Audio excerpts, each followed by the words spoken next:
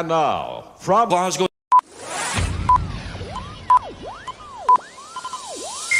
Ladies and gentlemen, may I have your attention, please? Good evening. Get ready to the countdown.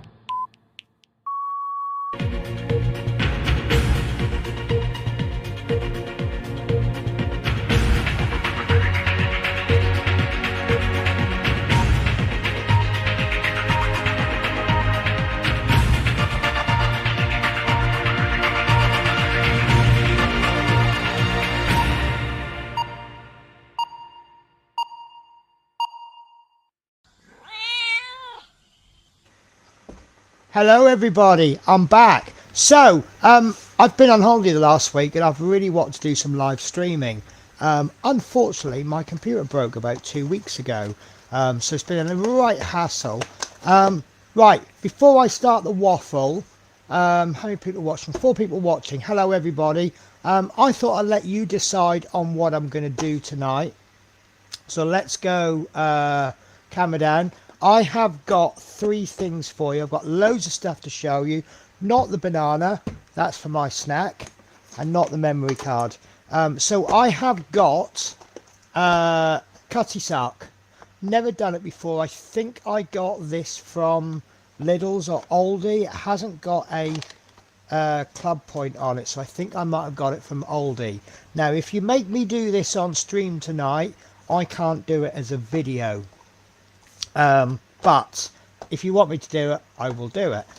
Hang on, it's got a little bit crushed and the box keeps popping open. Oh, come on. One of the things we don't know about is no one seems to know what scale it is. Secondly, I have got this.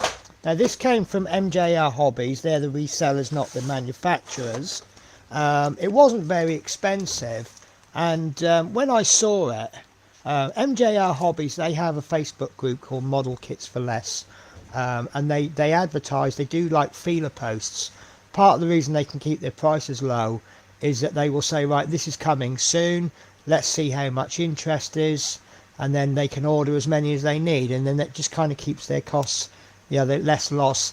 And I just saw that and I went, oh, mottling effect. Never done mottling effect on an airbrush. Won't be able to do it tonight because obviously I've got to finish building it before I can do that.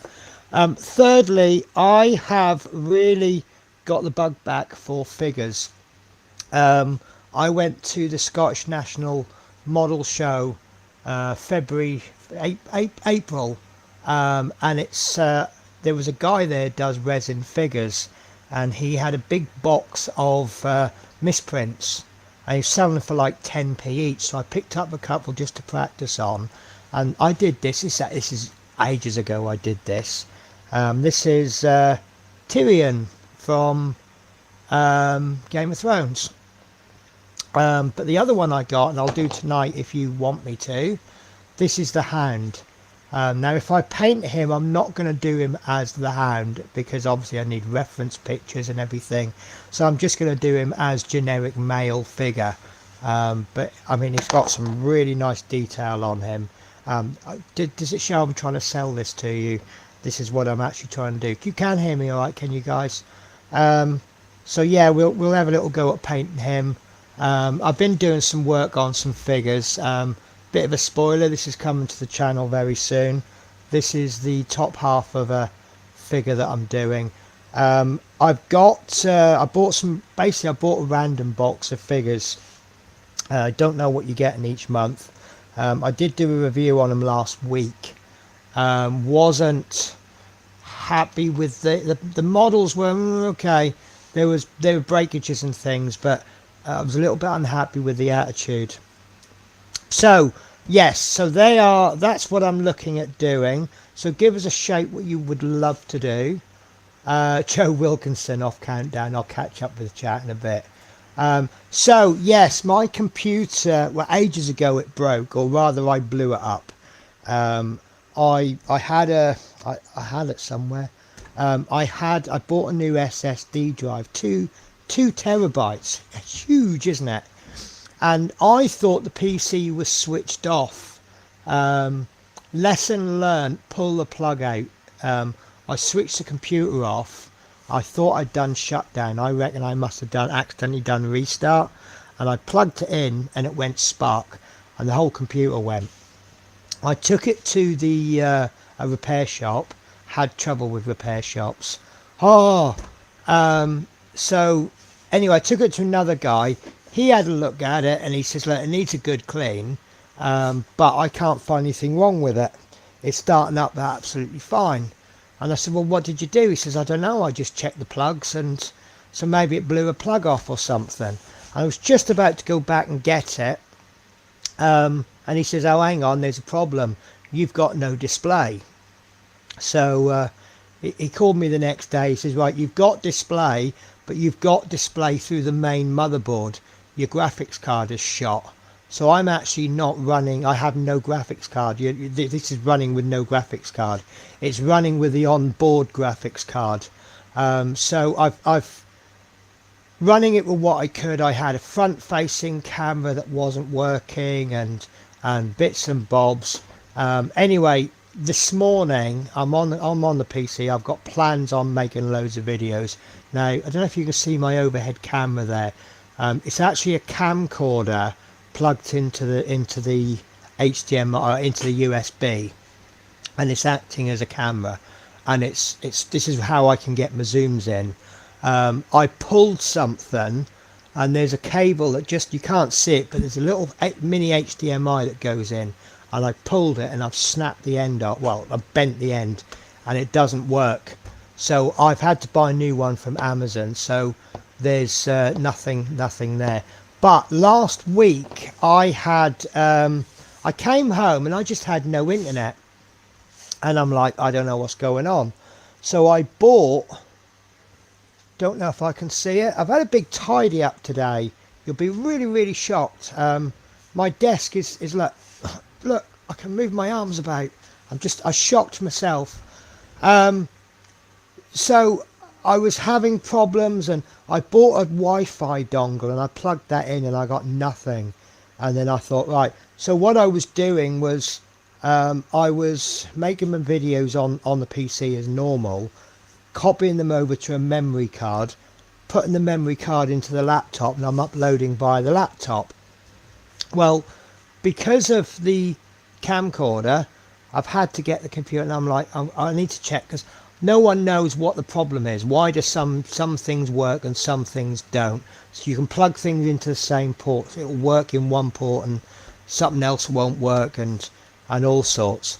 So what I've actually done is I put the computer on the desk so I can get at it, and I've been plugging things in and checking different ports, and I've discovered an entire bank of USB. I've got an internal USB card. It's got 5 USB ports. I bought it ages ago because if I plug 2 webcams into the same ports, they don't work. So you have to plug them into separate ports, and I didn't have enough banks to support. Does this make sense? It almost makes sense to me. So one complete bank is shot. So I'm going to pull it out, I'm going to throw it, and I'm going to get another card, pop that. It's only about 20-30 quid. But that's quite useful actually, because now I can look for a bank of USBs that has a USB-C built in, because USB-C is getting far more common. There's a camera I've got. It's not set up in the right position, but this one is USB-C. It's what I used to, it's what I call cat cam. And what I'd like to do with it is set it up on the camera that you're looking at me now, because it's a good camera for face-to-face. At the moment I've got a Logitech C920, but it's all set up with holes through the desk, so I'm going to have to take the time and pull that out. So to get things working, I've got a little Logitech Brio.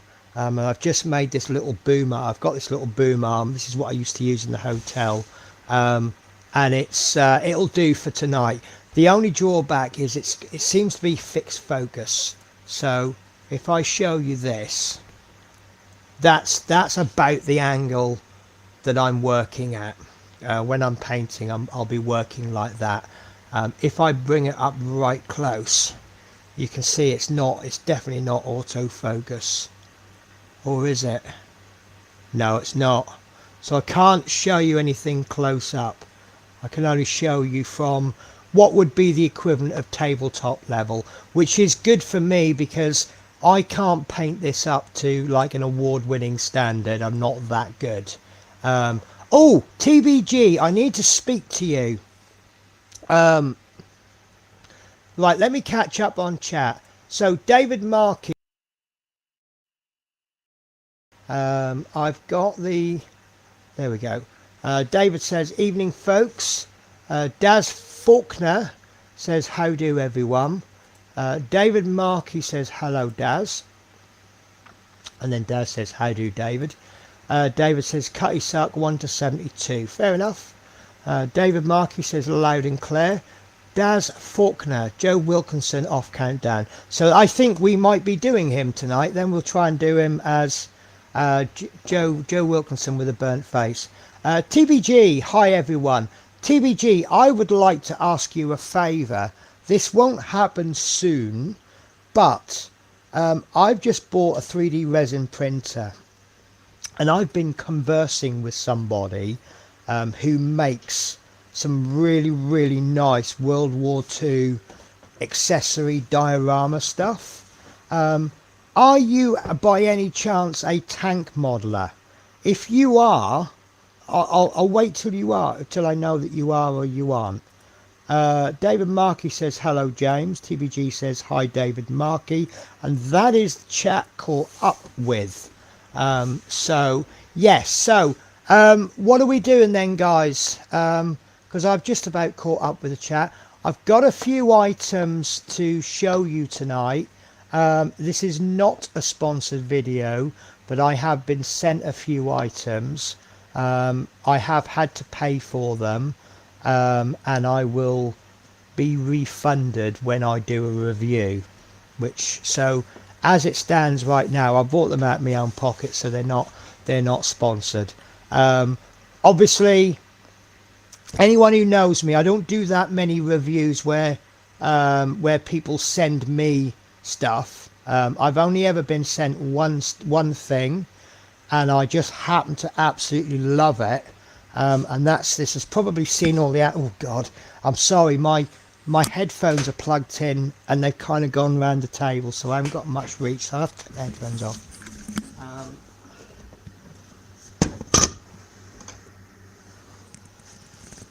So I got sent this Kai Drufi paint station, and you have a little bucket in there and a little bucket in there, and they act as storage units. But when you're at wherever you're going, you fill them up with water, and I use one for paint water and one for metallic paint water. And then you unclip this, and you've got yourself a wet palette. And then you've got two little buckets, which I had used as I wanted to experiment with them. I wanted to see, I put some oil paints in, but you can put little parts in there. And I did a review on it, and I think it's absolutely fantastic. I like it. Not everybody's given favourable reviews for it. There are a few issues. What I found was the areas that let me down weren't really that important. Like, for example, they've got these stickers on here, and if you peel them off, they're really thin paper and they split. You know, they're really stuck on it. The paper is too thin. You really want plasticky ones. But does a sticker on the side affect the performance? No, it doesn't. So that's kind of how I see it. And I just love the fact that, oops. Of course, you have to clip it together properly for it to work. There we go. So you got yourself a little handy case, and I loved it. I really do think it's amazing. I've taken my headphones off again now.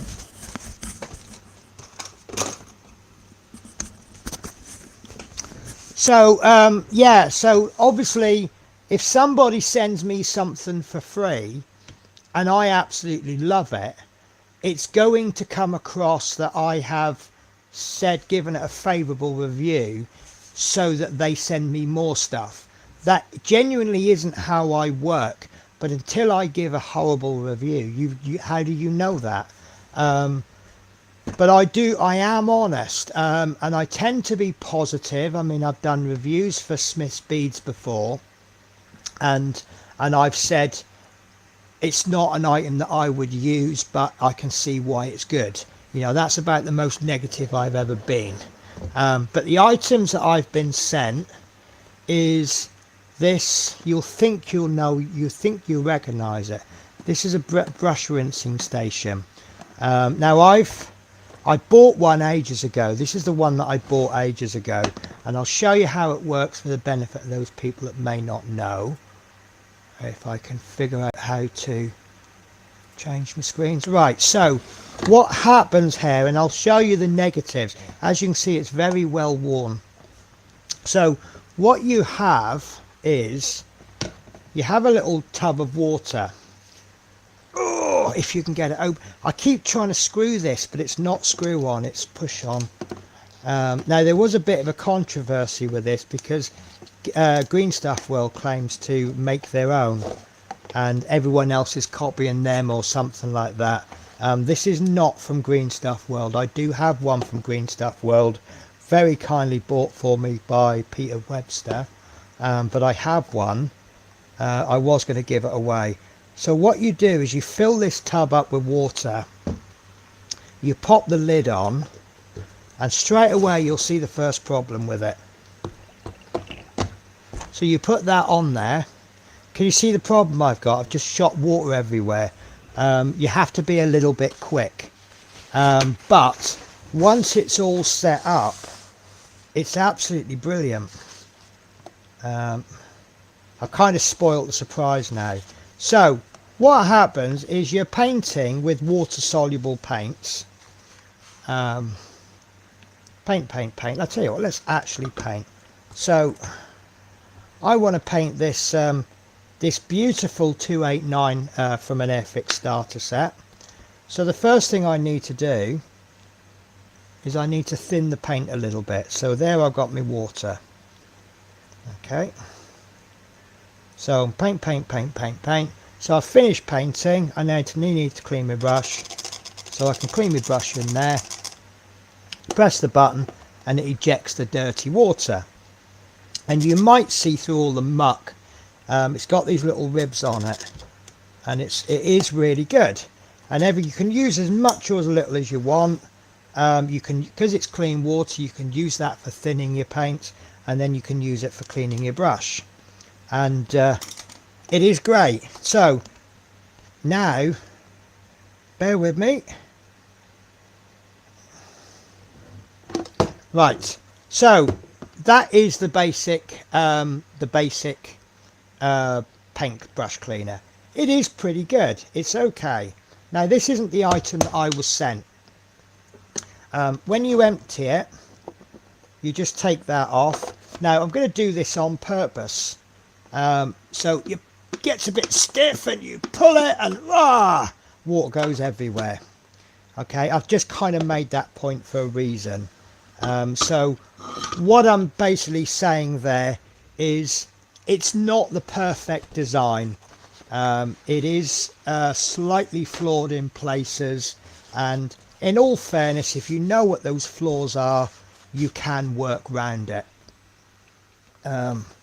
So we come to unbranded paint rinser, and this is what we've got. Okay, and this is my honest review. I've been using it for a few days. You can see I've been using it. So here's my comments on it. So first of all, it's got a brush holder. Right, I don't actually use the brush holder. And I just think it gets in the way as well. Really nice idea. But I actually use two brush holders. I have the brush holder that I have on my storage bit, which has all my paints, and then while I'm painting I have this little cheap and nasty one just while I'm, you know, I've used the brushes that I'm painting with, and I stack them on there. And I like this one because it's got little ridges on it, and that's you know, you've got to come up with something better than that to beat it. So how does this work? So first of all, this does screw on. You have this seal there, okay, so when you put the water on, it's less likely to leak. In all fairness, this has never leaked on me, but this is even less likely to leak. Secondly, you have this plug. When you fill it up, you put the plug on like that, okay, and then you fill it up as normal, no different from anything else, and then put that on. And because of that plug, right, there's a drip came out there, but you'll see there's a little post sticking up there. As soon as you put this in, it's going to push that plug out, then the water will be able to drain. And there you go. Now here comes the first flaw with it. That has stopped filling, but this will keep emptying, and it will keep emptying. And when you finish painting, right, after a while it will fill right up to that level, and then as soon as you do that, it's going to overflow. But it works in exactly the same way. I don't understand why there's a curved channel in it. Maybe it's just a nicer design. You still have the same problem that you have with the other one, that when you finish painting, you're still going to get that. But yes, it does keep filling, and you do a bit of painting and you come back to it and suddenly there's water everywhere. But here's a really good idea. Remember when I said I was struggling with this and I shot it everywhere? If this is a little bit full, all you have to do is pull the plug out. How cool is that?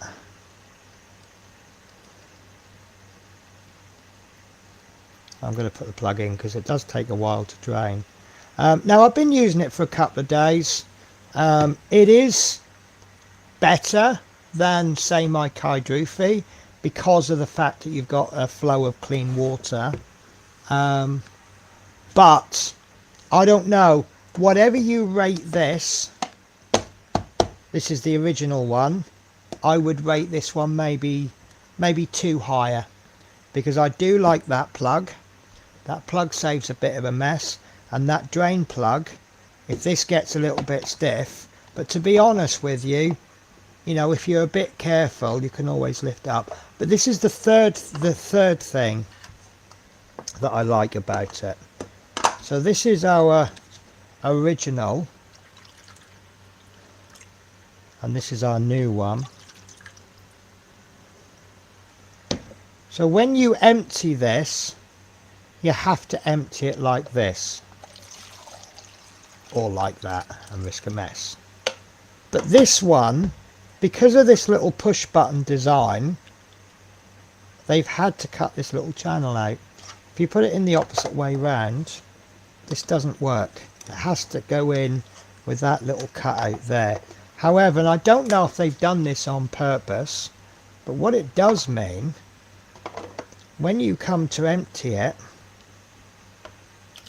you can empty it that way, and it directs the flow, so you're not going to shoot it all over the sink or whatever you want to do. So yeah, I would say, you know, if you rate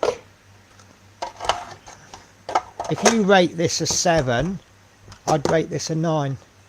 So that's the first thing I'm looking at. The second thing I've got to look at are some sanding sticks. There seems to be big competition for sanding sticks, and I've got some. Oh, I've got green all over my desk. So the price of it, I did look the price up, and it's not actually too expensive. let me just double check because I don't want to give you the wrong price. But it is definitely an improvement on the original. So now when Green Stuff World are saying here's our little thing, you can go, oh, I can find one better. Not that I would want to knock Green Stuff World because they do some amazing products. Right, I'm just going through my Amazon orders. Here we are. So that costs £14, which I don't think is awful. Right, let me do a catch up with the chat. So, I apologise if I've missed anything. David Markey says hello, James. TBG says hi, David Markey. TBG says I do build tanks and AFGVs. Would you be able to do some painting for me? I'm asking a huge favour. If I sent you lots and lots of little bits, all to do with dioramas, sorry, let me rephrase that. If I was to send you 2 sets of everything, and would you paint one set up for me and keep one set and send me the painted set back? It's little things like shovels. There's quite a lot of little World War II American soldiers. There's some where they have a diorama of a bomb going off and all the soldiers are all being blown forwards, and I just think it's well cool. But I want them painted up to a much higher standard than I could do, so I'm looking for someone that will do them for me. But the only payment I can really offer is a set of the prints. It won't be anytime soon. I've only just got my 3D printer. I've got to make sure I can actually use it. I mean, if I never manage to print anything off on it, it's a resin printer, it's never going to happen. But yeah, we'll that's basically what I'm after. David Markey says the figure looks interesting to do. Improved idea, but still had issues and a bit pricey. Water Sports with Penny, yeah. Dominique, how are you, Dominique? Oh, by the way, everyone, I have put the link in the chat. If anybody would like to come on and join me, you are more than welcome to do so. Basically, the whole plan of the evening is to just sit and just do whatever and just have a bit of fun and just, you know, like a little painting club time kind of thing. David Markey says hello, Dominique, and that is the chat call up. Oh, To Boldly Go says hi, Dominique. So what else is there? So I haven't used these at all yet, but there's 3 different products and I can only give you my initial thoughts. So there's 4 products. Where is the 4th product? Please tell me I haven't lost it. Oh no! This is what happens when you have a tidy up, guys. Things get moved around because you go, oh lovely, that could live there, and then you forget where you've decided it should live. Please don't tell me I've accidentally thrown them. Okay, so I can only show you 3 of the products. So the first product we've got are these sanding sponges. These are 1000 grit, and these are all right, but they're a little flexible, and they actually, I feel they're honest, but not on the packaging. So these were advertised as 1000 to 1200, and they explain that they are 1000 grit, but once you use them a bit, obviously you lose some of the grippiness, and it's more like a 1200. This is 1500. I think these were advertised as 1500 to 2000, and then these ones are 1200, and I like them. I do like the idea of them. What I really like is the color coding. Now, Peter Webster sent me some little sanding sticks before, and they were color coded, and color coding is a fantastic idea, because if you've got 2 or 3 2 or 3 sanding sticks sitting on the table. How do you know which one is which? Now, okay, these ones do tell you the grade on the back, but once you've been using them for a while, you'll just know, I want that one, or I want that one, or I want that one followed by that one followed by that one. And I think the concept is brilliant. Now, I don't know why I got such a high grit for these ones, because I don't do an awful lot of work with these grits. The grits that I'll use more often, which is they do them in those grits, are these ones. And these work out a lot cheaper because it's sticky. So you remove the backing paper and they do some sanding sticks, carbon fibre sticks. Do you know what? I know I've got them somewhere. I didn't throw the box away because there's actually a 5th product as well. And now it's annoying me because I don't know where they are. This is welcome to my life, guys. This is, I bet I know where they are. No, I don't know where they are. So I will tell you more about them later on. Again, these are only initial thoughts, but I like the idea of the sticky back. And then when it wears out, rather than throwing the whole thing away, you just unpeel it. The other month, I got the Display Sander, and I quite like it, but quite often I'm finding myself reaching for sanding sticks because the Display Sander is really better for hard to reach places. You have to remember that it's oscillating forwards and backwards, so you can't use it to go into a crevice. So even there, if you were sanding his eye, it wouldn't work because it's trying to beat his eye out. So I often find myself going back to the sanding sticks. There we go.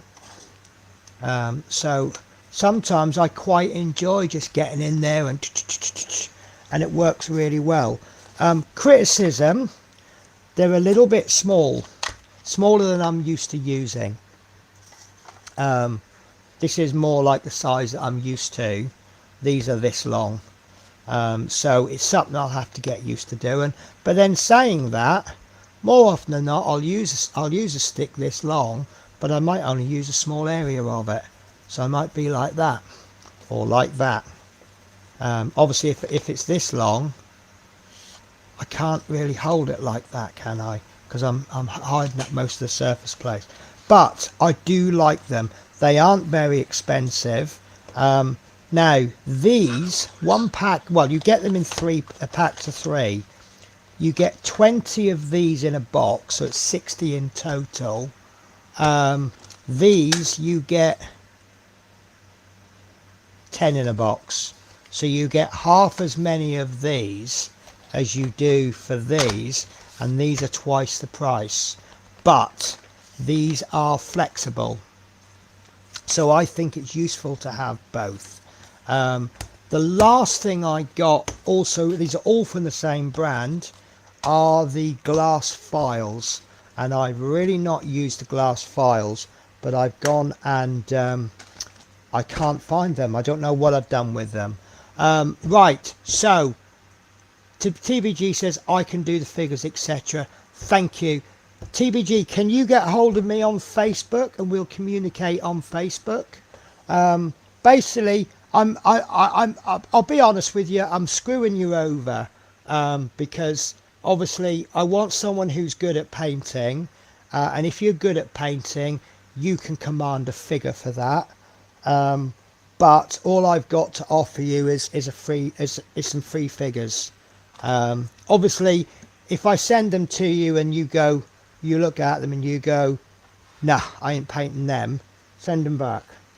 But you know, like I say, technically I'm screwing you over because I'm asking you to do it for free, but this is why I'm asking.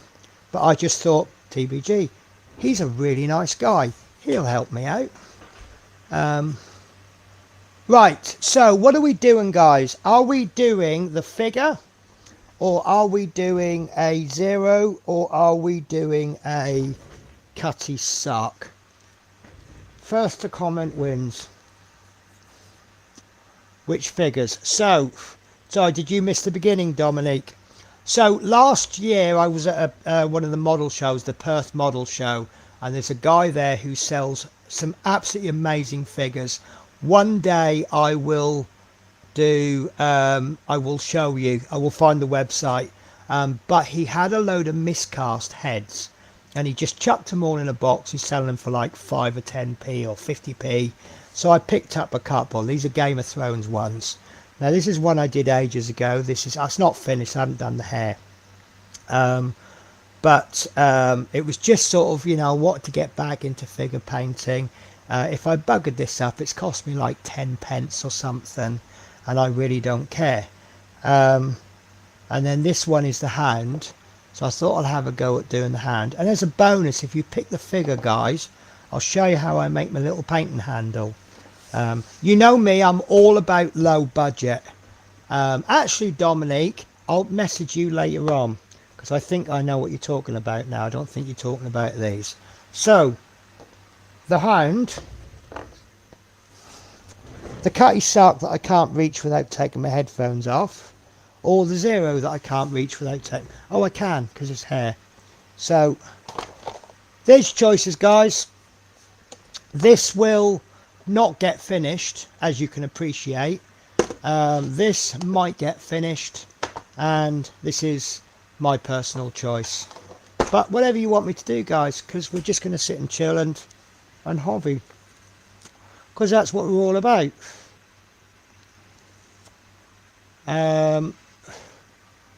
Figure, lovely. David, you are my favourite viewer of the day. Thank you very much. Right, so let's get this done then. So the way I do, the first thing I like to do, I don't like to handle the figure. Oh, Cutty Sark.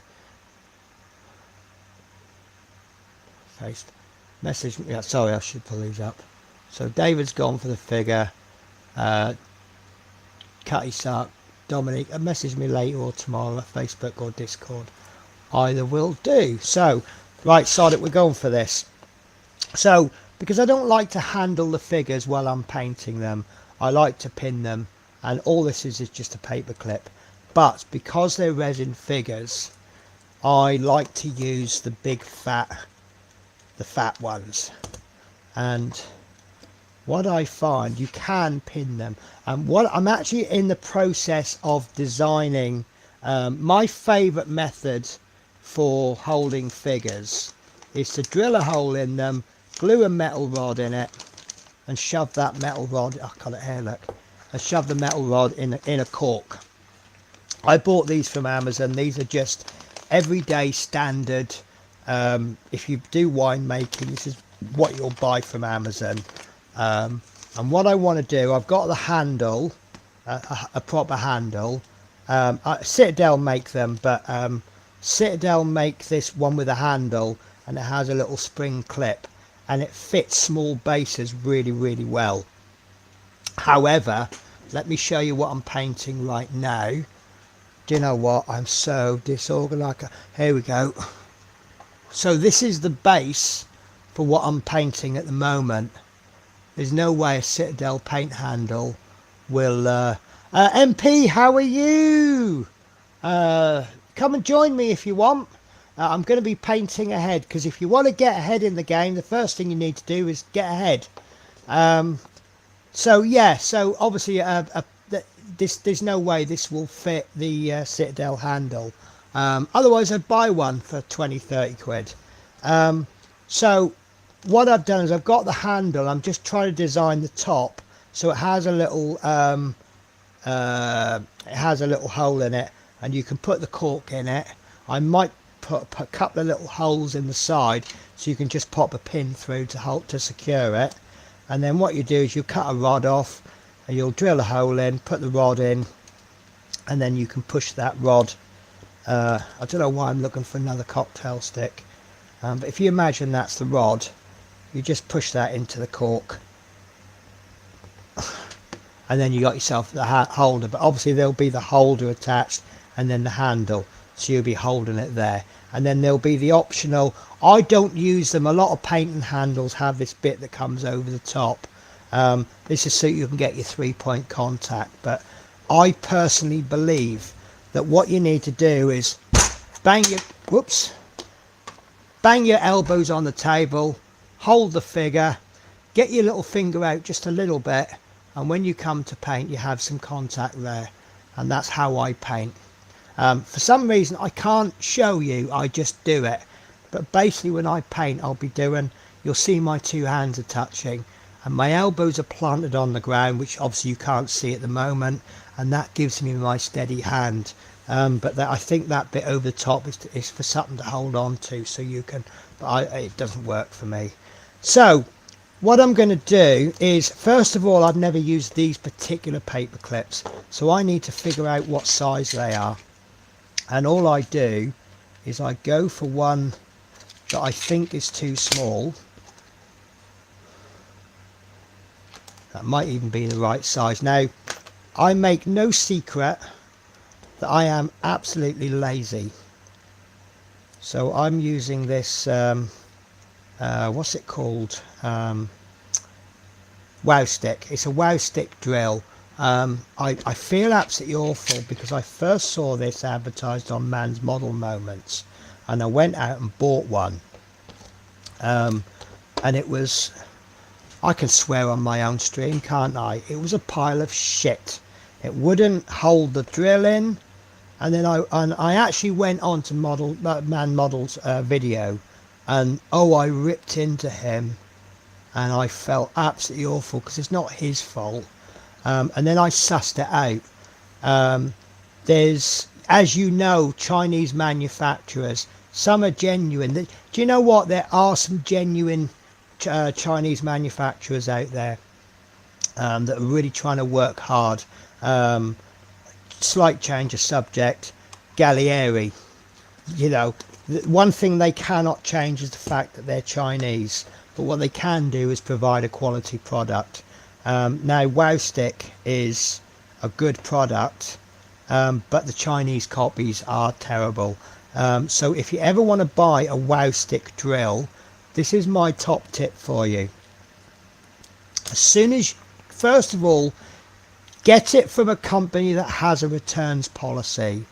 Make sure, I mean, this is all law, but make sure that you can return it within 7 days or 14 days for whatever reason you want. Okay, you open it and then you have a look at this piece there. If that is made of brass, it's a good product. The first one that I received was silver, and silver, whatever they used, aluminium or something, it's a softer metal than the brass, and that was what the problem was. It was that insert there. Now, I was lucky, I got this from Amazon. I sent it back, I said it was a load of crap, and then I saw another advert for the same product and it was more expensive. Don't be drawn in by the prices. There's a reason why it's cheaper. Sometimes it's better to spend a few extra pennies. Now, you might go out and find the cheapest one on the market and it's really, really good. But as you can see, that holds that in really nicely. So I would recommend this. And I personally use the micro box drill bits. I have managed to break one. Do you know what? I've given up on the PCB ones. They just all break on me. This is what I've got left. I think I've used most of these once or twice. And that's what I've got left after 1 or 2 uses. Parkside. Generally quite trustworthy. Right, guys, so be careful when you're handling resin. The dust can cause cancer, etc, etc. And all I'm going to do is I'm just going to drill a hole in the bottom.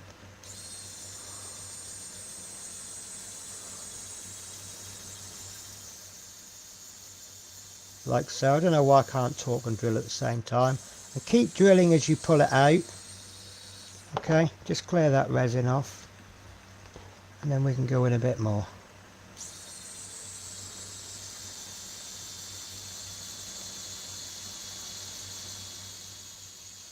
And once you've done this once or twice, you'll know which drill size to use. Because I've not ever used these particular paper clips. I don't know what drill size to use, but once you've drilled your first hole, if you have to drill it larger, it'll be so much easier because you've already done your pilot hole, haven't you? I don't think I put that drill in quite central. There we go. And don't yank it out, especially with the smaller drill bits. I know, I have heard of people, I have heard a rumour that there are people out there that exist that have used the PCB drills and never broken one. Personally, I think it's a fairy tale, but, you know, I can't prove them wrong without calling them a liar to their face. Right, so once I've drilled this, and this is a 1 mil.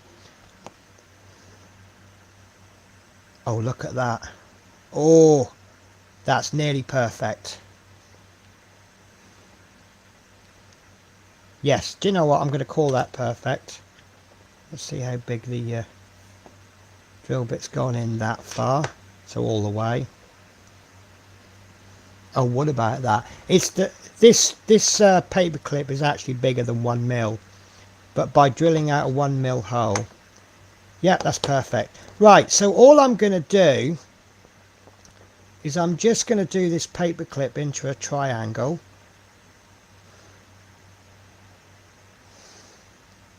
And then I'm going to pull this fourth bit up, do it at a slight angle, and there, normally I super glue this in. And there you go, you got yourself a little, you know, if you haven't got the budget for a painting handle, you've now got yourself a painting handle. There are issues with it, it's a little bit wobbly, but it does the job. And I can put that down on the table, just bend it into the shape that you want. And if it still survives the journey, you can use it for the next model. If it doesn't, I've just bought 100 of these for, I think they're £1.50, £2.50, something like that. So what are they? 2-3 pence each. You know, you're going to use knife. Well, normally on a scale model kit, you'll use knife blades more than that. Right, guys. So I need to find my primer. I'm in the mood for painting with Army Painter. I've just treated myself. I wanted to say it was a Christmas. I always buy myself a Christmas present. I know it's a little bit self-indulgent, but I have a group of friends. We found ourselves buying Christmas presents for each other, and we were spending. We used to have a limit. I think it was like £5 or something like that. And we'd each buy everyone a present for about £5. And then what would happen is we just kind of sat there and went, do you know what, not being funny or disrespectful to all of you, but I've just spent £100 on tat, and all I've received in exchange is £100 worth of tat. So what we do now is we don't buy presents for each other. We now spend about 100 quid and we buy ourselves a present, and then we have a little WhatsApp group and we post a message on Christmas Day. Thank you guys for the wonderful Christmas present. This is what I've received. And you go out and you buy yourself something, but you're buying it from everyone else. And it just, I think it's such a good idea. And that's what I've been doing. So my present was going to be the full range of Army Painter paints. And they're actually okay. The only trouble is I'm trying to get away from the GW paints, because they're expensive. They're quite, what's the word I'm looking for? You have to use, obviously you can go a little bit off piste if you want, but you kind of have to use their range. You have to use their system. If you're an absolute beginner to miniatures, brilliant, absolutely brilliant. If you don't know any better, then fantastic. But I'm not by no means an expert, but I know enough. I think this paper clip is going to have to be glued in. I've just got a little bit of a shift. What doesn't help is using a primer virtually the same colour as the model. Now, I've never been a fan of Army Painter. I used a couple of their products. I don't know if I just used the wrong product, but I found they were terrible. The very first product I remember using was their spray can primers, and oh, I sent a very nasty email to them because it was the worst thing I've ever used. It actually ruined my models, and there was a couple of their paints I used, but one product that I have always loved, and that's their brush on primer. If anyone has ever tried to paint primer, obviously most primers are designed for an airbrush, and oh, I've been stupid. No, I haven't. So primers are obviously designed for airbrushes, but if you paint them, I wondered why that went, so I didn't have the plug in it, did I? So yeah, primers are designed for airbrushes, so if you paint brush paint with an airbrush paint, it's very thin, and I find that the primers are very wishy-washy. This is why I like the new AK Interactive.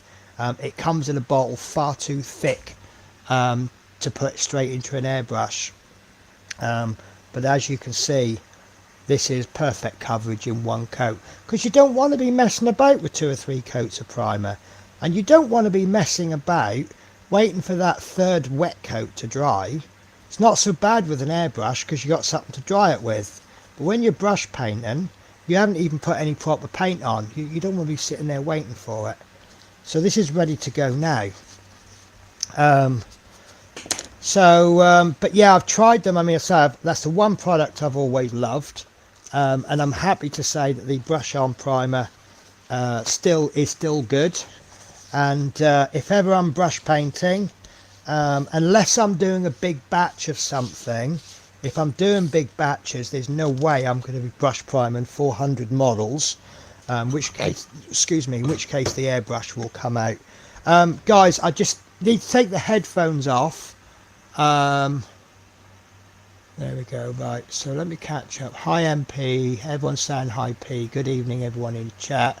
Hi MP, hi David Markey, hi James. Exclusive paints, I wish they were exclusive.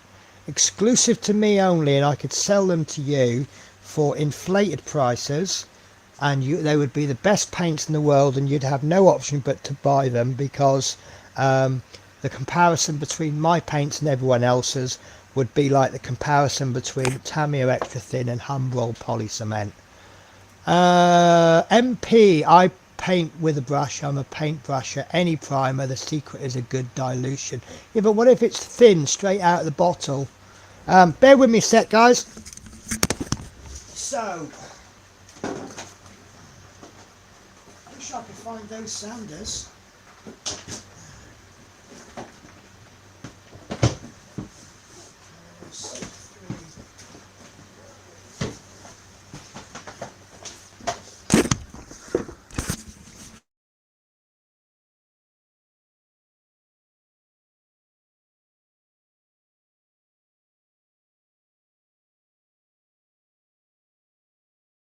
Some of these actually. Some of these, I've not tried any metallics yet.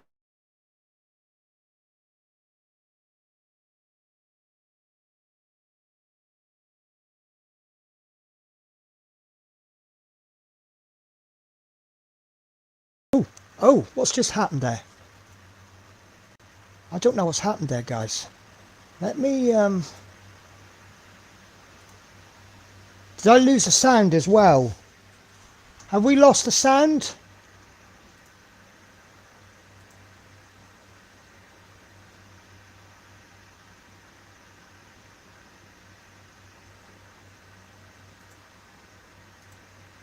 Sorry guys, I'm just checking.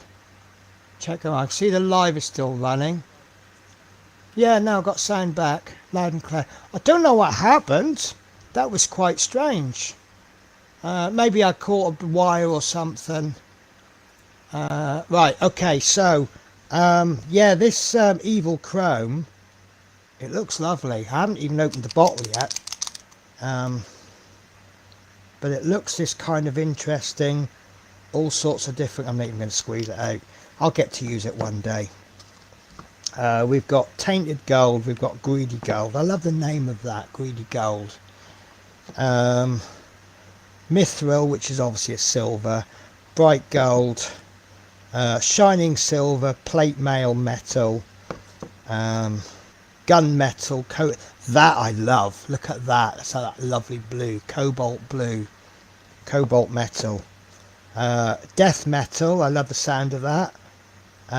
This one is Dark Emerald, and that's a metallic. This one is Glittering Green and Gemstone Red, and that's a metallic. Right, so, and we've also got some various shades. I do love using the washers. Right, so this is what I'm after. I want the warm skin tones. I want these. I want to try out the really dark set. So now I've got, oh god, I missed one out. Right, so the way these work and where I think they give you a bit more freedom than Citadel. Citadel has this triad system. You have a base paint, you then wash, you give it a wash with Agrax Earthshade or something. The shade gets into all the recesses. You then reinforce the non-recessed areas with your original base paint. You then add a layer to bring in more highlights, and then another layer, and then possibly hit it with an edge highlight as well. Although normally your second layer is your edge. They've taken this triad system to 6 levels. So first thing they've done is they've given all of their paints a name. Now obviously what you call it is up to you, and most of these I'll never understand. Obviously a lot of the Citadel paints are named after things, aren't they, like Cadian skin tone, or Cadian is one of their figures. So you've got your names. So you've got Carnelian skin, Tiger's Eye skin, Topaz skin, Jasper skin, Tourmaline skin, and Leopard stone skin. So for someone who does not understand paint, what does that actually mean? Well, on the side they've given it a different name. So this, sorry about the focus, Carnelian skin, on the side it says very deep reddish brown. That makes sense, doesn't it? Tiger's Eye skin is a deep reddish brown. So we've gone from very deep reddish brown to deep reddish brown. Topaz skin is a strong reddish brown. And then you've got Jasper skin, brilliant reddish brown. These are all words that everybody understands those, don't they? If you're old enough to pick up a paintbrush, you understand these words. Tourmaline skin is a pale reddish brown, and this is a very pale reddish brown. So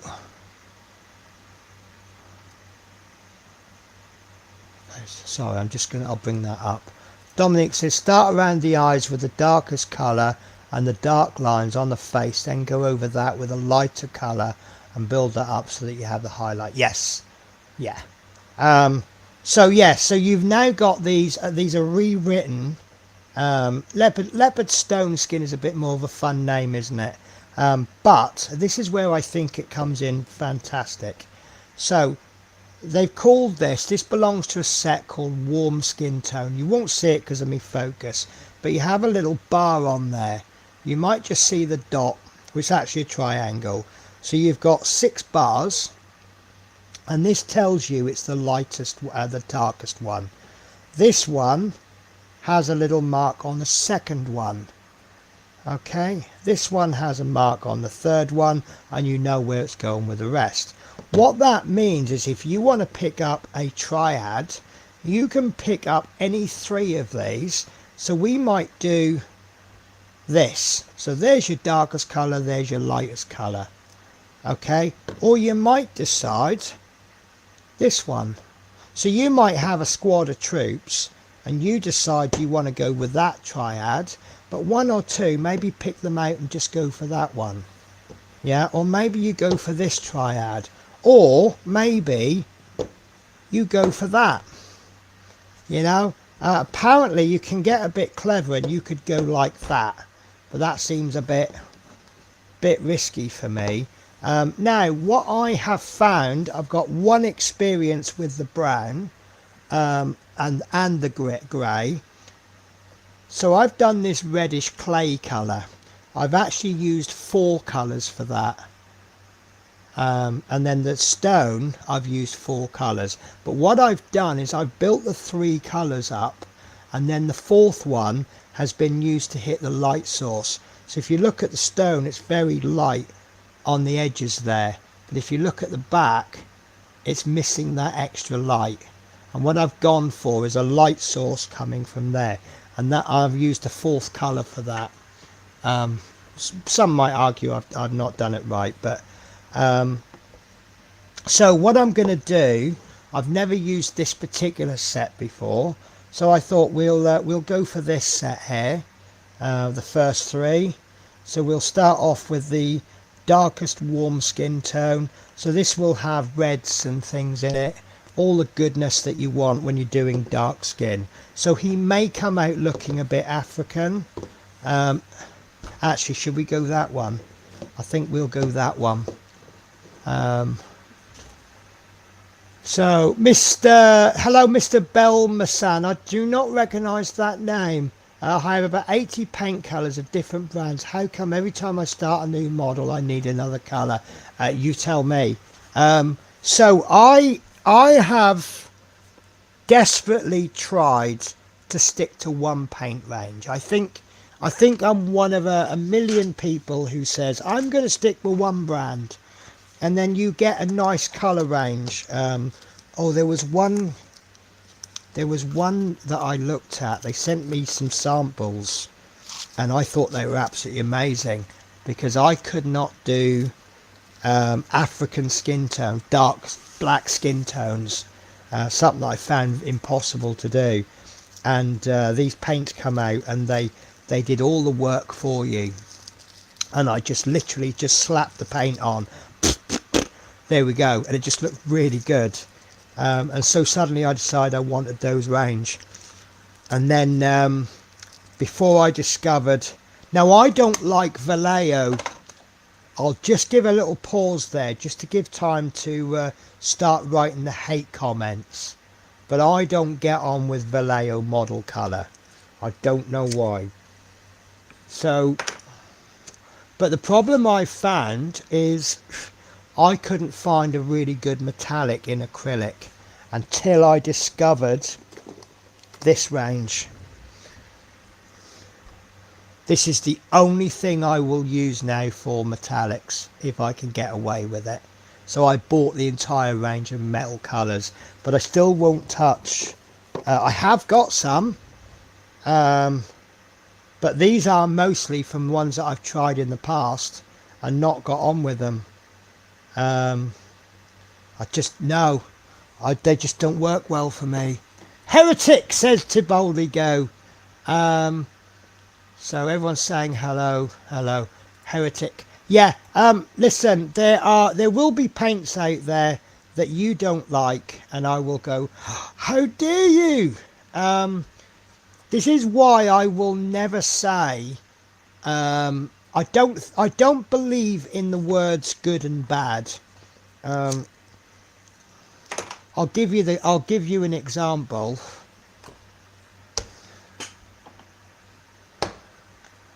There you go. I will never call this glue bad. Right? This is a million times better, but this isn't bad. It does the job. It works. let me give you a little spoiler of what I've been doing. In fact, let's have a little quiz. Oh God. Right. I don't know if I'll fit all of these in screen. Right. Excuse how bad some of them are. There is a reason that they're not perfect. Hang on, I have to take my headphones off.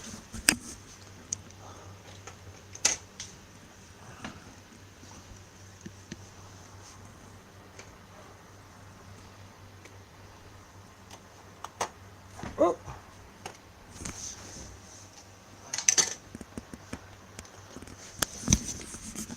Right, 6 models there, 6 Airfix starter sets. 5 of them have been done in Humbrol glue. Right. If you want to tell me which one has been done in Tamiya Extra Thin, there's a clue for you. That doesn't move, but that's because I glued it on badly. This one, it almost perfect.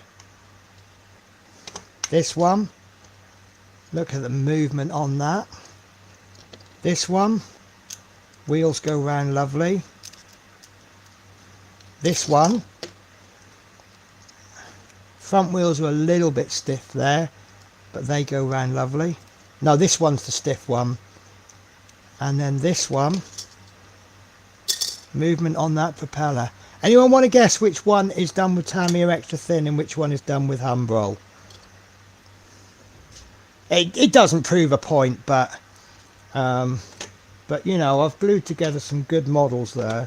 Well, some okay models, and some not so good ones. But yeah, so if someone comes up to me and says Vallejo are the best, fact, I'll just go, yeah, okay, that's your opinion. I'm not going to persuade you otherwise. But have you tried? Right, anyway, that's not getting these done. So I am going to begin with Topaz Skin, which is number 3 on this warm skin chart. And I'm going to push it even more. I have had this wet palette for ages. And I am shite with wet palettes. Absolute cack. But I tested this out. Must have been about a year ago. I put some paint in it. It's called the Everlasting Wet Palette. I don't know if it's everlasting because the wet palette will last forever, or if it will keep things wet forever. But you can tell I've had paint in there for a long time, because look at the colour of the sponge. But the paints were still wet. But I could actually thin them a little bit better, I'm assuming, because the paper had longer to soak. So I've had to put new paper in this yesterday or the day before, so it's been sitting there. So I'm going to see if I can use this. So, because when I'm doing figures, I really want to use wet palettes, because what you can do, these are actually quite thin. You if you use these straight out of the bottle, you will almost get away with it. Not quite. Whether that's a good, although that one's a thick one.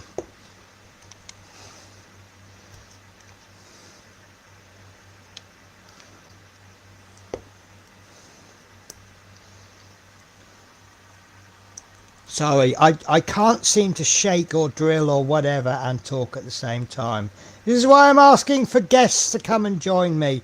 I need one more as well. I want to put a really dark brown tone on as well, just as a base.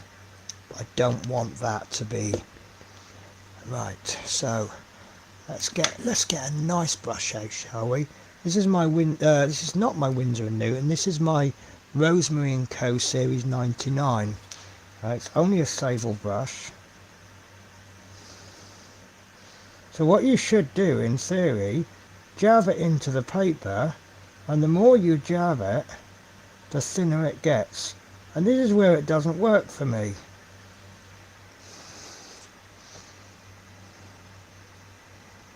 And there it has not worked for me. Am I doing this wrong, guys? Maybe my sponge isn't wet enough?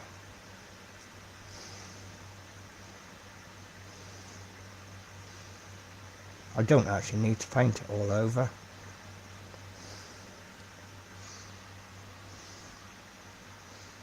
I just need to do the recesses, really. I'm trying to be, what's the name of that Spanish painter? The one who keeps doing books and courses. I watched one of his videos the other day. He was doing an orc. And I looked at it and I went, nah, you can't do that. And then, like, literally 20 seconds later, I'm like, Jesus Christ, man, that's awesome.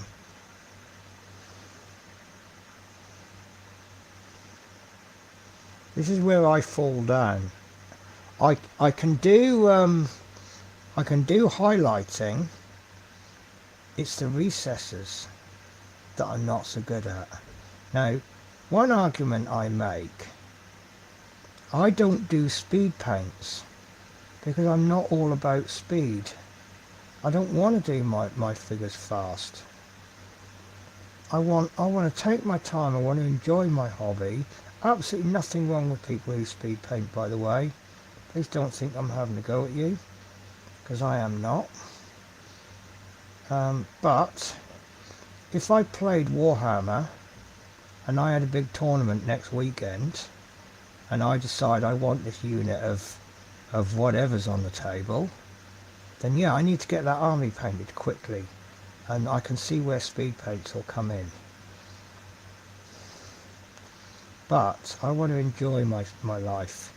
I want to sit here, and if this model takes a whole year to paint, then so be it. I should have just painted the whole lot, really, shouldn't I? That would have been easier. I'm going to have loads of people criticising me now. Jeff Light, how are you, my good friend? So you have seen me, you have joined us just in time for me to bugger up the Hound from Game of Thrones. So yeah, so I'm all about painting. I just want to enjoy the hobby. If it takes me ages, it takes me ages.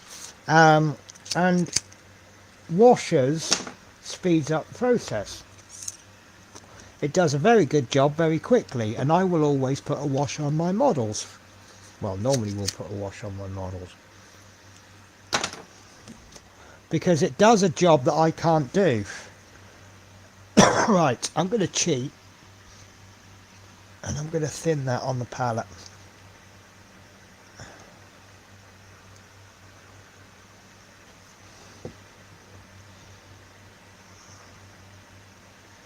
So I don't want a glaze, I just want really thin paint. I want to have to put 2, maybe 3 layers on.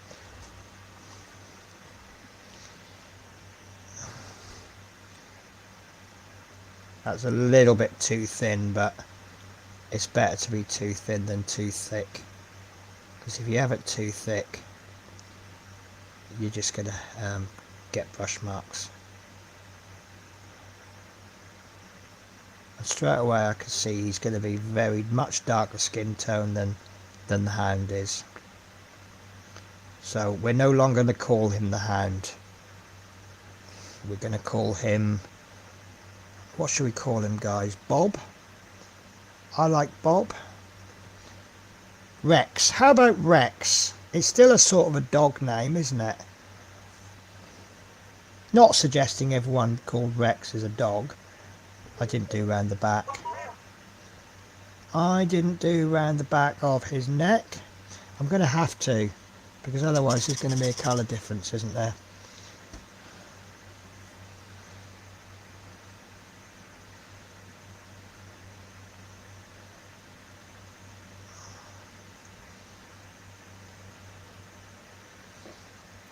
See, I can get it thin enough to paint with. But you see, what will happen is in 5-10 minutes that patch there will be completely dry, but this stuff will stay wet forever.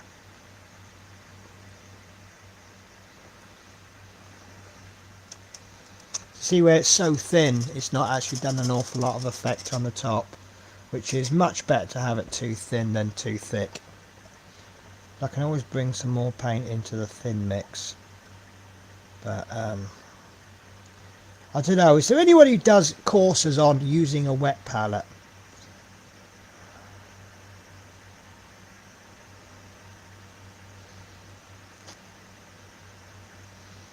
I think that's a little bit better.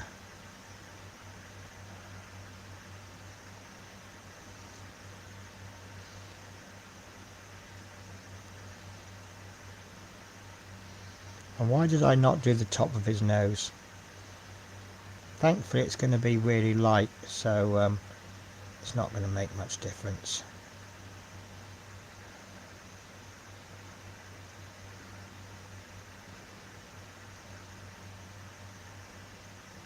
Because it's not really dry on the neck, this has turned out more of a blend than a...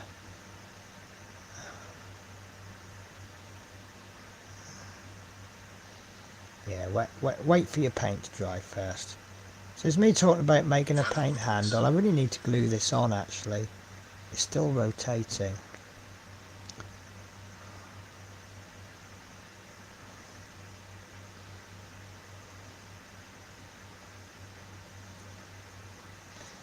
Right. Let me wait for that to dry. Anyone wants to join me, guys? I have pinned the link to the top of the chat. MP, you normally jump in and join me, don't you? Mind you, it's quite late where you are now, isn't it? This is a later than normal stream. Right. What I'm going to do, I'm going to glue this in. It's going to look like I'm doing it off camera. What I'm actually doing is I'm running a bead of glue down the what do you call it, paper clip, and then, but I did it on a kitchen roll. What you'll find with these, they're absolutely brilliant because super glue will obviously stick it, and as you can see, that's in there firm. But the way the super glue works, it has this strength like that, but if you twist it, it breaks, and all you have to do is just twist them, and by the time you hit about 30 degrees you'll have snapped off. So yeah, I would much rather have stuck him in a cork myself, but that's fine. So has anyone else used these paints? I find them a little bit slower drying even if I really thin them. Is that what people are finding, or is that me doing something wrong? Just want to get it in his hairline, just in case we can get away with just showing the skin just slightly. Right, I don't want to block in his hair yet because I'm still playing with the skin. Have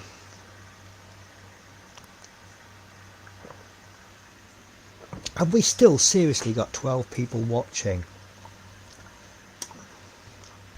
I know I criticised myself. So remember I was saying about this water pot. I have obviously flushed it a few times, but in the time it's taken me to do his face, the level is down to there, and it's I think that seal isn't perfect and it just keeps coming through. So you're always best to have a bucket of water with you, a jug of water. Unfortunately, I have managed to contaminate the entire jug full of water with Humbrol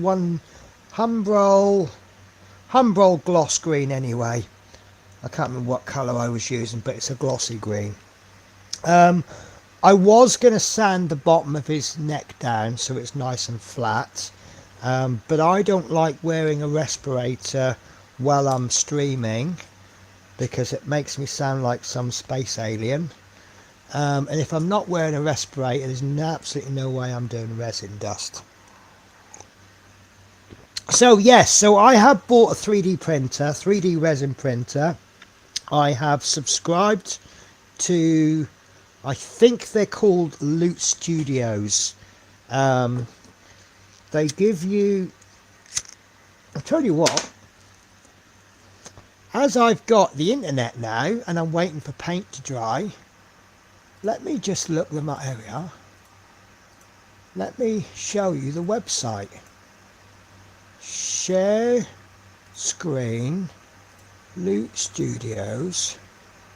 Right. Show on stream. There we go. So this is Loot Studios.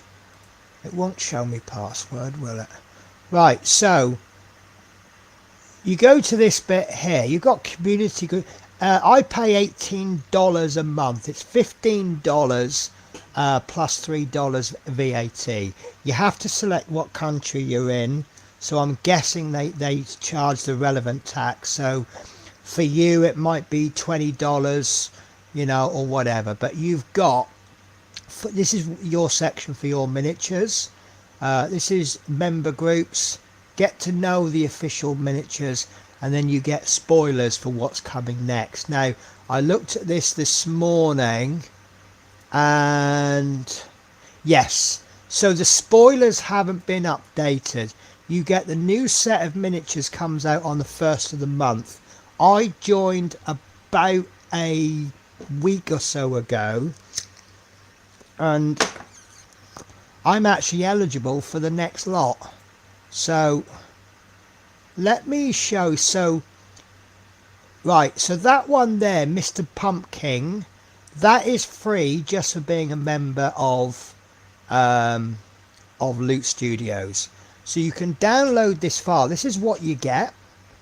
You can download it as a 32mm or a 75mm.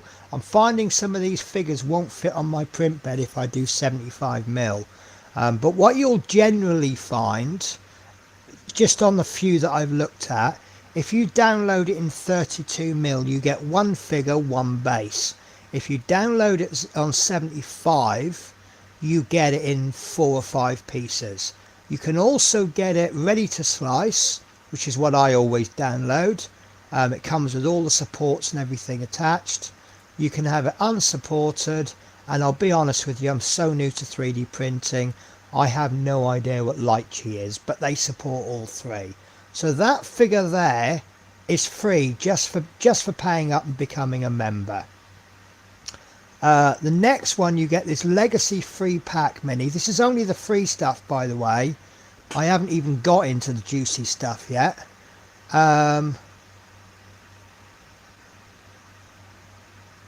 Jeff says yes, so definitely, totally agree, Penny. A face mask is definitely, yeah. So if it's yellow, let it mellow. If it's brown, flush it down. Yes. So this is the Legacy pack. So you get, and I kind of like him. He is all right. It's just something about him. He's called Venturer. This is the sci-fi version of the same figure. Okay, this is something I can't pronounce, the long-lived. This is a plague mask, which is free. This is a samurai neon mask. This is U10 Iron Hearth freebie. This is Cyberpug, and this is Head Splitter. Just remember, we haven't even got to the stuff I've actually paid for yet. This is just for being a member. So there's the Samurai's neon mask we've just seen.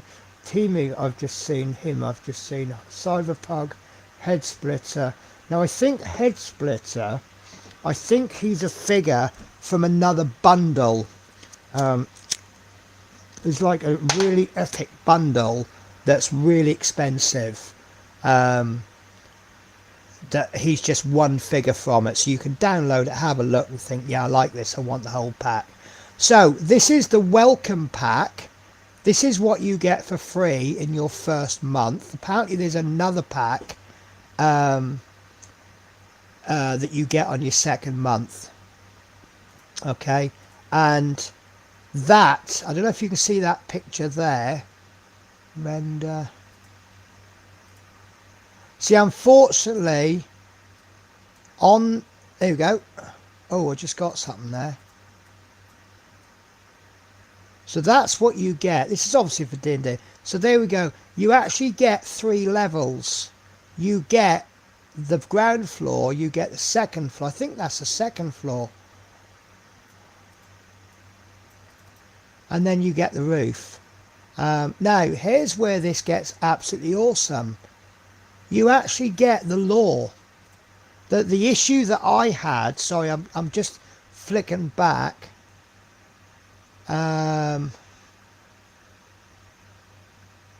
Right, I think Sprue and Carl did one of them. I'll be honest with you, I've not been keeping up to date with them, so yeah, but what did they say to it? Dominique says, can you send me that website? I want to take a look at it myself.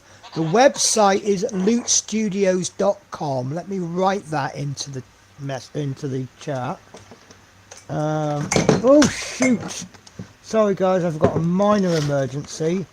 I've managed to just knock over a glass of Coke. If you can just give me a few seconds, and half a roll of kitchen roll. It hasn't got into my mouth, thankfully.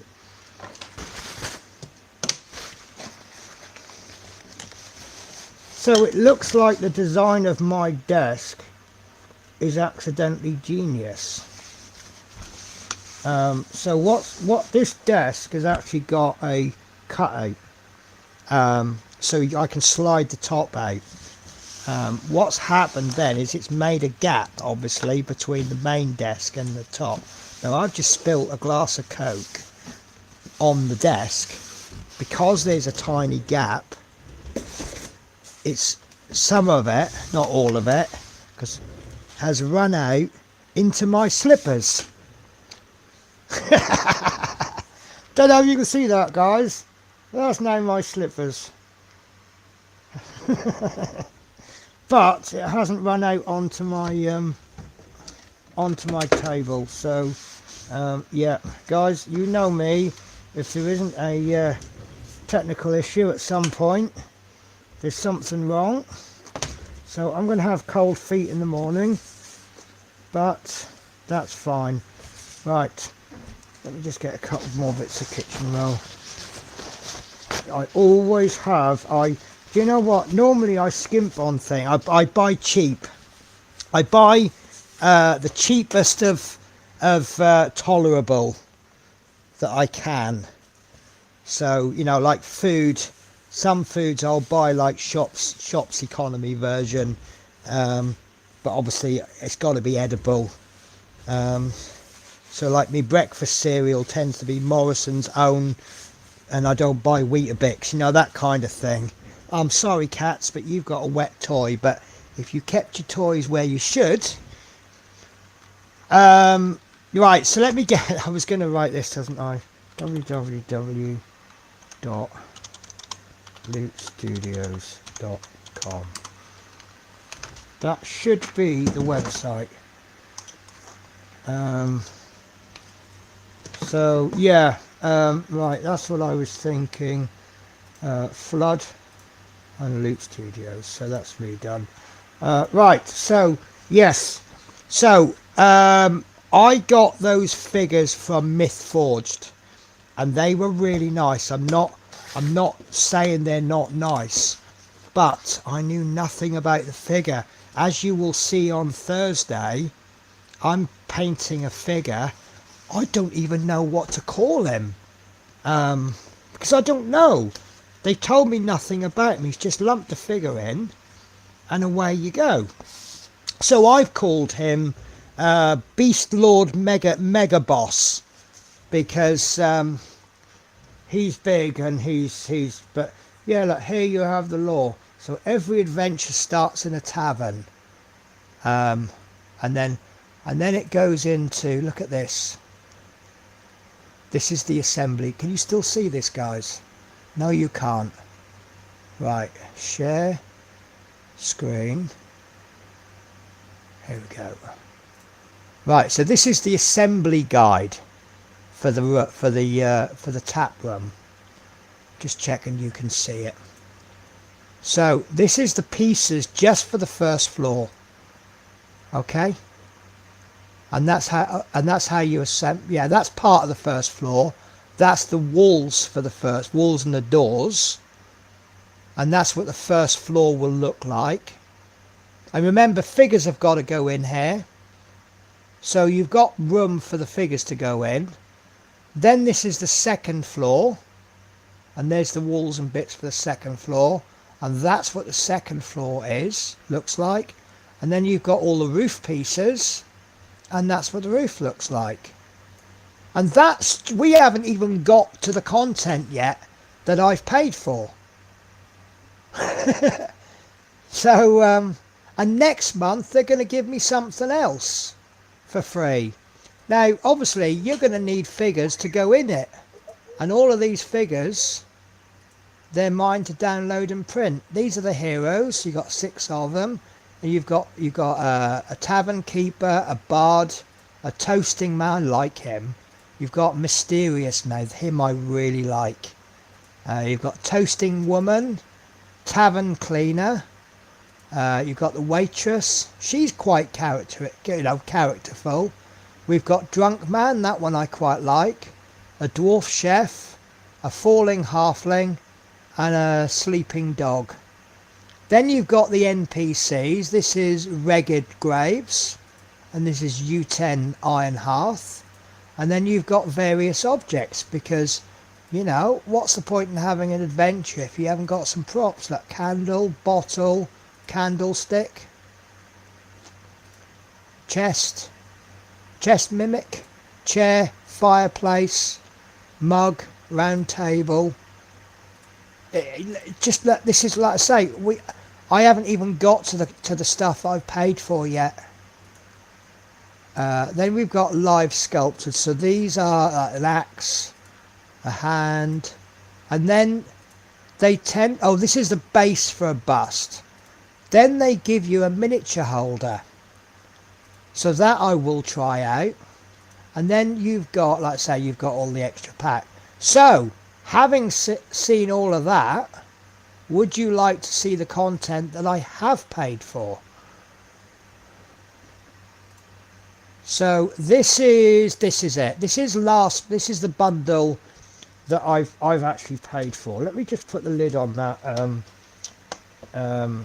wet palette.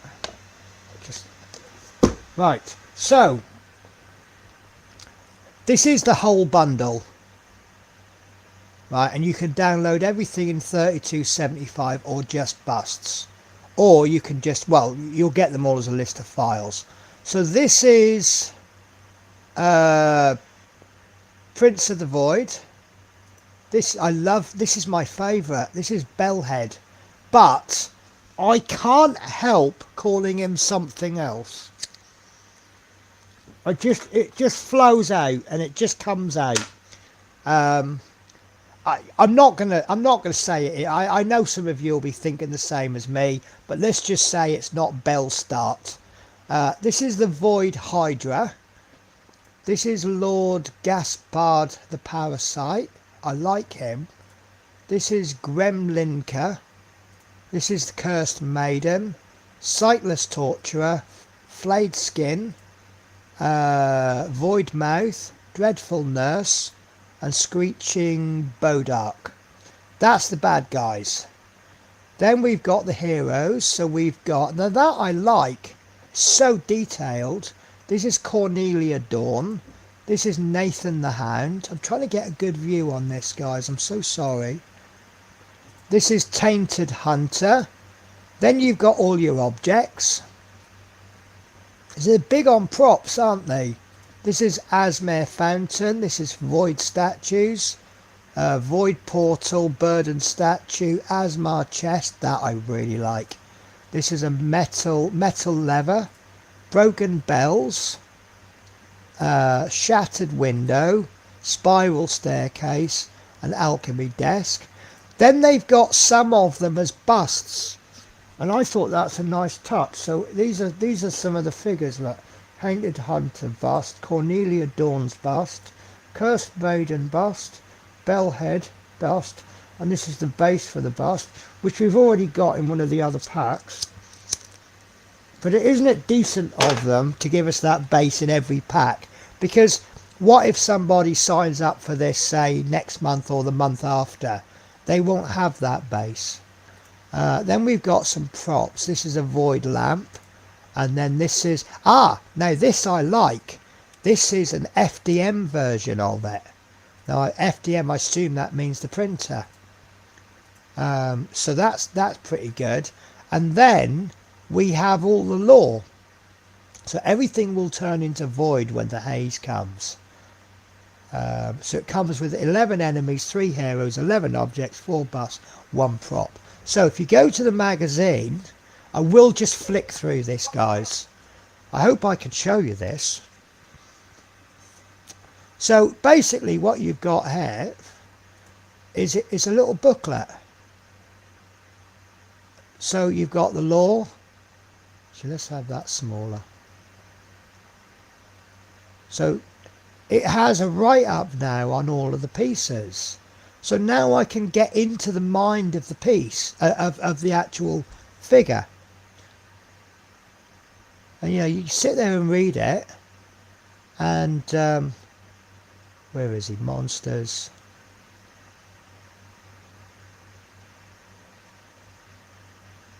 And to be honest with you, when I said my favourite figure, it's probably because I read the write-up on it. Where is he? Right, Bellhead. If you just look at that as a basic character, right, what a stupid idea for a character. Yeah? Go with me on this one. Sorry guys, I forgot. I'm so sorry. Screen. I sorry, when I do share screen, if I open a new tab, it doesn't show you. It's still looking at the old tab. So this is the booklet that comes with it, and it's a big old write-up of it.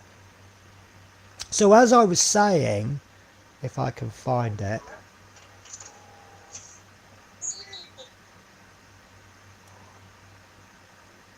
Right, there he is. Right, so there's Bellhead, right? And you could, if you just looked at that figure, you think, what a stupid idea for a character. But now you read it, and it says, when the Chantry of Healing was destroyed, one of his enormous bells fell right on top of one of the most renowned priests. His head was permanently injured, but somehow his body didn't give in to the catastrophe. Lord Gasparth found it amusing and retrieved his remains to be studied in his lab. From this, the Bellhead was born, Gasparth's first experiment and one of the most feared until this day. Now he's just got a lot more richer, hasn't he? And that's possibly why I like him. I'll be honest with you guys, I don't D&D. Anyone who Ds and D&Ds, are those stats any good?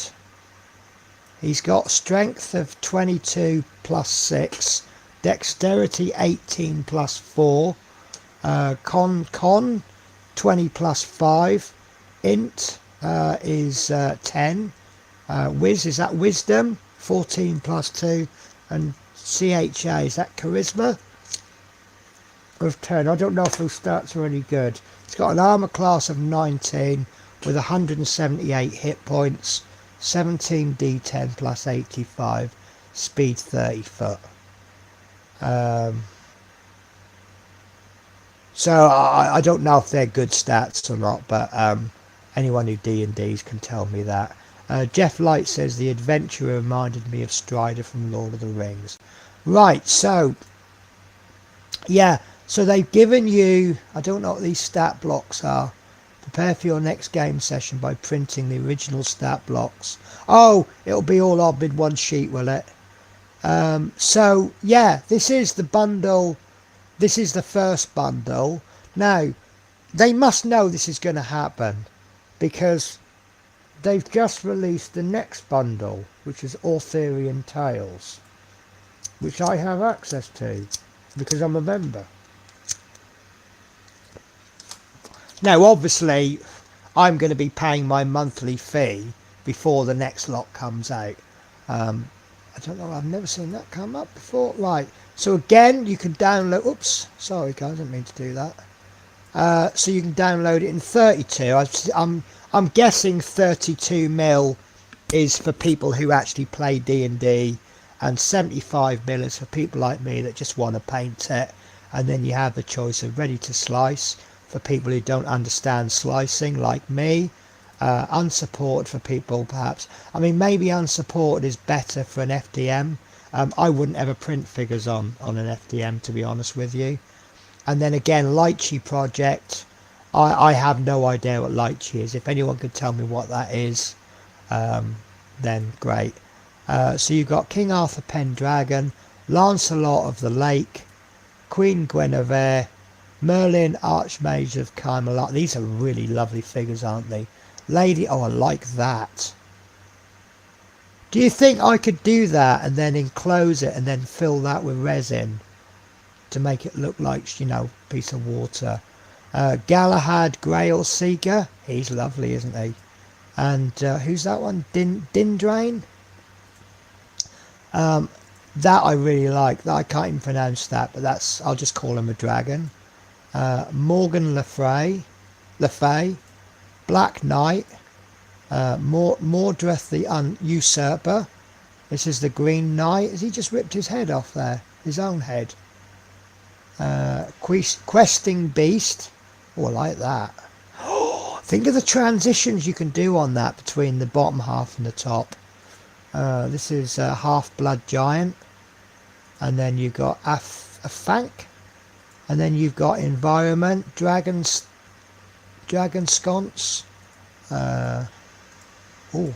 Oh, that looks big.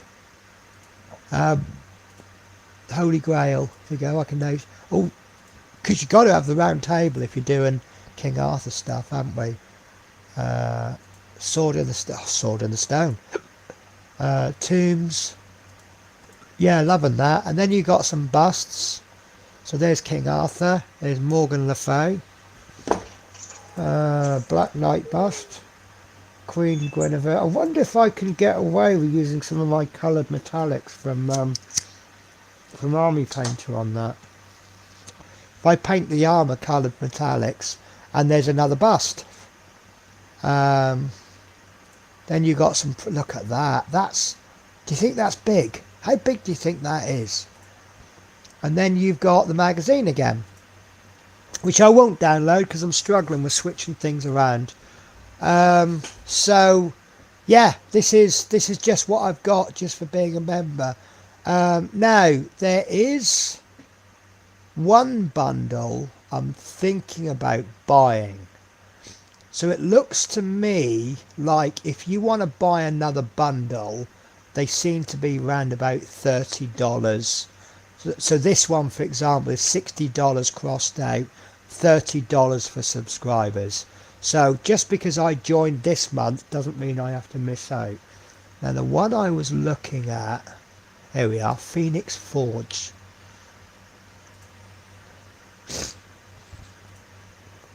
So I can't find, there we are. That's the figure I looked at. That I really like. So one figure that I'd like to paint, which I can't seem to get hold of anymore, and that's the Phoenix from Games Workshop. I'm really, well, I won't say really good. I'm good at doing fire. I understand the rules of fire and I can paint it pretty well, and I want to take that up a level and do a Phoenix. And I've seen a couple of really good YouTube videos on doing Phoenixes, and I want to attempt a big Phoenix using an airbrush and get those lovely colour transitions from one colour to the next. And that looks the absolute candidate to do it on. Because the detail you've got with the wings, you've got the feathers, and you can get some really nice transitions going. I'd like to see a picture of it painted, although there it is. So yeah, that's so. There he is. You get some YouTube videos on it as well. So the busts, you've got these. So obviously the main characters, or the epic characters, they've got as a bust.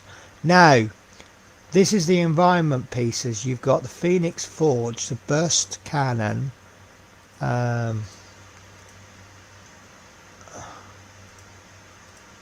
Some really nice pieces. There's no way I could paint them in a month. And then for the props, this is the one I'm after. That is a two-piece model, right? That phoenix is balancing by his beak on that fire.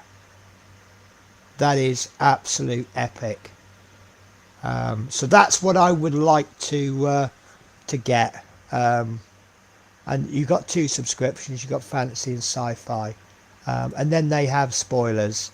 But like I say, the spoilers is this month's, so they haven't updated the spoilers yet. I don't know if they just haven't updated it yet, or if they don't update it. This is what you get if you join the sci-fi one. I'm not really interested in sci-fi so much. But saying that, if I ever find something really lovely, I won't mind. Well, what I'm going to do is, if I find any packs that I really like, I'll be quite happy to pay the 30 quid for it. But if I find myself buying more than one pack every other month, then I'll just get the subscription, because it's $15 a month for the subscription. But it's 30 quid if you buy them on their own as a subscriber.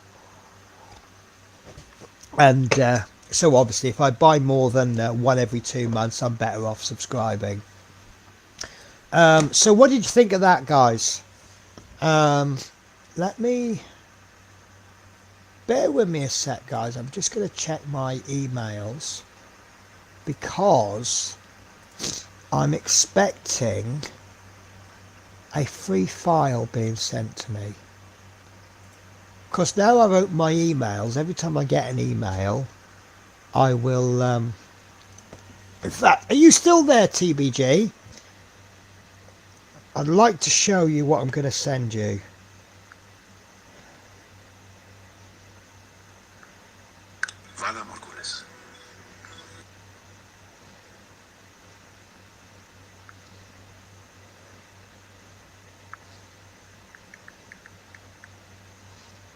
Ooh. Sorry, I'm just responding to... I'm being very, very rude. Right. So David Markey is saying, fascinating collection, bit daunting for me. Yes, it is. What I plan to do, I'm only going to paint one figure a month, and that's something that's going to grab me. I will possibly...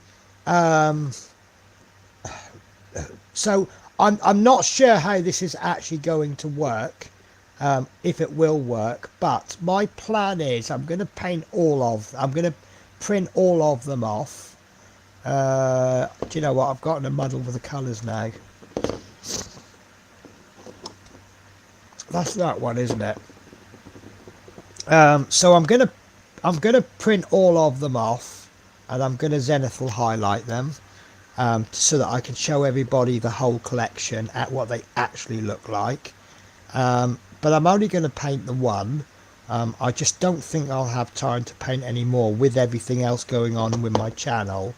And then I'm going to donate the leftover figures. So obviously I'm going to donate I'll say that they're primed. I'm probably going to send them to Models for Heroes. I didn't know... I suppose it's obvious when you think about it, but I thought Models for Heroes did, military stuff. Their guys do whatever. Dominic, I'm going to bed. Talk to you later. Will do. And then David says, night, Dominic. But yeah, I didn't realise they were doing figures, so I'd be quite happy to donate all the figures to Models for Heroes, and then they can distribute them as they see fit. And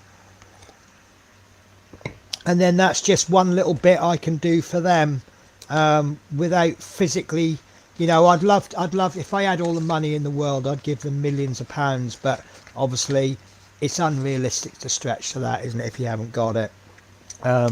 But I've had a word with Loot Studios. I've explained to them that I'm a YouTuber. Now, I am not allowed to sell them to you.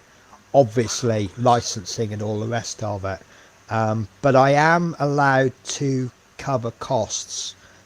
So I'll say it's not something I'm going to widely advertise, but if somebody said to me, oh, I really want that, but I don't have a 3D printer, then I can say to you, right, okay, well, it costs me this much in resin, postage is this much, chuck us this much money and I'll print you one off. I'm still losing on it because when you take into account things like electricity costs and all the rest of it, but I don't mind helping viewers out, but obviously postage and stuff needs to be covered.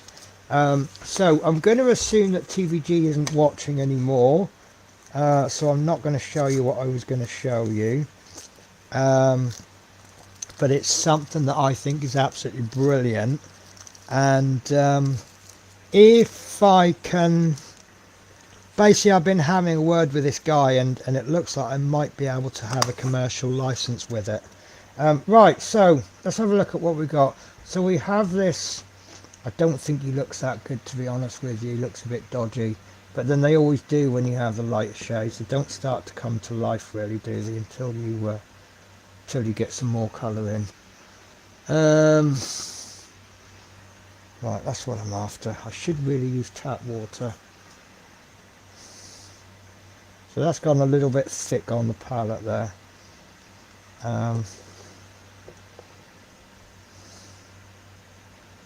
Trouble is now that's going to run into the next colour.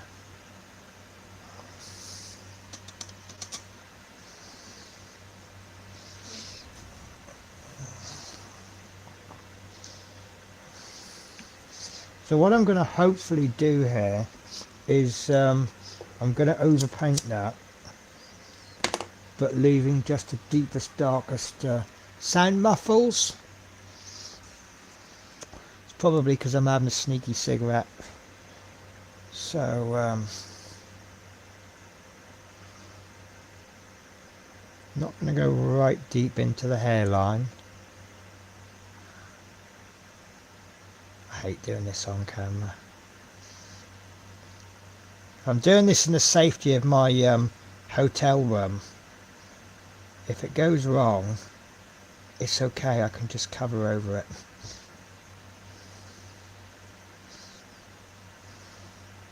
But when I'm doing it on camera, I can almost guarantee that if it all goes wrong on camera, this stream is going to go viral for all the wrong reasons.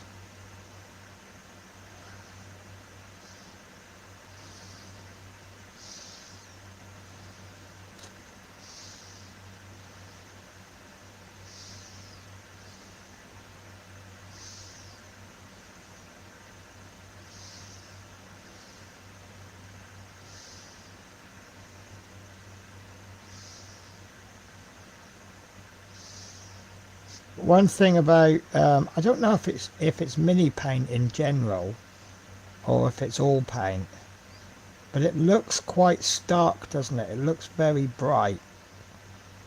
Once it dries. Oh no, have I got no sand? I have got sand. I can see my little bar going. Headphone cable needs to be pushed in. It is in. 1, 2, 3. Let me check myself on YouTube. 1, 2, 3, 4, 5. 1, 2, 7, 8, 9. 1. So I'm just trying to waste some time while yeah, I'm working fine. Absolutely fine. Absolutely fine. Very low muffle. Okay. Let me 1, 2, 3. No, I'm hitting. So I've got this. Yeah, I was going to say I've got this bar. You get the little bar on it, and I'm hitting the top, but I'm not hitting it at top in a bad way. It's not like over loud. So I don't know. Check you. I hate saying, oh, it must be you.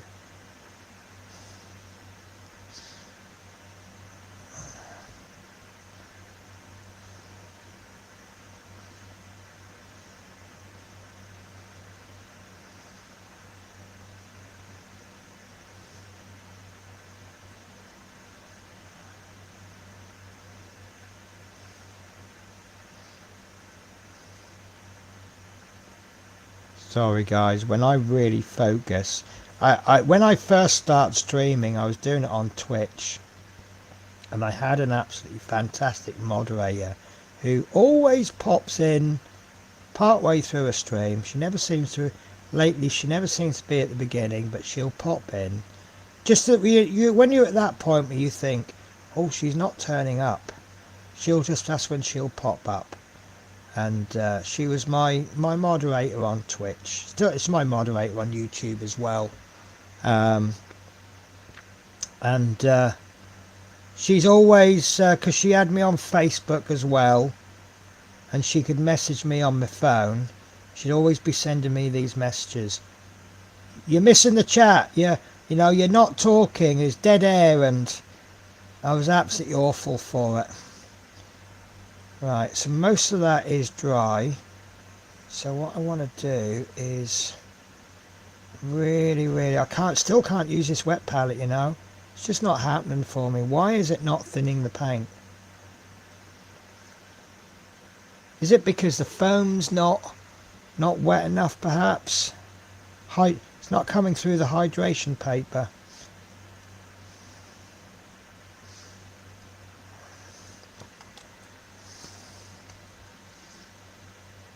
Oh, I love my little dropper, but sometimes it just drops a bit too much.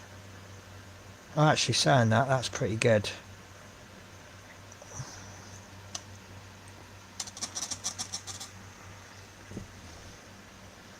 So what have you guys been up to? Are you all mad in English and you're watching this at 11 o'clock at night? Or are you all from different countries? Be interested to know what time it is where you are. That's a bit better. I've just kind of glazed it all to bring it together. I know it's a bit early for a glaze, but I was just worried it was coming out a bit dark. It's not going to make a massive effect, but it's just kind of, rather than being colour blocks, it's just tying it in a little bit. And I like the eye sockets, but I think they are a little tiny bit dark for me.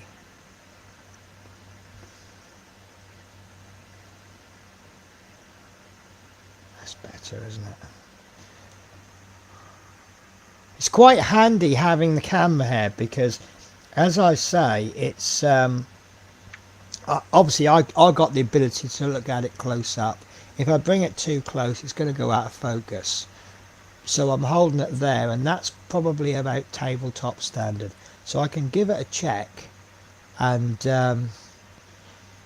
if it looks okay on the camera, even if it doesn't look close good up. So I will apologise. I make no claims to be the best painter ever, and right now if I can get a good tabletop standard, then I'm happy with that. More than happy with that. How do I put it? So obviously a pro painter is going to look at me and go, what the hell? And that's okay. That's absolutely fine. I'm all about hobbying for fun, guys. I'm going to cut that off, and I'm going to stick it in a cork. But yeah, I just wanted to show you that, because if you don't have anything at all, I mean, you can shape that wire any way you want. I suppose you could fashion it into some kind of holder. I don't know. But obviously I want to be able to put it down. Now the only drawback with resin models, they're a lot heavier. Oh look, see, I told you, didn't I? Look, so Jeff Light, I'm in the UK and Just Mad, David Markey Snap, and Love Minis. Who? Me? Been watching on TV. They don't let you do chat on TV. See, didn't I tell you guys? You have to be careful what you say, because Love Minis is there somewhere. How are you anyway? Love Minis is probably my longest, one of my longest subscribers. She's been with me since the days of Twitch. She's an absolutely lovely lady. She knows far more than me, and she's happy to share her knowledge with me. And she's also quite happy to shout at me when I do things wrong. She has written in chat once or twice in big capital letters, "Stop, stop, stop!" And I appreciate that. You know, these people, like, you know, when you see the kids and they and then so you always have to say to them, "Oh, you've done really well there," right? I don't want that. If something is not to your liking, I want to know, because if you sit there telling me everything is good, I'm going to carry on doing it, aren't I? So that's why Love Minis is one of the greatest people I know. So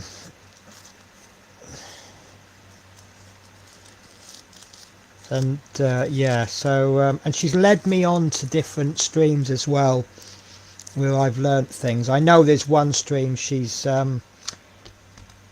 doesn't watch as much anymore, she used to, but he did teach me there's something called Be Brave. Love Minis, living in the States and things are just crazy. Love Minis, you live in a crazy world, don't you?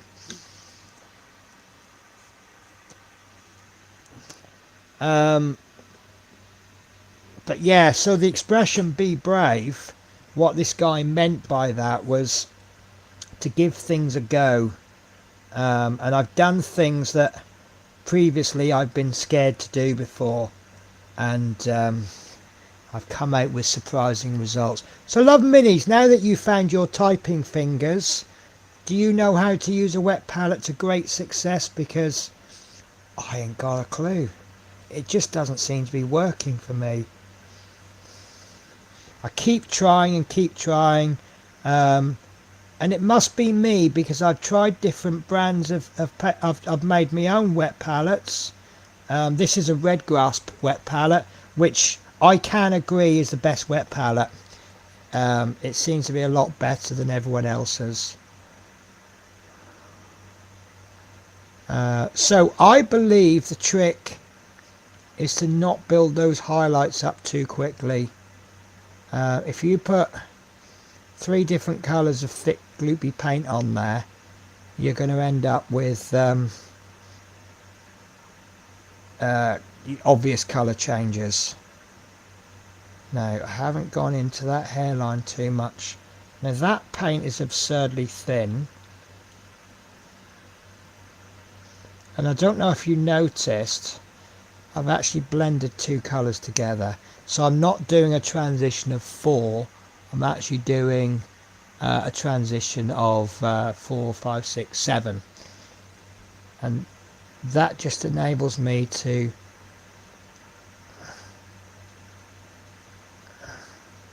bring those paints so it's a much smoother line. Yeah, you're not jumping. It's not like the rainbow where you go red to orange to yellow to Richard of York green, blue, indigo, violet. I was trying to remember the colours of the rainbow, and I accidentally ended up saying the rhyme that I learnt at school, but it helps. So obviously when you have the rainbow, you do get these obvious colour transitions from one to the other, don't you? You want these gradual changes. So just keep in control. So I think I want to start hitting those recesses a little bit too much for me. Okay, and now this guy has gone from being at risk of being dark skinned to now he's at risk of being albino. But that's okay, that's not bad for a face, is it? I'm okay with that. Maybe I got too much water in it. Okay, fair enough. So Love Minnie says, yeah, she's living in a 3-ring circus. Love Minnie seems to live in an area, I forgot where you are. Is it Ohio? I want to say Ohio. No, Illinois. Why did I say Ohio? Bearded Veteran, how are you? If you want to jump in, you are more than welcome to. I have a link at the top of the chat. It should be pinned. And anyone is more than welcome to join.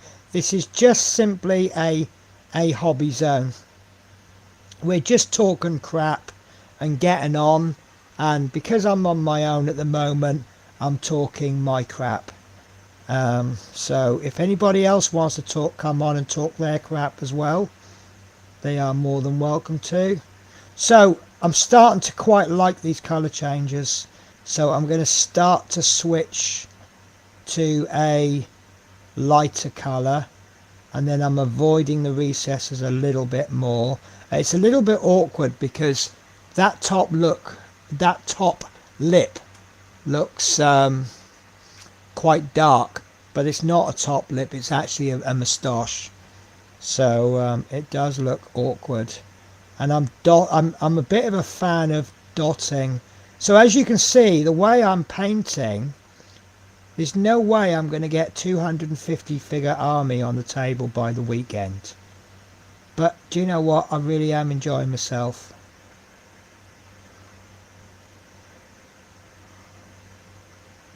So yeah, you know I've got nothing to say when I go yeah.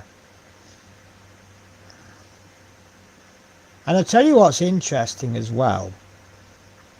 I set this stream up about 6 o'clock my time, and then I just thought, have I made a mistake? I seem to be getting the old what's the word I'm looking for, the doubts. And I thought, oh, have I made a mistake? And then I got to about 8:30. Actually, I was getting tired. So looking good, Penny. Thank you. Illinois, that's it.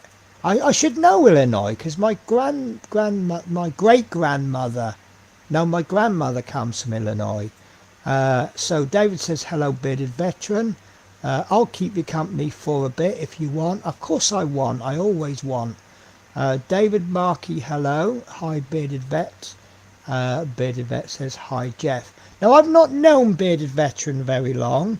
I've been watching their streams, and I've been getting myself involved in chat.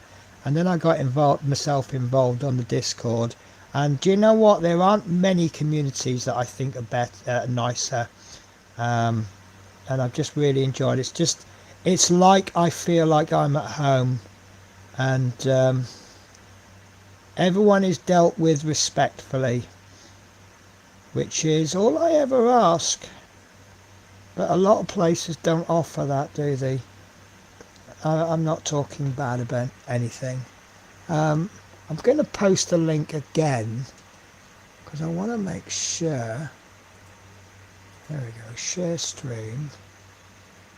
Oh, hang on now. I only speak my mind. Right, add guest, copy link.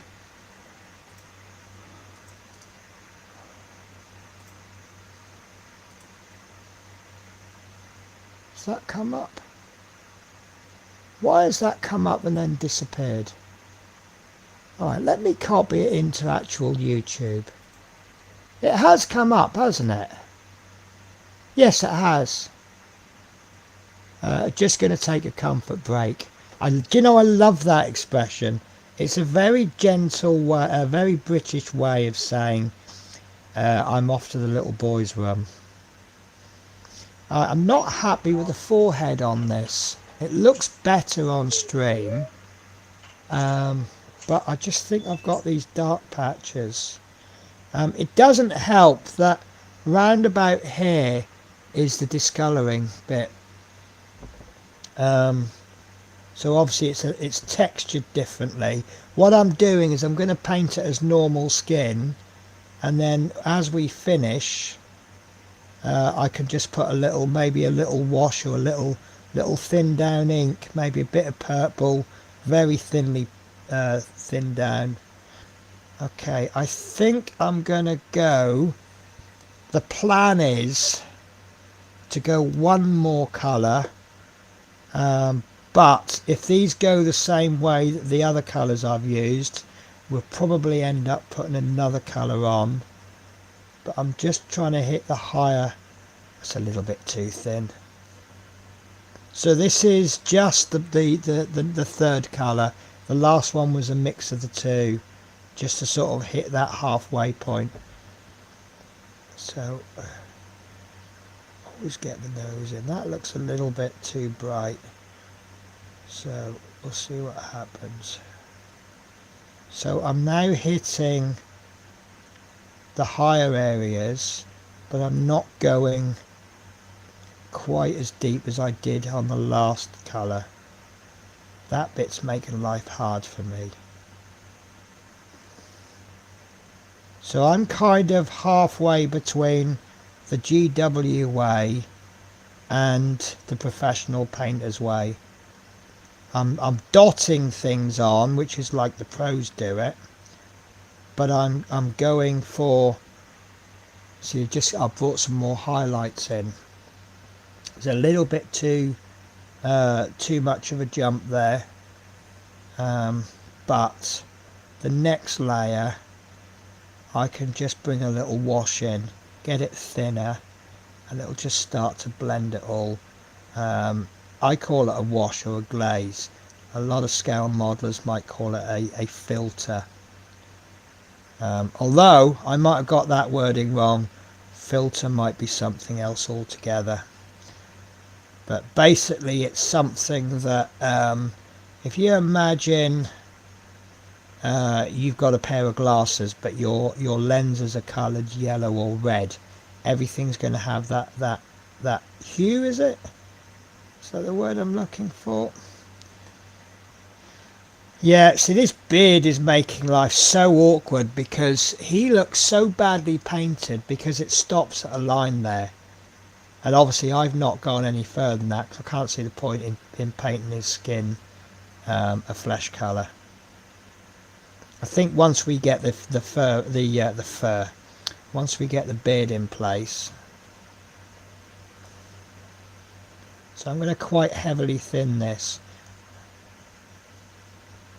And I've got to be careful there because that dark tone has just come into the water. So give that a little bit of a blend.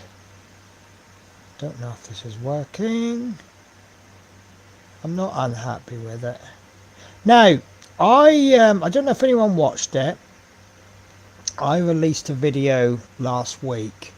It was basically just me mucking about. And if you watched it, you'll see at the end, I did all this lovely, beautiful, warm zenithal highlight. And then I put a green skin over the top. And it looked really nice. And then I went to put the shade on. Ladies and gentlemen, we have a guest. We have who can do a drum roll. Mikey, how are you? Hello, buddy. You alright? How you doing? Yes. Can I just say you have the most loveliest beard I've seen on YouTube. Thank you very much. I appreciate it. Yeah, that's all right. How are you? What are you up to?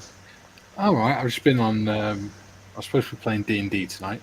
With Okay. Monster Heroes. You are like a 7-day-a-week gamer geek, aren't you? Yeah, I'm pretty much. I'm just so envious. Yeah.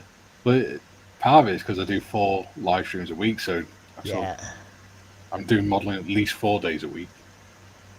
Then I got D&D 2 nights a week. Do you get burnout, and how do you deal with it?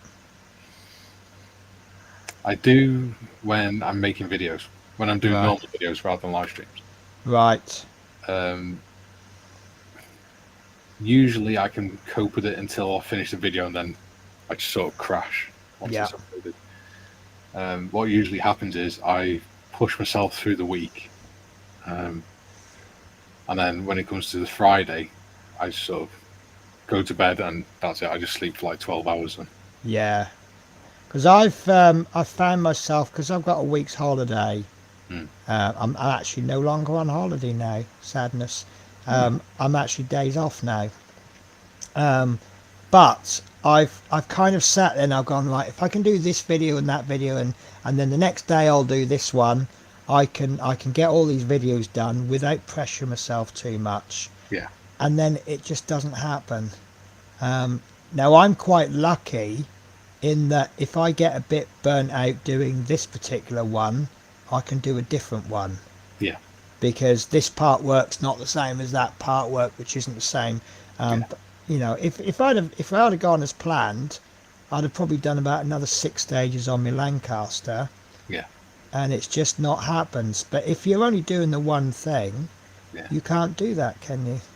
Well, this thing, I mean, when I do videos as well, I mean, the one I've been working on most recently is a kit review of the MHAR tadpole tank, which is a tank prototype that was made during World War One. Yep. And it's a 20-minute long video, but the second half is the kit review, and the first half is the history behind it. Yes. Yes. And that's what takes the time for mine. Yes. But if that's what you want to put in, that's what you've got to get done, isn't it?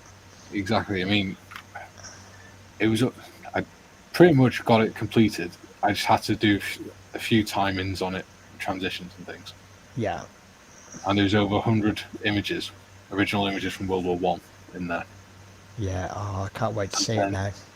Well, I went in to do those last little couple of edits, and found that the computer completely wiped all the pictures off my computer. Oh, I was so pissed. I bet you were. I bet you were. I bet you were a lot more pissed than I was, and I come home to discover I can't get on the internet. Were you at the beginning? Did you hear me explain what's happened? No.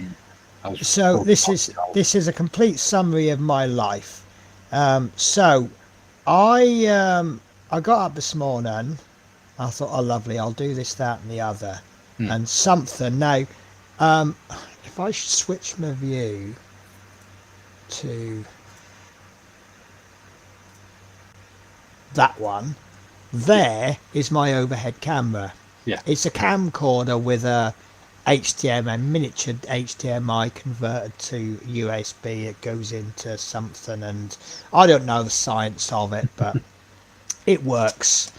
But it's actually quite tight. The lead isn't quite long enough, and I must have knocked something, and it's pulled it, and the end of the USB cable is that shape. Yeah. So I'm like, no, I can't record anything. So I've ordered a new cable, which will be here tomorrow. Yeah. And I've ordered a 5-meter USB extension cable. Take no chances. That's just more for the cats to swing off them. Oh God. Well, see, most of my wires I've got all those little, I don't know what you call them. They're little plastic things for pinning wires to skirting boards. Yeah. Cable pin. I don't know. Cable clips. Cable. Yeah. Just bang them in. Warn the neighbour that I'm going to be banging my hammer, and then just get on with it. I pulled all the computer out, and I thought, do you know what? It's going to be easier. I have to put a board by the side of my desk to stop the cats from getting behind. Yeah. So I thought, I'll put the computer on the top of the desk. So I've had to pull all the cables out. Now I've already got this problem, no internet. So every time some of the USBs aren't working properly, I can put a device in one and it doesn't work. I could put a different device in and it does work, and I've really got no idea. It's probably related to when I blew the computer up the other week, or might not be. I don't know. Yeah. But then I plugged something into one of the cables, into one of the USB ports. Didn't work. tried a different one, tried another one along the bank. None of them worked. Plugged something else into it, didn't work. I went, right, well, obviously that bank of USBs is frazzled. That now starts to explain why things aren't working. Yeah. So then I thought, right, okay, let's plug the Wi-Fi into a different port. Bang, I'm on the internet instantly. So then I thought, right, because I'm better off with Ethernet. I've got really super fast broadband, Yeah. but I've also got super thick walls. Yeah. And where the box is about 3 walls between me and the box. Yeah. So basically, I have a Virgin connection, but I get BT speeds. That's the best way to describe it. Yeah. So yeah, I run a 50 foot Ethernet cable around the. Yeah. And so I plugged the Ethernet in, and I thought, and it worked. So I'm back on Ethernet. So maybe there was I don't know what caused the problem. Yeah. Now the only thing is, my spray booth camera, I plugged that into the front. Now this is the thing. The front ports. There was that was the ones that were working sometimes and not other times. Yeah. And I tried this 3 times. I plugged the camera into the front. I got the blue screen of doom. Something went wrong. We're rebooting your computer. Yeah. I did it 3 times, and every time I got the blue screen of doom. Yeah. So I've now diagnosed those USBs as what's the technical term? FUBAR? Yeah. Yeah. So they're not being used. So the ones at the back, I'm going to have to be a camera down for a while. Yeah. But the ones at the back, they're just it's a board I bought off Amazon about 5 years ago. Yeah. And they weren't super expensive, so I'm not going to cry over that. Yeah. You know, when something inexpensive wears out after 5 years, Yeah. you know. Certainly outlasted my first ever car, and that was £1,000. So I'm back on the internet, and tomorrow I'll be back on the overhead camera. I've managed to hook up this Brio.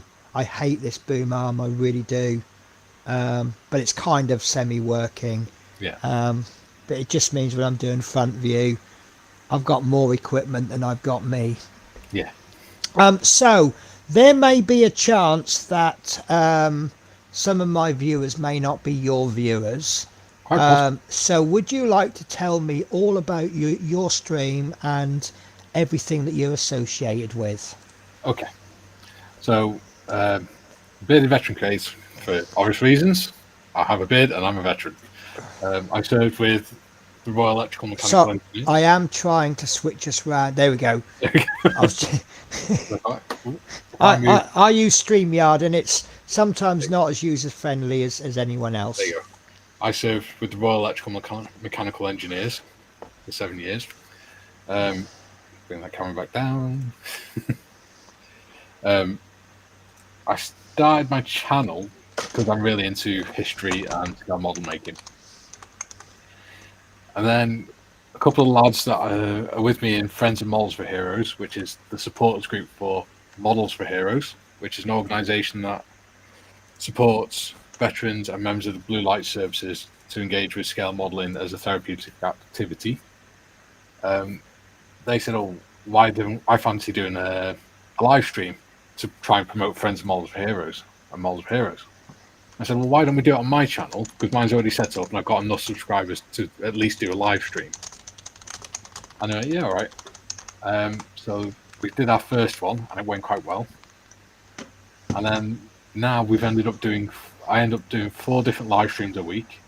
On Mondays, we have like a viewers panel where after a brief introduction, there's me, John Marley and Gary Evans from Gary Stuff.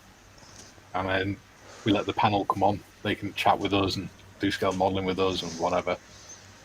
On a Tuesday, I do a live stream with the Budget Modeler and Dark Side Scale Modelling, where we're doing a kit bash at the minute. I met Budget Modeler through Models for Heroes as well. He's a veteran. Thursday, we do the 3 veterans build, which is me, a guy called Gary Evans, Gary Morris, and John Marley, we do a group build, the three of us. So at the minute, the last episode this week is working on the train tracks. We've been building a model locomotive. And then after Telford, we'll be starting to build a Fokker D7 by Edward. And that's what we do. We'll build them together as we're going along. The first one we did was a Meng Whippet.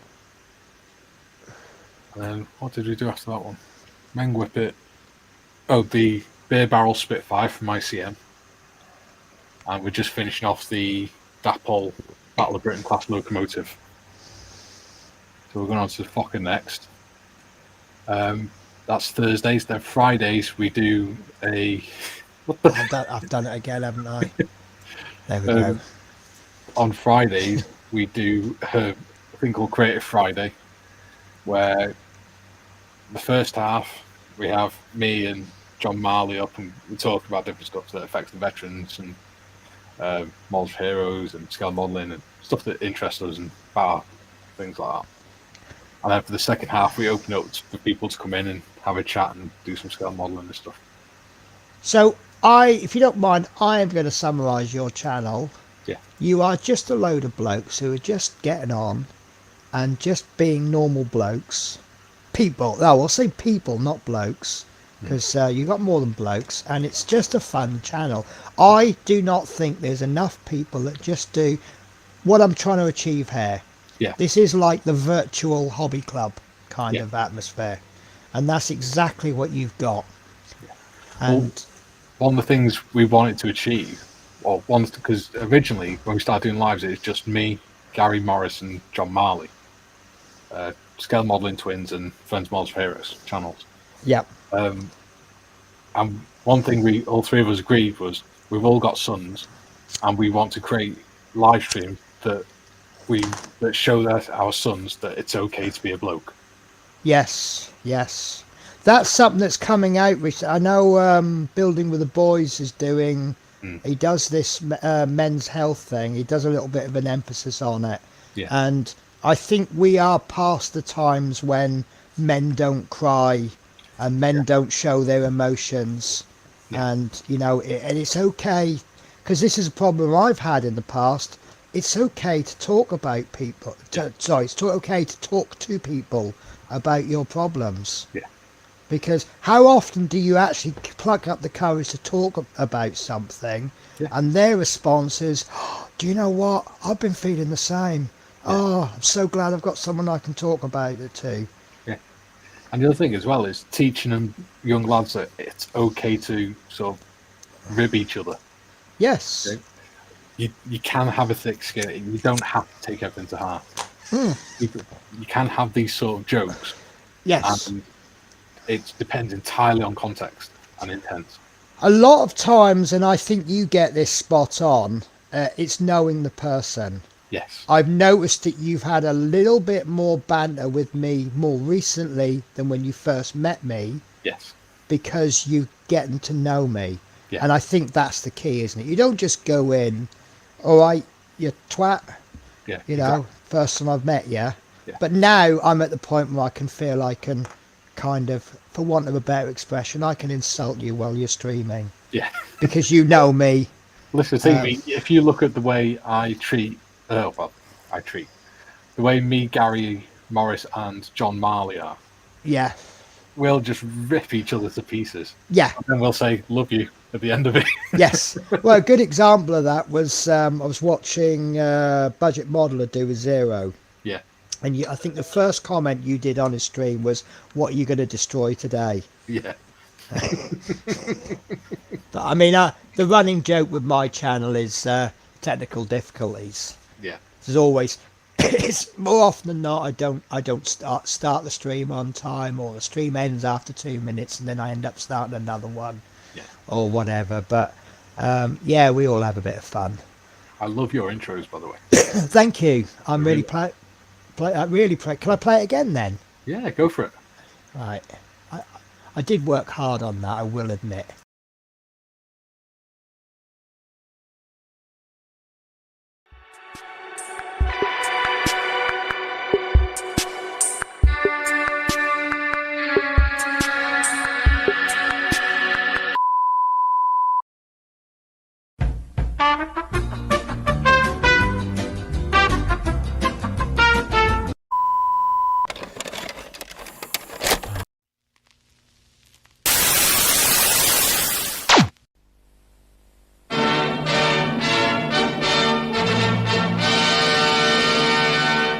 And now, from Glasgow.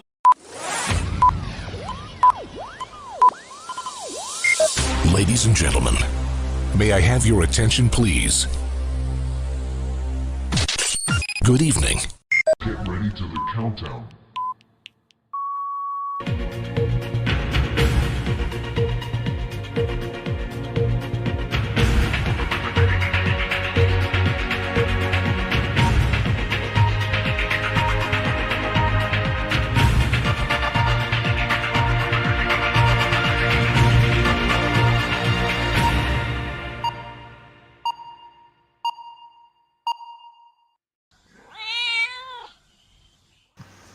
Now, if they made the copyright laws a lot more stricter, I will be sued by about 50 people just on that intro. Well, that's why I make my own from scratch. So, well, what I have a little trick. I don't know what other people use, but I always upload a video to YouTube as unlisted, and it will catch the copyright very quickly. Yeah. And I mean, the main intro for my pre-recorded, the original music I wanted to use, it was just absolutely perfect. Yeah. But it went copyright, can't you? Your video. Now it doesn't matter at the moment if I can't monetize a video. Yeah. Well, it does and it doesn't, because I'm not monetized at the moment. Yeah. But I mean, just today I had 2 comments from videos that I released 3 years ago when I did the Hermione ship build. Yeah. And another one on the R2D2. I will be doing the R2D2 again, guys. This 3D print, my 3D printer arrived yesterday, and I'm unboxing it just to make sure all the bits are correct. And I'm currently doing the research on whether to use normal resin and alcohol or use this water washable. The main comment being that the water washable is more brittle, but does brittle matter to me, because the most pressure it's going to get is from a paintbrush. It depends. Because from what I think I remember what you said you were planning to do with it. Yes. I think that probably would matter. If I'm going to stick them in the post to someone, it will matter. If I'm just going to paint them on stream and then stick them on the shelf, I can't see that it will. No, I mean the 1-to-1 scale one that you're on about doing. The 1-to-1 scale. Is he on about doing it? 1-to-1 scale R2D2. Oh no, that'll be made out of PLA plastic. Oh, right, okay. Yeah, no, that's no, you can't do that in resin. That'll be far too brittle. You could do all the parts for it though. Just do the main cylinder. What I'm worried about is I plan to use it. I've got a few designs that I've got in mind. There was someone very, very inspirational. They are big. They work hard with autistic foundations, and they've got an R2D2 painted up for autistic, and they take it to shows, and it helps raise an awful lot of money. Yeah. And I had, this is nothing to do with Models for Heroes. I wondered about, so this is my idea. This is what will really make me smile, is if I had, say, for example, it helped me if I took it somewhere raising money for Poppy Day. And then what I could do is, if you had like some young kid in a wheelchair and he reaches over, and I'll put a little coin slot in, and he puts a coin in the coin slot, and then from the arm comes the poppy. Yeah. And there you go. Or something like that. Yeah, that'd be lovely. Yeah. It makes me warm and smiley just thinking about it. Yeah. I've turned the chat off so I can't see it. I can. So you have got a new subscriber, David Markey. Thank you. So feeling comfortable with people is very important. Yeah. Here comes my Kenneth. Evening from Atlanta, Georgia. I'm sitting here watching my favourite YouTube people. I'm on the last 2 stages of the Agora Porsche. How is that going? I'm not big on cars. I make no secret of that. Although I do like the old cars. But they don't seem to... that's where I seem to have bad luck. I did the Jaguar E-Type from Model Space. and that is not finished, and it just never. I threw it in the bin because I don't think I'm ever getting the parts. Yeah. And I did the Fiat 126, and that is a wonderful. It's a nice, happy, smiley one. There is nothing serious about a caravan being towed by a Fiat 126 with a nodding dog in the back. Yeah. But it's the spirit that I like. Yeah. But they have sent me all 23 out of 24 packs. Yeah. The pack they haven't sent me is 23. Yeah. And I'm so annoyed, and I've still got the model, and I'm sure I can do a little bit of scratch building. I've got some windows to put in, so they shouldn't be too much trouble, and I can make it look okayish as a static model, but it's not complete, and I'm annoyed. Yeah. I've got my you can't see, you might see the door. That's the Ecto Ecto 1. Yes. Yes. Top shelf, you've got sorry, my room is messy. That's the Eddie Stobart truck. Oh yeah. That is epic. Ignore the Concorde. That's Lego. Fair enough. The story of that is really funny. Last Christmas, I decided I'm getting myself a Lego set. I don't do many Lego because I think that was £100 and something. Yeah. And I did that on 3 videos on YouTube. Yeah. So it's costing me 30 quid to make a video. Yeah. The part works are costing me a tenner, and I'm saying that's too much. Yeah. But I actually, first of all, I intended to get the Friends set. And then I went to have a look. Oh, what I'd actually seen was the Atari. Do you remember the Atari games console? Yeah. That was what I went to get. And Lego were doing, it was coming up to Christmas. You'll usually get a freebie. Order something and you'll get a freebie. Mm-hmm. And I went to get it on the Lego website, and they chucked the freebie in, and I went, lovely, and I put it in my cart. I thought, I'll get that tomorrow on payday. Went back the next day, the freebie had disappeared. So I contacted Lego, and they said, oh, sorry, it's well stock's last. Yeah. I said, well, is there anything else? And he says, I don't know of anything that's planned. Yeah. So they said, why didn't you go down to the Lego store? You might get something for free. All right, fine. So I went to the Lego store, and I saw the manager. I just happened to get the manager. And I said, look, this is what I was planning. And he says, well, we've got a load of new stuff in. He says, but let me tell you my 3 favourite kits that I've got. Because he says, I've built everything that comes in. And I'm thinking, what a wonderful job. Yeah. You have to build every bit of Lego that comes into the store. So the first one he showed me was the Indiana Jones run. Yeah. And it has 3 iconic scenes. And the second one I can't remember. And the third one was the Concorde. Yeah. And I said, I'll be honest with you, I don't like it. The way, if you look at the way it's presented on the stand, Yeah.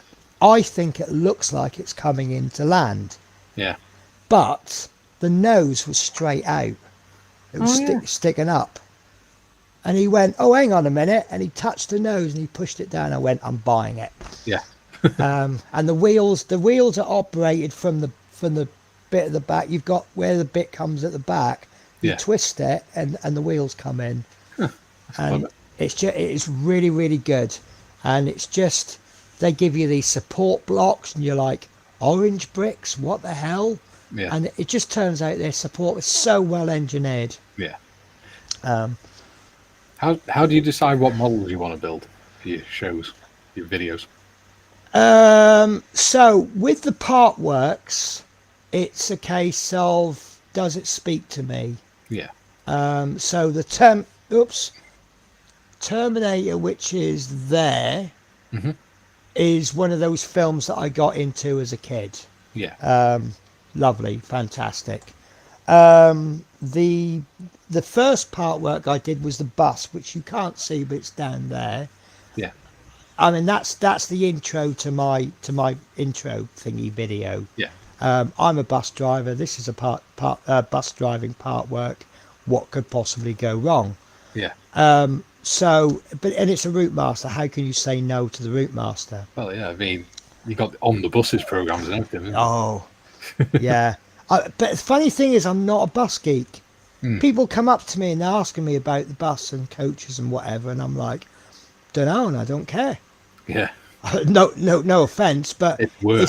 it's a tool to earn me money. Yeah. So yeah, there's that one. There's the Fiat that I just thought was a fun build. Spitfire. I mean, I say on your streams I'm not into Spitfires, Yeah. just because they're quite common. Yeah. But I bought the 18th scale Spitfire, Yeah. mainly because it's a nice big model. I tried to avoid getting the Lancaster Yeah. because I was doing the Hong Kong models one.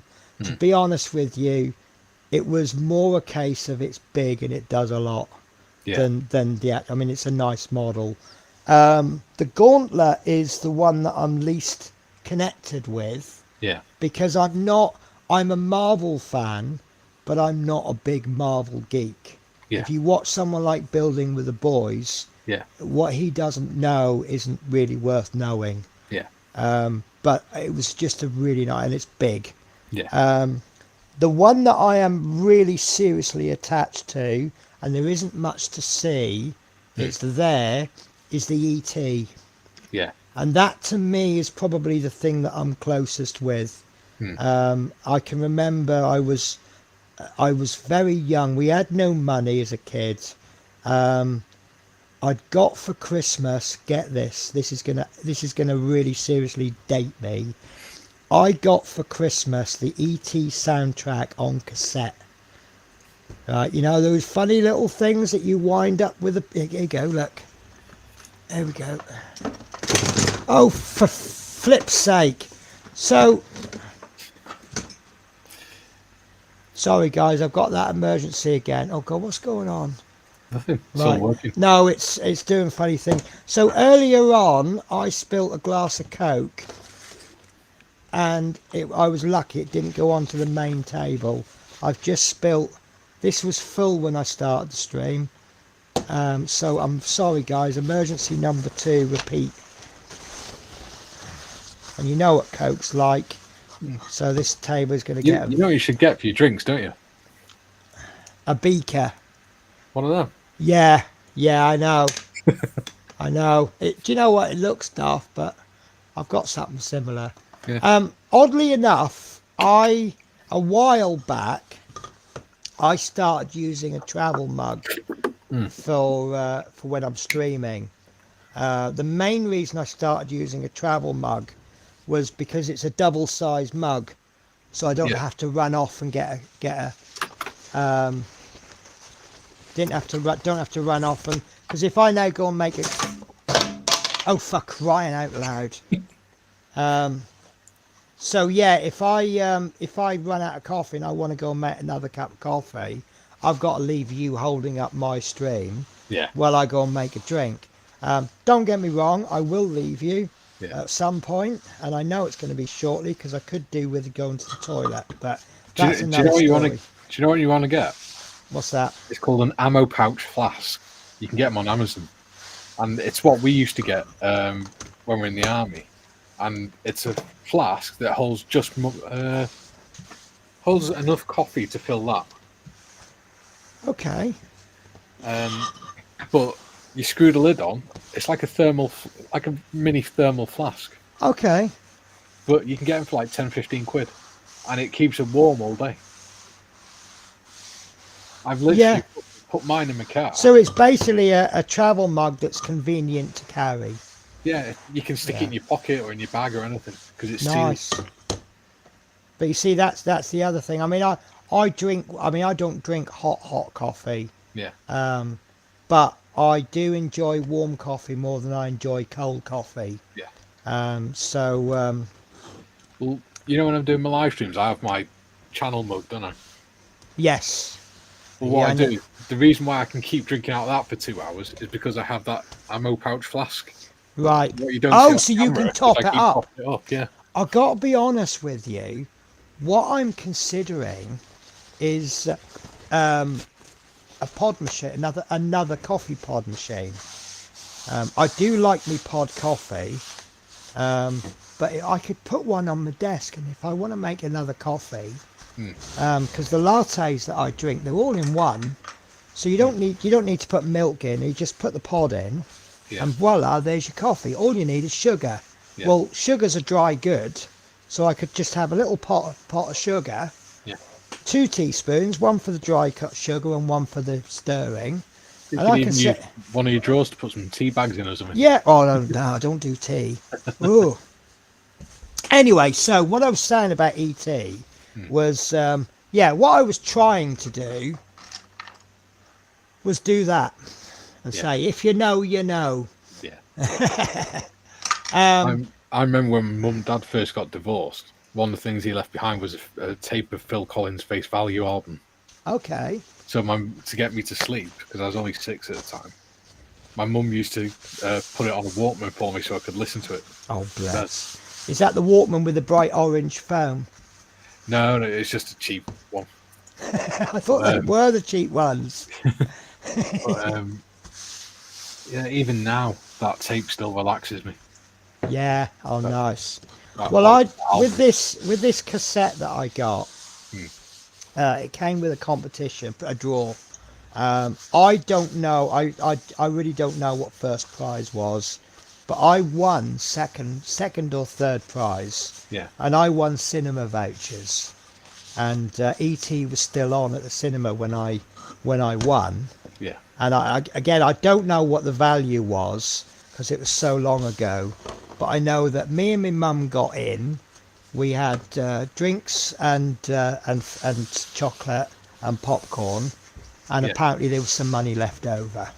Yeah. And it's one of the first films I cried at. No, it probably wasn't actually. I think the first thing I ever cried at was Hill Street Blues when Renko got shot. Before my time, mate. It was that? Oh, okay. Yeah. But no, I remember when he got shot and I cried my eyes out, and I got to stay up all night because I couldn't sleep because someone on a TV program got shot. But yeah, I remember I really cried at that ET, and it was so sad. But when you look at it now, bear with me a sec. Yeah. By the way, hi modders. I get everywhere.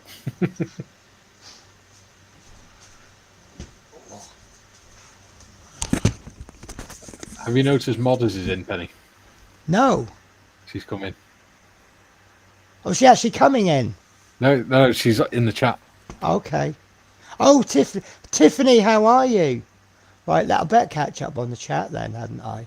So hi Kenneth, hi Kenneth. Hi Kenneth. I love Kenneth because he always starts with, "Hi, it's Kenneth from Atlanta, Georgia. It's okay, but a headache and lots of super glue. I'm waiting for the last 6 packs from Agora to finish the Agora Porsche 917K. I'm planning on getting the Porsche, the Poker Porsche. Nigel's modelling bench is doing that, isn't he? So I can compare the Agora Porsche 917. If you get the Porsche 917K from Agora, it has a lot of details more than the Poker. The only part kit I've got is the 118 Zero. And that's sort of in a big box in the corner of my room. Oh, yes. So you were saying about that, weren't you? The one that Budget Modelers building.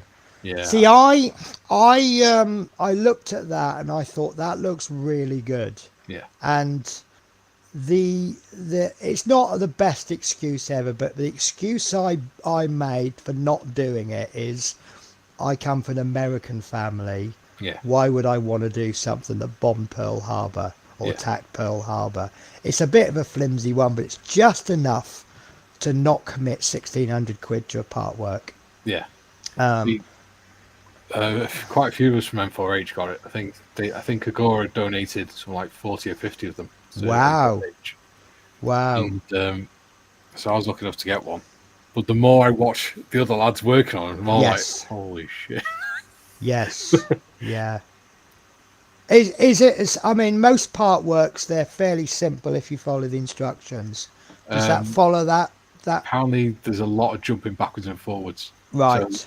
they get you to build one part, and then 3 parts later, you have to unbuild it to put something else in. And then Yeah. forwards again. We had a couple of stages on that on the Route Master, and there was something else we had to undo.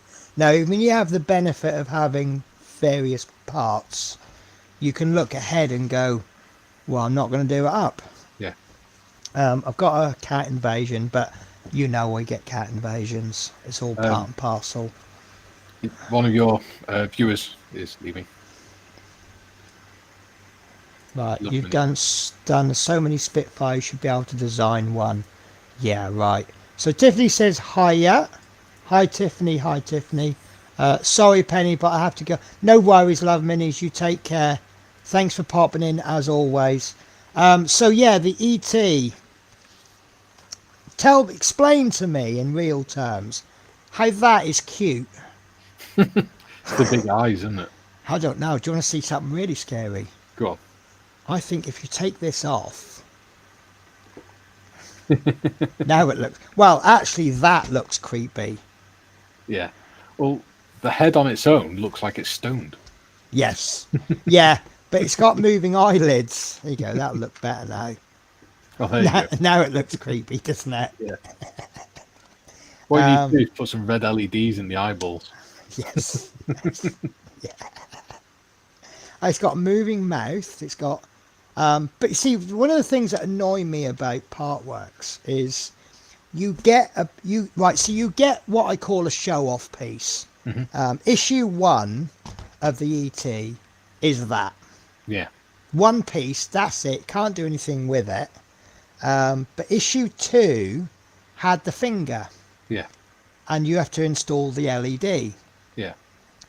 We're up to the body. When are we going to put the finger in? When we did the Route Master, the issue 1 was the bonnet. Yeah. Because it's an iconic piece, eye-catching piece. I don't think that went into like issue 80 or something. Yeah. So you've had this bonnet sitting there for ages. Well, this is where we've got a slight advantage with these zeros. It's because they've given us the whole thing together. Yes. Yeah. We've got So all your part number 1 is going in about 2 weeks after. Don't stand on that. That's got paint on it.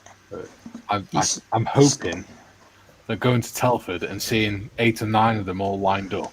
Oh, I'm hoping yes. that's going to sort of make me go, yeah, I want to build it now. yes, yes. So if you've got other people doing the same build, are you tempted to mod yours? Change the markings or something? I'm not sure, you know. I mean, possibly. I'm tempted to put some bullet holes in it or something. Yeah. You've just killed my Spitfire there, mister. Please don't kill my Spitfire. Because you know how much I love building Spitfires. One of the things I found, especially with molds for heroes, is because they're donated kits, when you know the value of some of the kits that get donated to you, you suddenly go, holy shit, I need to do this perfect. I'm not good enough to do this kit. Do you know what? As you said that, I was thinking, if it's donated, do you care about it as much as if you spent your own money on it? I think for me, I know a few of the lads are the same. It actually means more because they don't want to waste that donation. This is true. I mean, that's how I've got a few kits that have, well, a kit. One kit, two kits. I've got one kit in particular. I've got a subscriber called Peter Webster. Or Lord Peter Webster. Fantastic guy. Really just a genuinely nice guy. But he does love to send out, mister, you don't drink water all day, and now you're drinking my paint water. No, please don't. If he farts. I'm actually draining all of the water away just so he can't drink it. He's got a thing about milk. He knows what the milk bottle looks like. So Put the water in that, yeah, and then just do a little bit of time into one of them. yeah, I've got one of them. Aren't they excellent? Yeah. My wife gave me mine. Oh, it's brilliant. And of course, if you get a bit anxious because your model's not going well, you can sit there fidgeting it. The problem is when you do it mindlessly and forget that that's the one with the painted. Oh yes, yeah. There's a few times where I shoved my finger in the paint off. So this is Shadow, who will make an appearance on just about every video I make. He doesn't like being picked up, but he loves fuss. But he doesn't like being picked up. But he will make an appearance on just about every video. And I used to call him Fat, but it's been really, really hard. But he's on a diet. Yeah. And I've been told to cut out all the treats and just feed him what the manufacturer recommends for the food. Yeah. And that's what I've been doing. And every morning, Spirit gets this big old plate full of food, and he gets blah, blah. And it's been hard. Shiny coat on him, though. He said, "Well, that's what I'm going for, because that to me tells you that he's healthy." But I mean, he ought to be, because food's expensive. It's one of those things. It's like 25 quid a bag, but it does last a month. Yeah. So it's not that expensive, really, is it? Yeah. Not when you think about the junk that I shoved down my neck. He's so happy because I'll show you this. I'm going to take the headphones off. Yeah.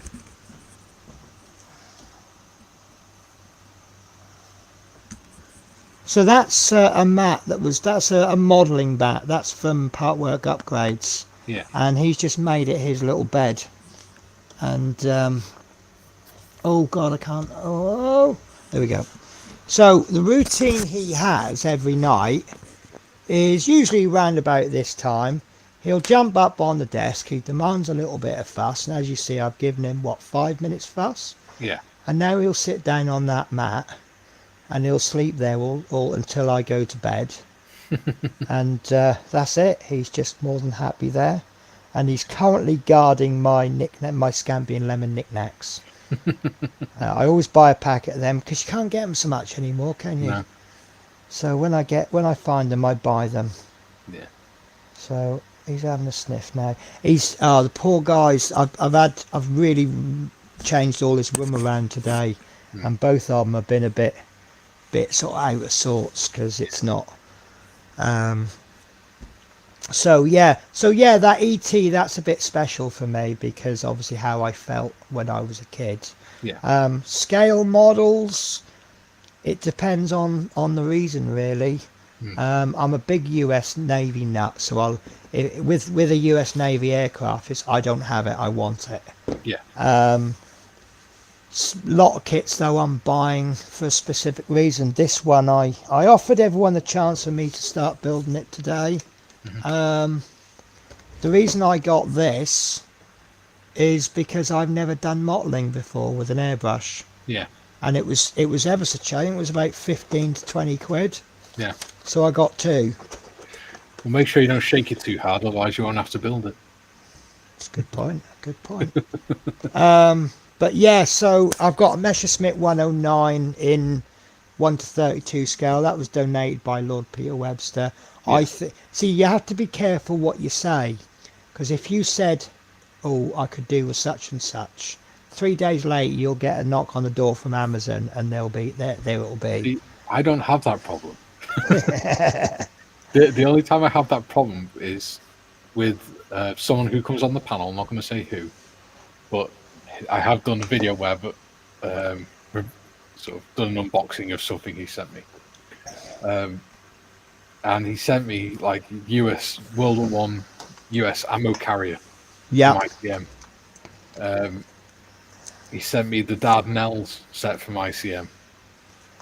He's sending me a World War II German ambulance set from ICM. Right. And I won. I went on his channel and won a guest the kit thing. And it's Gary's stuff. Yeah. I won I guessed what the kit was from the clue. Okay. So Mystery Box Nick sent me he sent me a rather nice parcel. It was the US Forces Personnel World War I from ICM. Nice. So in it you had 2 trucks, an ambulance, and 6 soldiers. Nice. Nice. Excuse me. Oh, that went down the wrong way. I don't miss that part of smoking. No, do you know what? I've had this cold. See, I've got to the point now where when I get a cold, I get over the cold in about 2 or 3 days. Yeah. But I get the after effects for about a month. And You know what? I'm just... When I smoked, every year I got a chest infection at the same time every year. Yeah. Since I stopped smoking, I've not had one. Yeah. I went over to vaping at one point and I just start to feel so much better. Yeah. But the trouble is, if I vape now, I'm even worse than when I'm smoking. Yeah. But I just really want to stop. Trouble is, if I'm not 100% ready, it won't work. Yeah. Well, exactly. I mean, I was ready. Yeah. 'Cause what made me quit was on Christmas Eve. What's it? 2022. I want to say 2022. I think 2021. I went out shopping with my mum. And my mum smoked. She's in her 60s and she smoked since she was about 13. Yeah. She smokes about 40 a day. And she couldn't get from the driver's door of the car to the front of the bonnet without stopping to catch her breath. Yeah. And I just looked at her and I was just like, I don't want to end up like that. No, I'm stopping. Finishing this pack of backy. Yeah. I'm off. See, I say I'm unfit, and I've blamed lack of fitness since I stopped playing roller hockey. No, I'll be honest. Did I just hear R2 going? Yes, you did. I have a little Spiro thingy. If you touch him, he goes mental. Gets really angry if you touch him. I thought I was hearing things. Yeah, I just got this. It used to be app controlled. Yeah. But they don't do the app anymore. Yeah. You can't download it. So he just sits there plugged in, but used to put him on guard mode and a patrol mode and all sorts, but now he just sits there making random noises. So yeah. When I got banned from roller hockey when I was a kid. I was, I think, about 22, 23. I still maintain it was an accident, but I headbutted the referee. Got into an argument. Well, I was goalkeeper. Yeah. Roller hockey isn't the same as ice hockey on wheels. Yeah. It's more like field hockey. It's a sport that Charlie Chaplin played, and I was goalkeeper. Now, goalkeepers are padded up like cricket players. Yeah. And they got chest pads. You're like an American footballer on the top, cricketer on the bottom, whereas the outfield players, they're padded up to the knees. Yeah. And one of the little tricks they do, and it's a standard roller hockey thing, as they skate past the keeper, they'll run their stick down the cage on their face bit. Yeah. This guy, he's decided, because that don't bother me, don't phase me it didn't phase me anymore. Yeah. Because it's just one of those things you do. Yeah. And this guy wanted to get, obviously, you playing a lot of psychological mind games, aren't you? Trying to get at people. Yeah. And what he started to do was he turns his stick, so he's actually hooking it. Yeah. So I'm going like that, and he did it for about 15th time, and I blew and I went after him. Now, strict rule in roller hockey: you make contact with a referee, that is a lifetime ban. Yeah. And I went to throw this headbutt at this guy, and the referee just got in the middle. Because that's the trick with being a referee. You stand in the middle, it diffuses everything. Because they know if they lay a finger on you, they're banned. Yeah. But unfortunately, I'd already committed to the jumping headbutt. So, and then I just stopped playing, and I didn't even go to practice or anything. And my fitness level went down, and I blame my fitness for me being out of not unfit. But is it the smoking? Is it the lack of exercise? It's probably a combination of both, really. Isn't it? So, and the other thing that worries me is I seem to have the exact identical medical record of my dad. Yeah. I mean, I've got IBS, and IBS is an individual thing, isn't it? Yeah. And I remember having a conversation with him, and I said about bacon, and he's gone, "Oh, me too." He goes, if I have bacon, I can set my watch till I go to the toilet. And I'm like, Jesus, that's exactly the same as me. Yeah. And then he messaged me. I didn't know he was an ex-smoker. I know he's got COPD, Yeah. but I didn't know he was an ex-smoker. And he sends me this email, and he says, oh, it's good news. I've just been to the doctors, and he's diagnosed me as, I forget the word he used, but he said the cancer isn't ever coming back.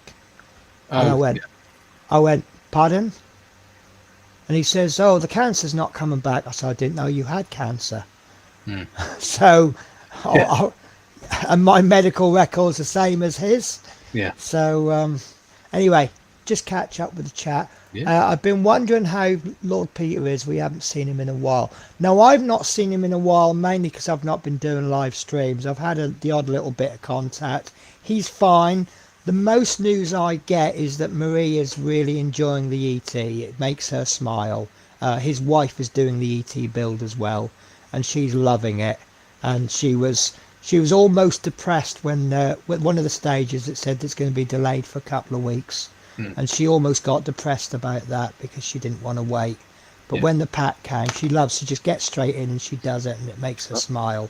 I think that's part of the problem if you're only working on one kit at a time, isn't it? If it goes wrong or you get sort of into a bit of a funk with it, then you just end up doing nothing. Yeah. And that makes it worse then. Yes, yeah. Kenneth says, I was 1 year old when the ET movie came out. You Googled that, didn't you, Kenneth? June the 11th, 1981. My dad was 16 then. Wow. I was 9. Yeah, I wasn't born for another 7 years. No, No, I must... No, you have given That's your right. Yeah. No, that's right. Yeah. Because, see, I can remember... See, I quite often when events happen, I can't necessarily remember the year, but I can remember where I was living at the time. And I can remember... No, it must have been late. Oh, so we moved in 80... How old is primary school? 4 to 8. Middle school is 8 to 12. Yeah, that's right, yes. 8 to 11, isn't it? So it was after I was 8, but before I was... Well, I moved out of that when I was at that house when I was in my 20s, but... Yeah. Tiffany says that she wasn't even a thought. Yeah, she's only young and she's only 30. Yeah, bless her. So is anybody twins? If you're a twin, has anybody ever considered the fact that one of you was unplanned? Marley's a twin. You're terrible at jokes, aren't you?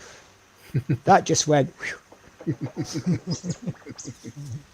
Yeah. I watch these stupid YouTube videos. One I've been watching, I can't remember what channel it's called, but he does origins of everyday sayings. Like in the old Western times, you'd travel by stagecoach somewhere, and obviously it was dangerous times back then. Yeah. So you would employ a hired gun to sit next to you to ride shotgun. To ride shotgun, yeah. And that's where the origin comes from. And it's funny because as a kid growing up, there was a kind of a responsibility. It isn't just the privilege of sitting in the front seat. There's it's a bit of responsibility as well. Yeah. Tiffany says junior is 4 to 10, secondary is 10, 11 to 15. It's different in Norfolk. Apparently we're all weird. I think it depends on the area as well, what they call Yeah. it. Like, where we are, they call it infants, juniors, and secondary. Yes. So when I was a kid, see, they do all this year now, don't they? Year 11, year whatever. And people say to me, oh, I'm only in year 12. And I'm like, I have no idea what age you are. But when I was a kid, it was primary school was years 1 to 4. But 1 was generally nursery, like half days. And then when you were 8, you went to middle school and you went years 1 to 4. Then you went to high school, years 2 to 5. Yeah. But some high schools take in a year earlier, and that's their first year. And then after year 5, you do your GCEs or GCSEs, Yeah. and then you go on to sixth form, which is where sixth form comes from. See, when I was in school, it starts off with your first year where you're doing the whole day. That's your year one, Yeah. and then it goes from year one up to year 13. Year Yes. 12 and 13 is your sixth form. Yes. Yeah. And you may change schools, but the numbering goes all the way. Yeah. Yeah. So year 13 is GCSEs. No, year 11 is Oh, GCSEs. year 11. Right. Year 12 and 13 is your A levels. Right. Kenneth says, wow, that's an amazing story, Penny. Kenneth also says, I'm rolling in the floor. I don't know if he's being sarcastic there. I just can't tell. The He's not. looking at your floor and thinking, at least I can roll on mine.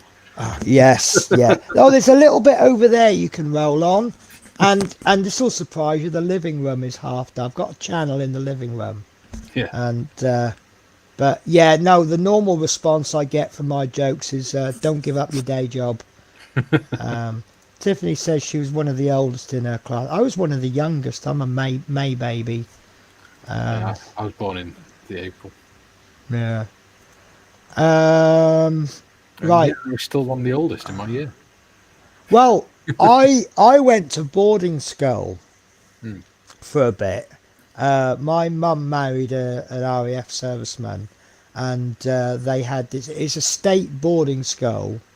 There's a slight echo from someone. Right, I tell you what. 1, 2, 3, 4, 5. 6, 7, 8, 9, 10. There you go. Hopefully that'll narrow it down. Yeah, so there was this. It's a state boarding school, so you don't pay for your education, but Yeah. you just pay for the stay there. And being servicers, he got a 50% discount because the RAF pays the other half. Yeah. And it's a good Kenneth. I'd never be sarcastic to you, Penny. That's right. You're more than welcome to. Have you got Mikey. your... I'll switch. Is that better now? I'll switch the echo cancellation off. Oh, do you know what? You sound different. But now I can hear me. Ooh, interesting. Oh, hello. That's So if better. we switch it back on, is that making a difference? Okay, so the main thing, I suppose, is it actually dealable with?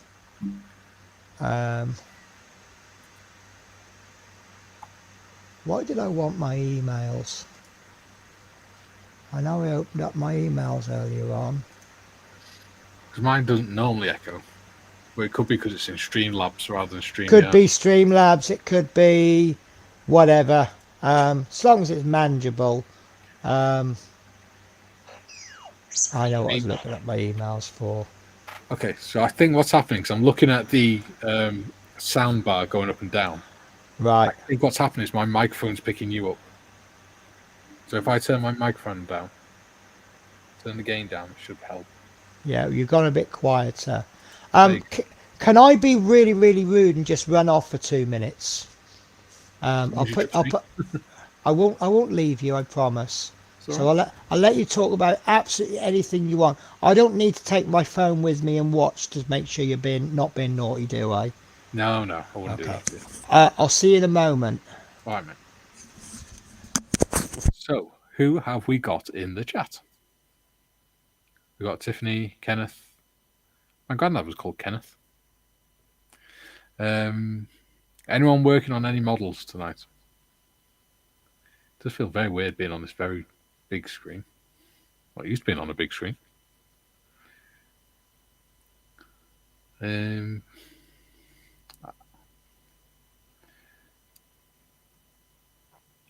What have I been working on this weekend? Oh, I've been working on Nigel, what I'm calling Nigel the Nycloth. If I focus him. So I've been working on him. Some meat on his whip. And I've been working on that as well. I'm not very good at that one. It's just far too small for my eyes. and it's quite messy. Yeah. Hey, there we go. Hello. Oh. I am sorry about that. Whoop, whoop, whoop, whoop, I whoop. had to go though. It's fine. Where are we up to? It's fine, don't worry. I presume you said something. I asked who's working on the model. David Marcus says, I gave up on a Revel Corsair as the folding wings keep breaking off. I don't have a suggestion for that. What glue are you using? I suppose. Oh, that reminds me. I need to just check. Could do is use plasticard to make some tabs to strengthen it. Oh, I knew that was happening. I built a model that I can't tell you about. Well, I can tell you about it. Is that Mustang? Yeah, I have to hold it from a distance because the paint job's awful. It's when you hold it like that and we're trying to see it. Yeah, look, that's all you're going to see of it. No, I'm building a series of starter sets, but I'm trying to build it from the point of view of a first-time modeler. So I've tried. I have this theory. One of the Games Workshop managers told me after I'd got to know him. I said, "No disrespect, but the models in your window aren't the best I've seen." And he says, "No, that's done on purpose." He says, you got to find this balance. If you do your models absolutely amazing, people will come and look at them in the window and then go, I'll never be that good. And then they'll walk off. Yeah. But then if you don't paint them well enough, they look very amateurish and that puts people off. Yeah. So he's managed to find that balance. Yeah. And so that's kind of what I've tried to do with these starter sets. Each one's getting a little bit better. Yeah. So if I compare, let me change my video. Hopefully you won't insult me. Why would I do that? With nails like that, how could I insult you? Oh, don't, because one came off after one day. So the Aston Martin was built before the E-Type Jag. Yeah. So you've got that's not been dealt with properly.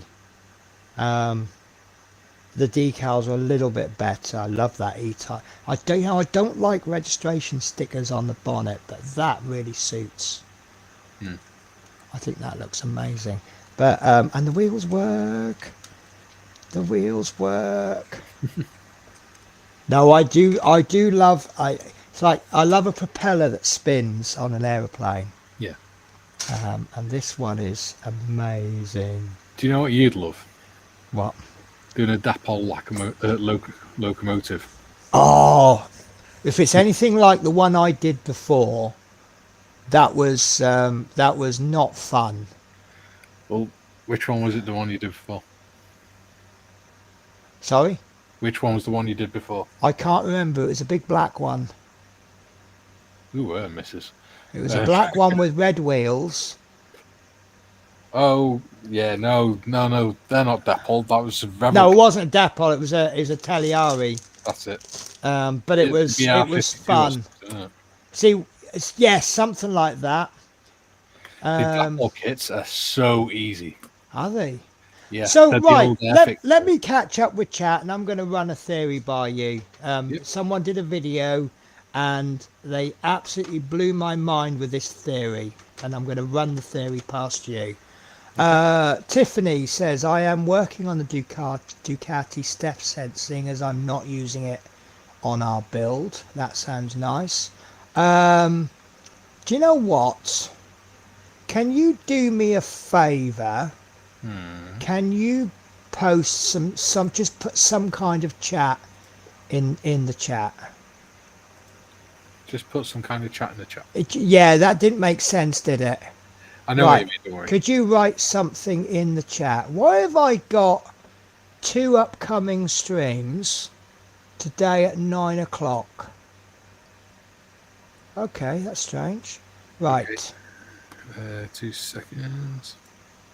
I'm going to have to on my phone because I can't comment. Because it's Streamlabs, I can't comment through the computer. whilst I'm on whilst I'm on stream. Right, okay, bear with me then. Right. I'm trying to find some chat that you did. There you we go. are. I've just put hello.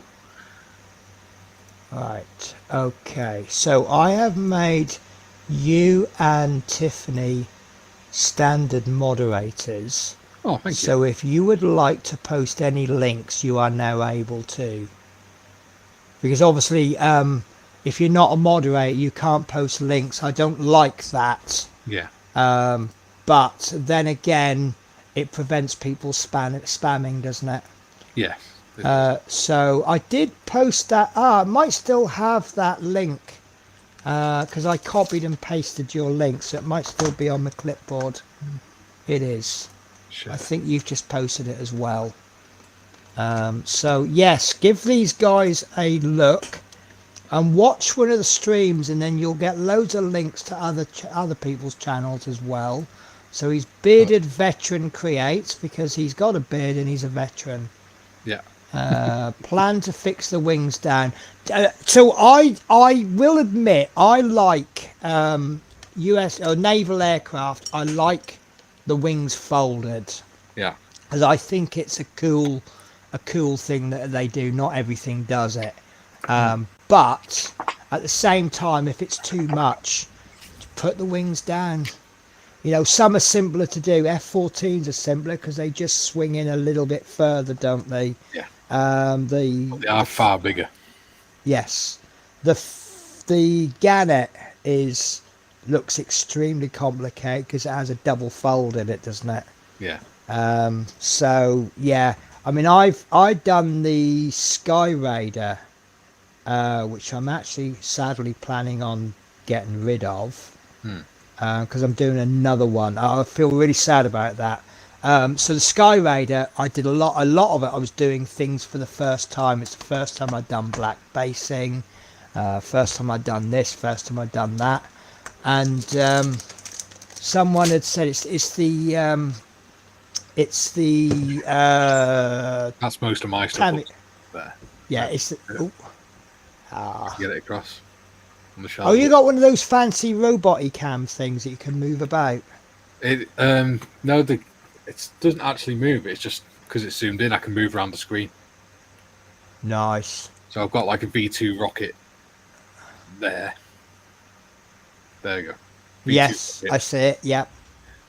That's a diorama I called Courage and Compassion. Oh, nice. So at the top, it's a sniper's nest. On the next level, it's observation post. On the next level, it's a doctor and nurse. And then you got a World War I ambulance there with patients being put into it, and then a British soldier putting a German flag over a coffin and things. Oh, excellent. So I've got quite a few on there. And then the second shelf down is all just individual models. And then I got some on shelves up there as well. Right. Kenneth, Keith, and thank you. Hello. There's a link. We are live tomorrow at 12 p.m. We don't bite unless you ask nice. So the question I was going to put to you was, what do you think of Tamiya kits? Interesting question. So the reason I asked it, I can't remember if it was Peter Oxley or I think it was Harry Houdini Models. Yeah. And he said, it was a little bit clickbaity, I thought, for the title, but it says, I hate Tamiya. Mm-hmm.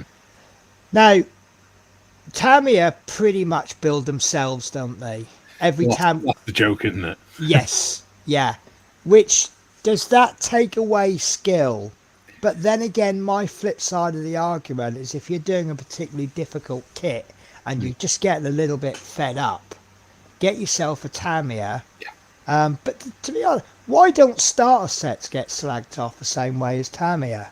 I think it's because the expectation and the way they're branded. So with starter kits, they're branded as being for someone who's never built a kit before, knows nothing. Okay, fair enough. Whereas to me, they're supposed to be like advanced modelers. For years, we've been saying, I just wish I could have a kit that goes together well.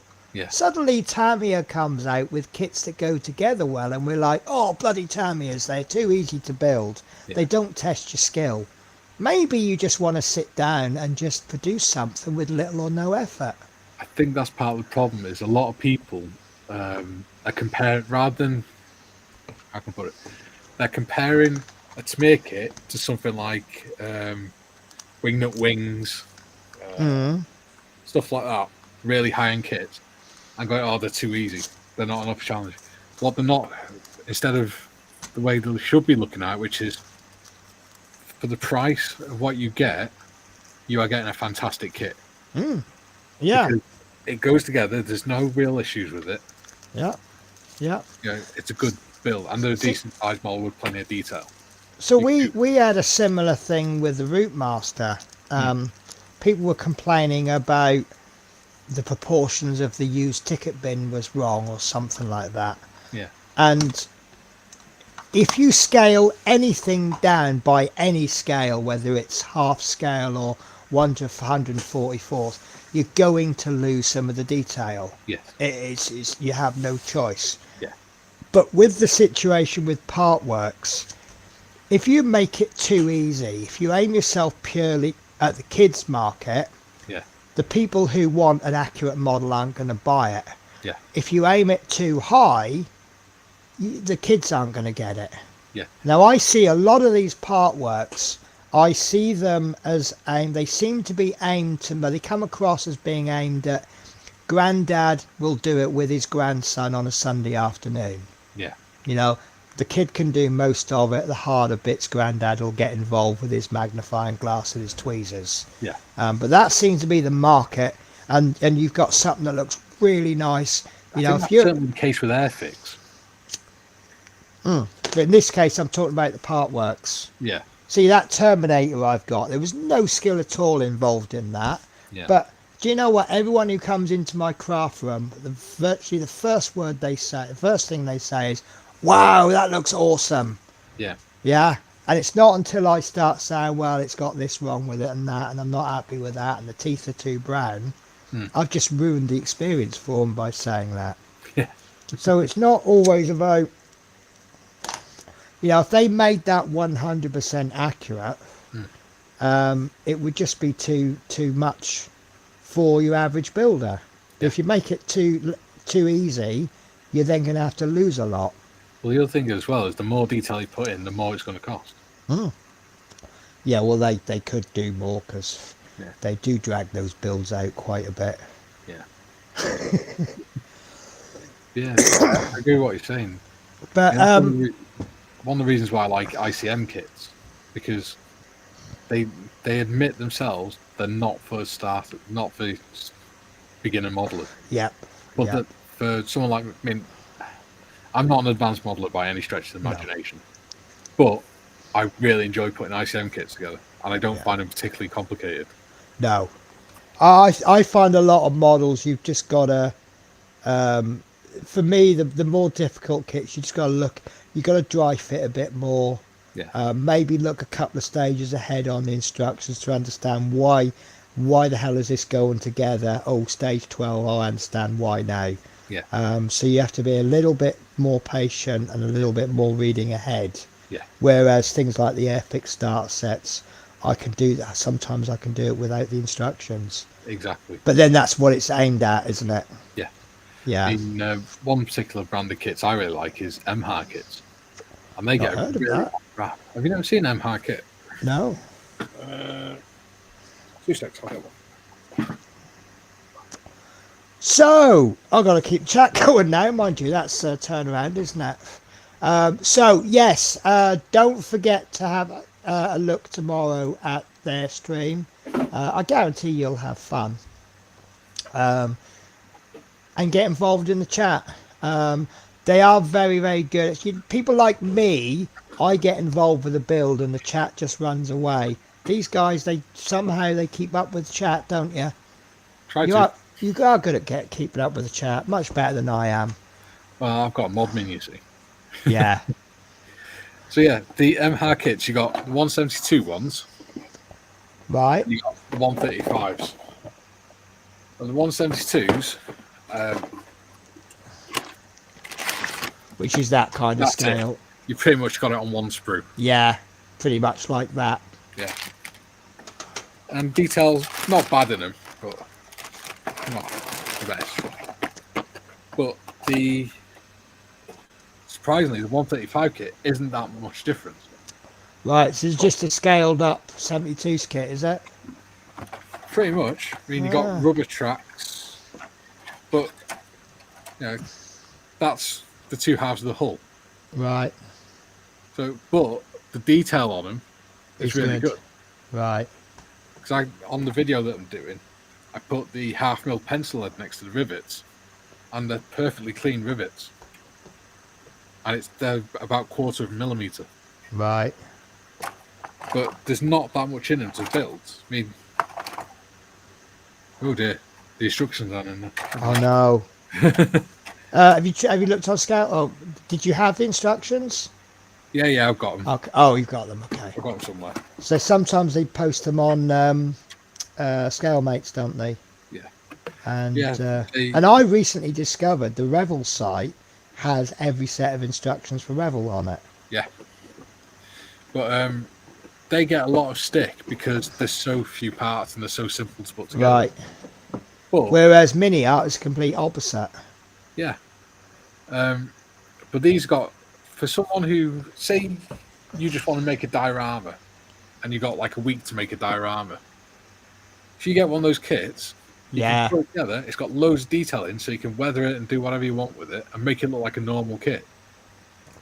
I'm just going to bring up, I've saved it as, so there's I can't remember who it is, I can't remember his name now, but there was a guy that did a video on easy build, challenging build, high part count, low part count. Yeah. And it was fantastic, so I took a screenshot of it and I use it as as you can see, I use it as my desktop wallpaper. Yeah. And I find that quite useful. It doesn't always follow. You've got air fixes there. Sometimes they've got a higher part count. Yeah. And some of them are obviously easy. But it does give you a good general guide of what you're going to deal with. So there's border models up there. As you can see, it hasn't got every manufacturer on there, but if you put every manufacturer on there, you probably wouldn't be able to read it. Exactly. I mean, MR would probably come to the left, probably quite far left of. Can you see my mouse? Yeah. Okay, guide my mouse. Left of Tamir. Yeah. And then probably down towards MB. Really? Yeah. What, there? Yeah, not far. Easy build, low part count. Yeah. Oh, get me some of those kits and get my morale up. Amazon, 15 quid. Right. Do you know what? I'm just gonna find. Did everyone take the mickey out of me because I label all my drawers? But well, do you want me if you look on the back of the boxes, they tell you all the kits they make in that range. Oh. Do you want me to take a photo of it for you and I'll send it you? Yes, that would be awesome. I just want the manufacturer. It's just I know that but in 5 minutes I'll forget that. Yeah. And then if someone writes it in the chat, I'll forget it once I've finished the stream. Because they are really, like I said, there's enough detail in that if you want to spend days detailing, you can do. Right. See, I remember as a kid, everyone was complaining that they didn't have the detail that they wanted. Yeah. And then somewhere along the lines, the kits have become a lot more detailed, but the trade-off is the price of the kits has shot up. Yeah. So then everyone's complaining the kits are more expensive. Yeah. Too expensive. And I think we now have that. Yep, got it. Lovely. What if I can pull that on my phone? Oh no. So it's decided that the obviously the phone saves the file as a digits, as the date format, doesn't it? Yeah. So I've just clicked it on my phone, but my phone's decided it's actually a phone number and tried to ring it. So oh god, this is going to be fun, isn't it? Someone's posted in Celtic versus Rangers banter group page. I've been avoiding it for the last couple of days because they do they've got some fighter jets and prop planes in the range. Yeah. They've also got 135 and 172 World War One tanks. Quite a few different figure sets in 172 and 135. And they've also got two, like a Bedford, an old Bedford truck in 124th as well.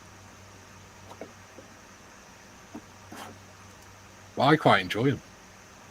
Yeah, so what I'm aiming to do is, I mean, to me, kits do a job.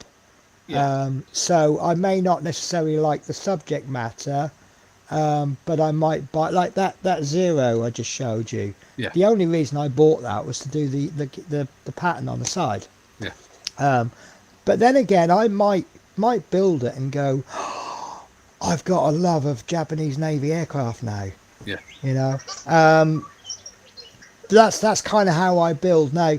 What's appeal? I don't know what kits they do in that MHA range, but I've never built their kits, so now I want to buy a kit. The purpose being that I built their kit. Yeah. Another one I built, I've got, haven't started it yet. I can't remember the manufacturer it is. It's a manufacturer that are renowned for probably the worst kits ever. Now, I had an absolutely wonderful subscriber who we lost last Christmas called P40F20. The reason for his name is he's a fan of the P40F Block 20. He's actually pushed me to redo the Sky Raider, but he wants to see the folded wings version. Yeah. So I bought the aftermarket set to do the wing fold. It's got resin 3D printed parts to do the hinges. Yeah. But it's probably pushing on a bit now, but I want to do a little tribute build for him. Yeah. I can't necessarily get Block 20, but I want to do a P40F. Yeah. And the only one I can get it in is in this manual. I'll see if I can find it. I'm desperate to know now. Scale mates. It's the manufacturer. Apparently they are absolutely terrible. P40F. Kits, full kits. 1 to 48.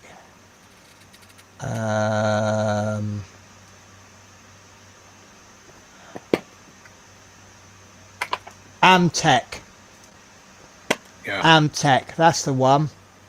Well, these ones, I love getting these, but I won't build them unless I'm having a really bad night with mental health. Okay, what?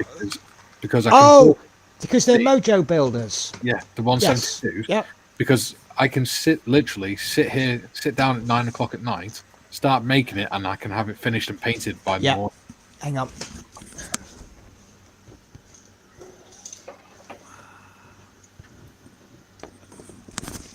So the middle sail has just broken off, but I built that. I was really depressed at the time. Yeah. And I built that in about 2 hours, including the weathering. I was experimenting with the sail colour. And there was tons of decals on it. And as soon as I started, I thought this is a mistake, because with those decals, it's going to come out horrible, and I'm going to be even more depressed than before. And it just bang. I mean, the colours aren't great. I think it's a little bit. Oh, I weathered it as well. Yeah. Let me change the view. The weather. I was trying for the first time ever.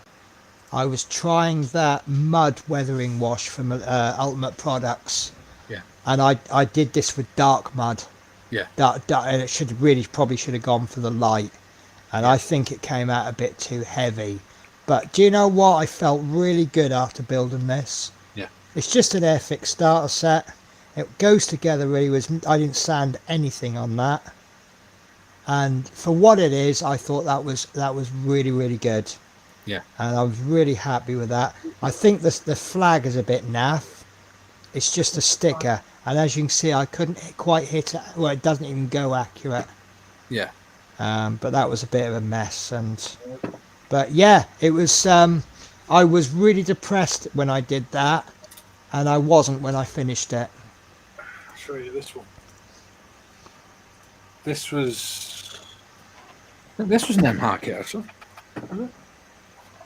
Tiffany's saying that she's loving her vehicles, cars and bikes. I'd love to do a truck with a trailer.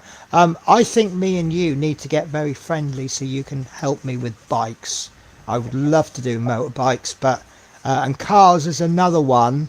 What I fear about cars is you have to put the varnish on and then you have to take it back down a little bit and then build that glossness up. They have to be absolutely super shiny and good looking, don't they? Yeah. And that's the bit I'm a little bit worried about doing. And that's what puts me off cars. Especially when you do something like this, and you can tell it's a gloss paint, but you can also tell it's not a great gloss paint. Yeah. Yeah, that's not the finish you would expect on a E-Type Jag, is it? No. I mean, for what it is, it's fine, but it's not going to win me any awards, is it? I'll show you this one. I can switch the camera up. There you go. This one here. So this, there's a story behind this one. Yeah. And one night I think it was a few months after I started with M4H. I was sat downstairs with the wife, and I was at the point where I was waiting for my wife to go to bed so that I could self-delete, basically. Okay. What do you mean by self-delete? As in, I was waiting for my wife to go upstairs so that I could make sure I wasn't there around in the morning. Oh, okay. All right. Because you're on YouTube, you can't say. Yes. No, I understand what you mean now. Yes. Yes. But the wife noticed, and she sort of grabbed me by the arm, made me sit at the desk, and chucked this kit in front of me and said, "Don't move from this desk until you finish this model." Oh. And that was at 9 o'clock at night, I think it was.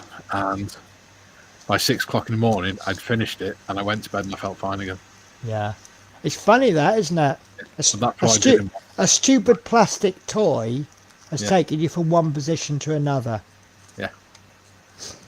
And I love doing it. But that's why I So, want to build more 72. Here's a question. I don't know if you can answer it, because I know you're not involved as like Malcolm is with Models for Heroes. But obviously we talk about the great work that Models for Heroes do. Yeah. But how does somebody like I'm a veteran, I'm sitting here and I'm not a veteran, but it's How do you get... I'm in a bad place. How do I end up getting involved, and what work is being done to reach out to more people? Because obviously the people who go, okay, I've seen Models for Heroes, I think they might be able to help me. Fine, they're going to Models for Heroes and they're getting the help, or they're not getting the help. Doesn't work for everybody. But what about the people who may not necessarily know much about, or they might think, it's one thing my stepfather had. He was like here's a good example. He had a very much an attitude of that ain't gonna work. Yeah. So he didn't bother. When he was unemployed, he was looking for these jobs that he was qualified to do. Yeah. And he couldn't find any work. And I said to him, well, have you thought of doing something like, for example, driving a van? Yeah. It's bringing money into the house. And his response to that, very quick and very sharp, no, that's beneath me. Yeah. And I said to him, and I was the kid, remember, so... Yeah. And I said, well, sometimes you have to step back, step forwards. Yeah. But if he did end up being a van driver, oddly enough, and he loves it. But obviously he's had that push. Yeah. But what if he was on his own and he had no one to support him, no one to make those suggestions with? Yeah. I think the best thing I could say would be to watch the Models for Heroes YouTube channel. Right. To start.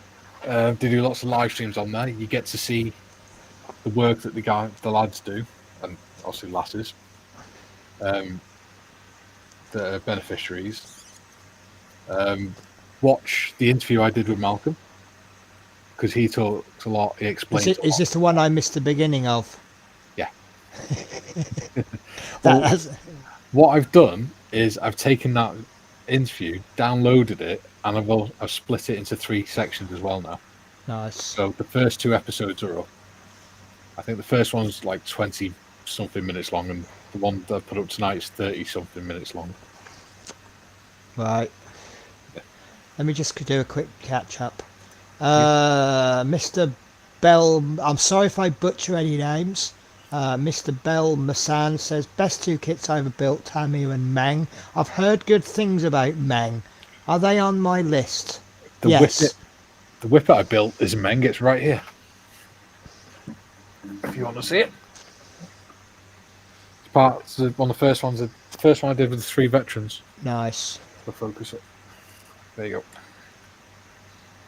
See, I'll be absolutely honest with you. My knowledge of military vehicles is so low. I don't actually know if that's good, but I think that looks fantastic. Yeah.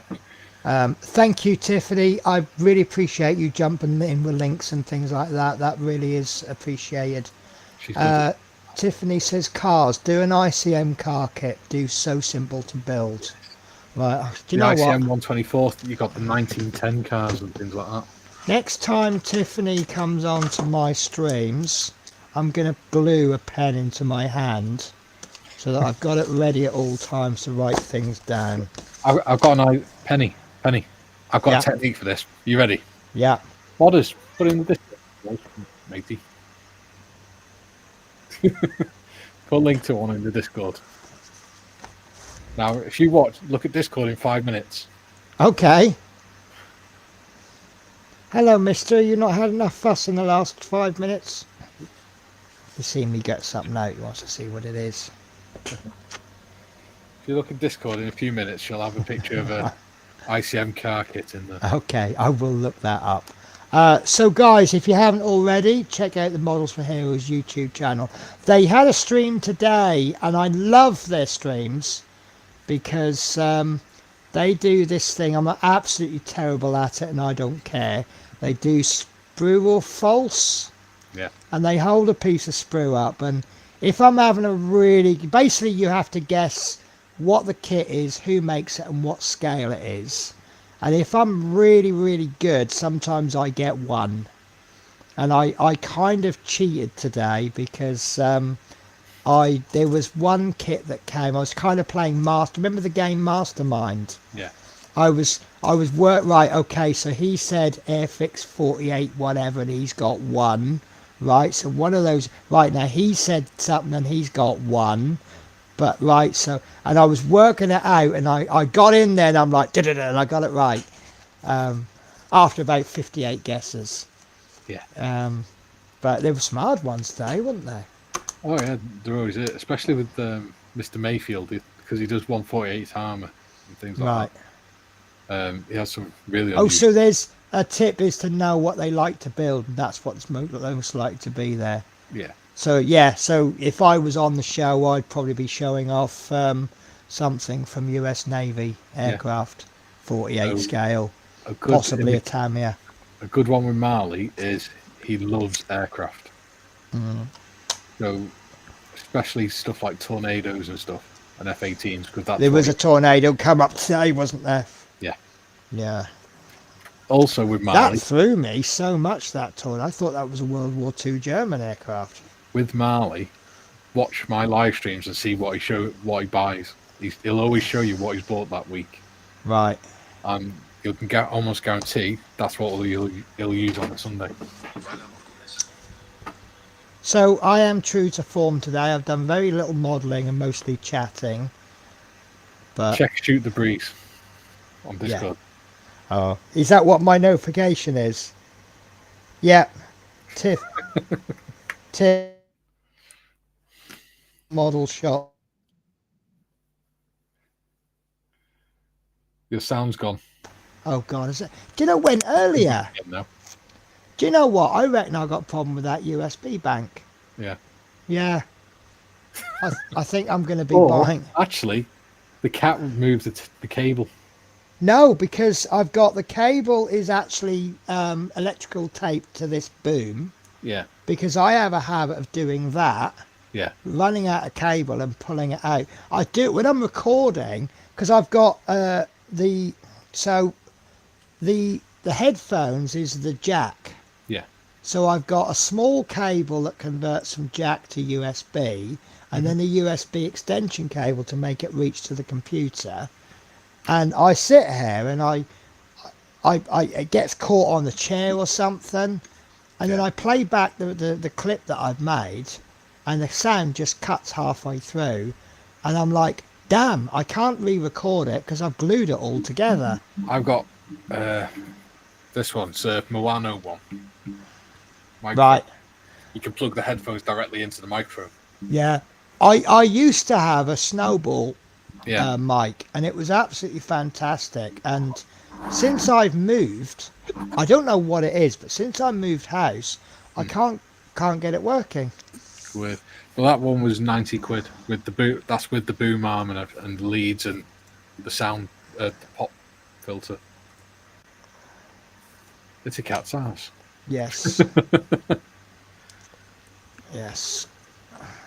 This is what I get every night for 10-15 minutes. Have we lost any viewers yet, Penny? We're always losing viewers. It's we've got 5 viewers. I think we had about 11, 12, 13 at one point. Am I killing your channel? No, you're not. I mean, it's 1 o'clock in the morning. Well, yeah. I know there's some. See, I know there's a couple of people that will watch this back tomorrow. Yeah. Because it's just a little bit too late for them. Yeah. And then they'll leave a comment because Lord Peter Webster's just left a comment on. I think it was it must have been the weekly update because he's left a really. Do you know what? I've been watching so many YouTube videos on resin printing. Yeah. And there's a couple of questions that I'm asking that I just can't find the answer to. Yeah. And I've resorted to posting in Loot Studios Discord. Yeah. And the thing is the resin costs however much it costs. Yeah. And then you've got the IPA, and I found a place that sells IPA. You can buy up to 1,000 litres. Yeah. Which is obviously a little bit too much for me.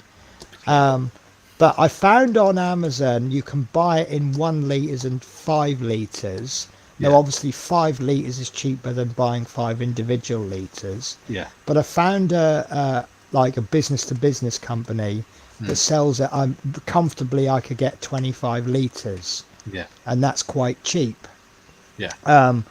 But now the water washable resin is £4 for 2 kilograms more than the normal resin. Yeah. So the question I'm after is, if I had 1.7 litres of alcohol, which is how much my wash station holds, Yeah. how many kilograms of resin can I print before it completely kills the IPA?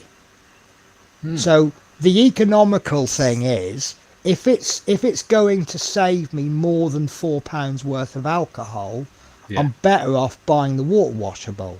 Yeah. But if it's going to cost me £4 and I'm going to save £3 in alcohol, Yeah. I might as well buy the normal stuff. Yeah. But then some people are answering a completely different question Yeah. to what I'm asking. You know, how many kilograms can you print before you kill the IPA?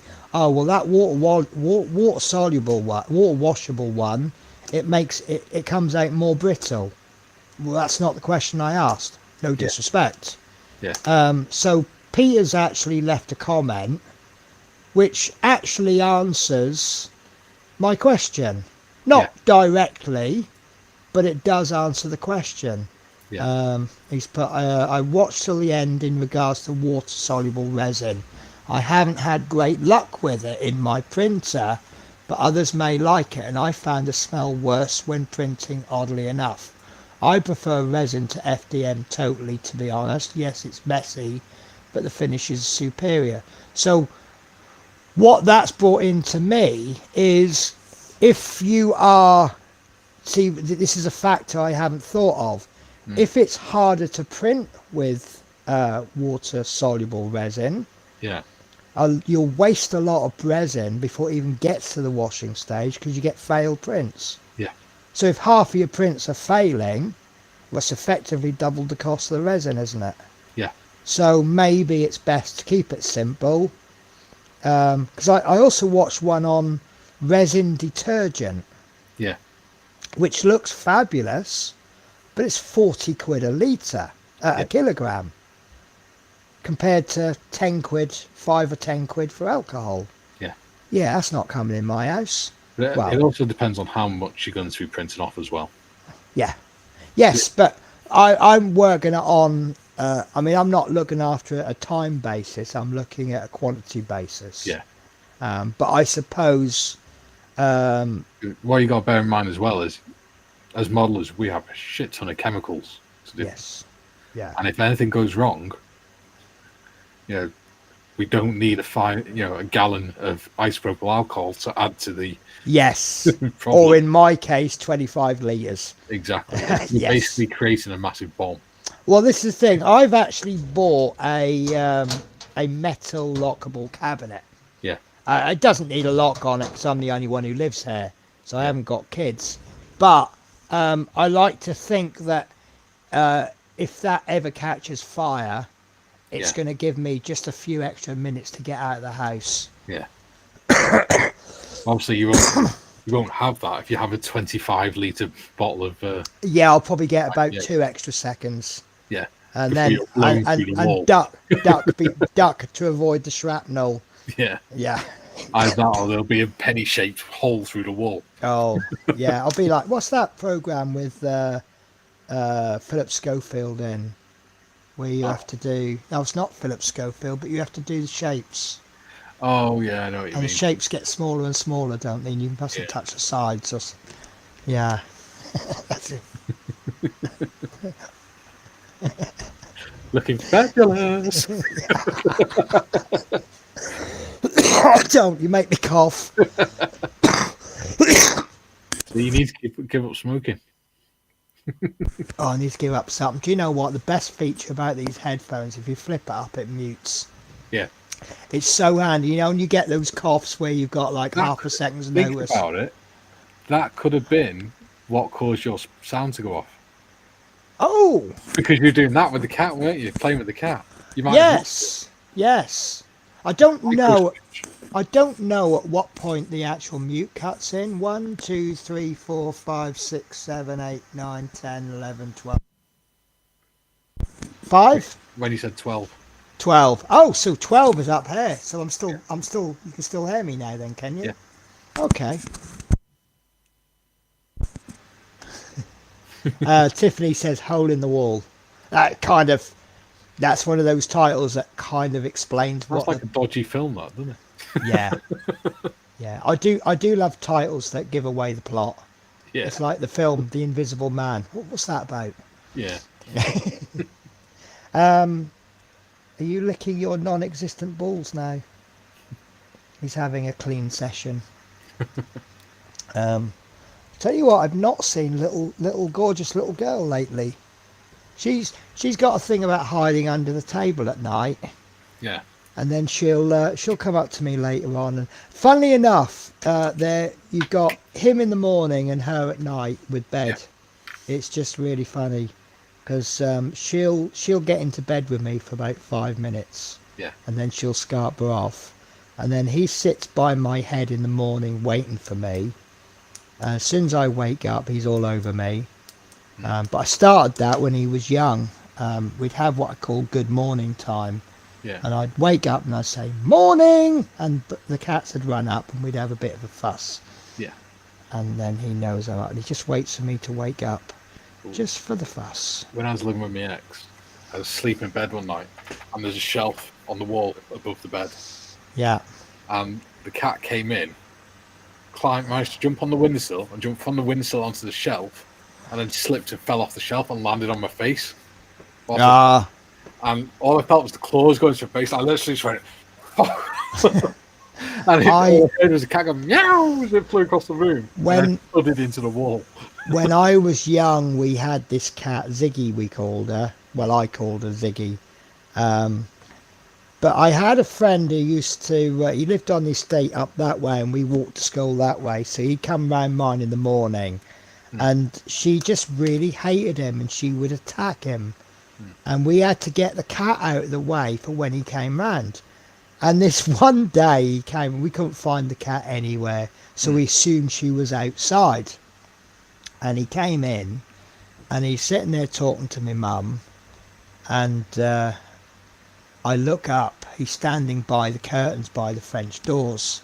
And that's when I saw the cat. She climbed up on the top of the curtains and she just leapt off and she landed belly on his head and arms just hooked in. And it was like almost like a scene from Alien, you know, the face hugger, but from the top. And it was like, wow, she's put so much effort into attacking him. But he's the only person who's ever come in my house like this. She really did attack him really badly. Right, so, sorry Penny, time for bed. You take care, David. Thank you all for a great stream. Thank you for coming. David Markey says, night, folks. Tiffany says, Willow was asleep by my leg. Yeah, yeah, here we go. That's better, isn't it? Yeah, you show me your belly. Oh no, we're getting the bite. He dislikes his belly, his chest being rubbed. He absolutely hates his belly being rubbed. If you rub his chest, you'll get a little bite. But if you touch his belly, you will. It's the only time he'll bite me hard. Yeah. Oh, look at you. You're making biscuits in midair, aren't you? Oh, I've got to change this camera view. You've got to see this. Look at that happy cat. Oh, he's a good boy. See, I always say he has solved mental issues that I didn't even know I had. Yeah. I didn't. Do you know what? The story of how I got him, and some of you guys will know this. I didn't even want a cat. My friends rung me up and they said, we've got you a cat. I said, I don't want a cat. And they said, yeah, but it's too late, we got him. And this woman, she'd got him. The kids had gone off to see Dad for the weekend. She got this cat and she thought it'd be a nice surprise for when they come back. And she also had a 6-month-old kitten that terrorised him so much he was too scared to come out the cat carrier. So he had to go by Sunday before the kids come home, otherwise the kids will want to keep him. Yeah. So I had this little bundle about this big, and I picked him up and I put him inside my jacket, and he was just happy and content in there. And I got him home. It was Saturday night. I had to borrow some cat litter from the neighbour, an upturned box lid for a litter tray. And I'd shut him in my bedroom with me because I didn't want to overwhelm him with the whole house. And he just slept on the pillow above my head. And we've been inseparable ever since. And the next day I went out and bought loads of cat toys and cat trees and things. And it was really funny. He was too small to get down from the cat tree. Yeah. He certainly couldn't climb it. And I used to put him up on the top and he'd struggle to get down. And he's just been a cuddly cat. That's all he wants. Yeah. And then I don't know if he's learnt the bullying thing, but when I got Spirit, I'll introduce Cat straight away, supervised. Yeah. I got Spirit in. She was even smaller than he was, and he's actually pushing down hard on my hand. And I just opened the cat carrier door. She steps out. He goes up to her, hisses at her, bops on the head and walks away. And she just walks off in a different direction. And I think he's gone up to her and gone, I'm the boss in this house. And she's like, yeah, all right, whatever. I'm not sure if they get on, because you'll see him sleeping together one time and then you'll see him really hurting her playing. Yeah. I don't know if it's play or if he's actually bullying her. But she screams sometimes when they play. Yeah. And then, like say, half an hour later, they're asleep together on the couch. Yeah. So, but he hasn't killed her, so they can't hate each other that much, can they? Well, my nan and granddad had a kitten and a small cat and a Jack Russell, and the cat used to think it was big and hard. and he'd go up to Jack Russell and claw at his nose to get him to chase him.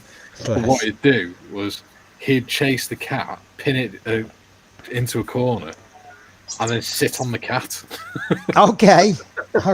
He'd just sit there, and the cat would be like trying to get out from under him. When I was young, we got a Weimaraner and a kitten at the same time, and they grew up like brother and sister. And I used to have this absolutely amazing picture that the dog was asleep in a ball, as they do, and the cat is in between the belly and the leg, and they just got on so well. And if the cat was outside, and like say it was getting chased or beaten up, the dog would be at the door barking, "Whoa, I want to go out, I want to go and save her," kind of thing. Yeah, he's had his fuss now, he's off doing his thing. Why do you go the hard way, Dan? He's gone right over there, and he's struggling to get through the boxes. That's it, that's better. Good boy. Lovely, aren't you? Yeah, as I say, I always say he's sorted out mental health issues I didn't know I had. Yeah. I've always said what I'm looking for in a partner is someone who's waiting for me to come home, someone who's happy that I'm home, someone I can snuggle up on the sofa and watch a film with, maybe have a snuggle in bed. And I'm like, I don't need a boyfriend, I need a dog or a cat, don't I? Someone who doesn't judge me. Yeah. I'm only judged on how much fuss I give him in a day. Yeah. That's the only judgment he ever gives me. Yeah. And if I haven't given him enough fuss, he'll come and tell me. Yeah. So, like he did there. And do you know what? He's never wants more than 5 or 10 minutes. Yeah. And in return, I'll stop everything and I'll just give him his fuss. Yeah. And I muck about with his food routine all the time, and he just handles it. Yeah. But unfortunately, he has got into milk. I stupidly gave him milk one night, and now every time I make a coffee, he's there at the fridge like this. I had a Sprolly before I got married. Sprolly? Springer cross. Oh, Springer, right, okay. Yeah. And one night, my dad was at the worktop in the kitchen, cutting up, making himself a cheese sandwich for his supper. Right. And he got the big block of cheese out, and it wasn't a cheap cheese either. He'd splashed out because he likes his cheese. Right. He put it on the worktop, and he thought, "Oh shit!" Oh no! So he went up to the toilet, came back down, he went, "Where the fuck's my cheese?" And he's looking all around for it, thinking he knocked it off when he's turned or something. Next minute, all he saw was the dog walking in with the wrapper still in his mouth. He'd ate the entire block of cheese. Oh no!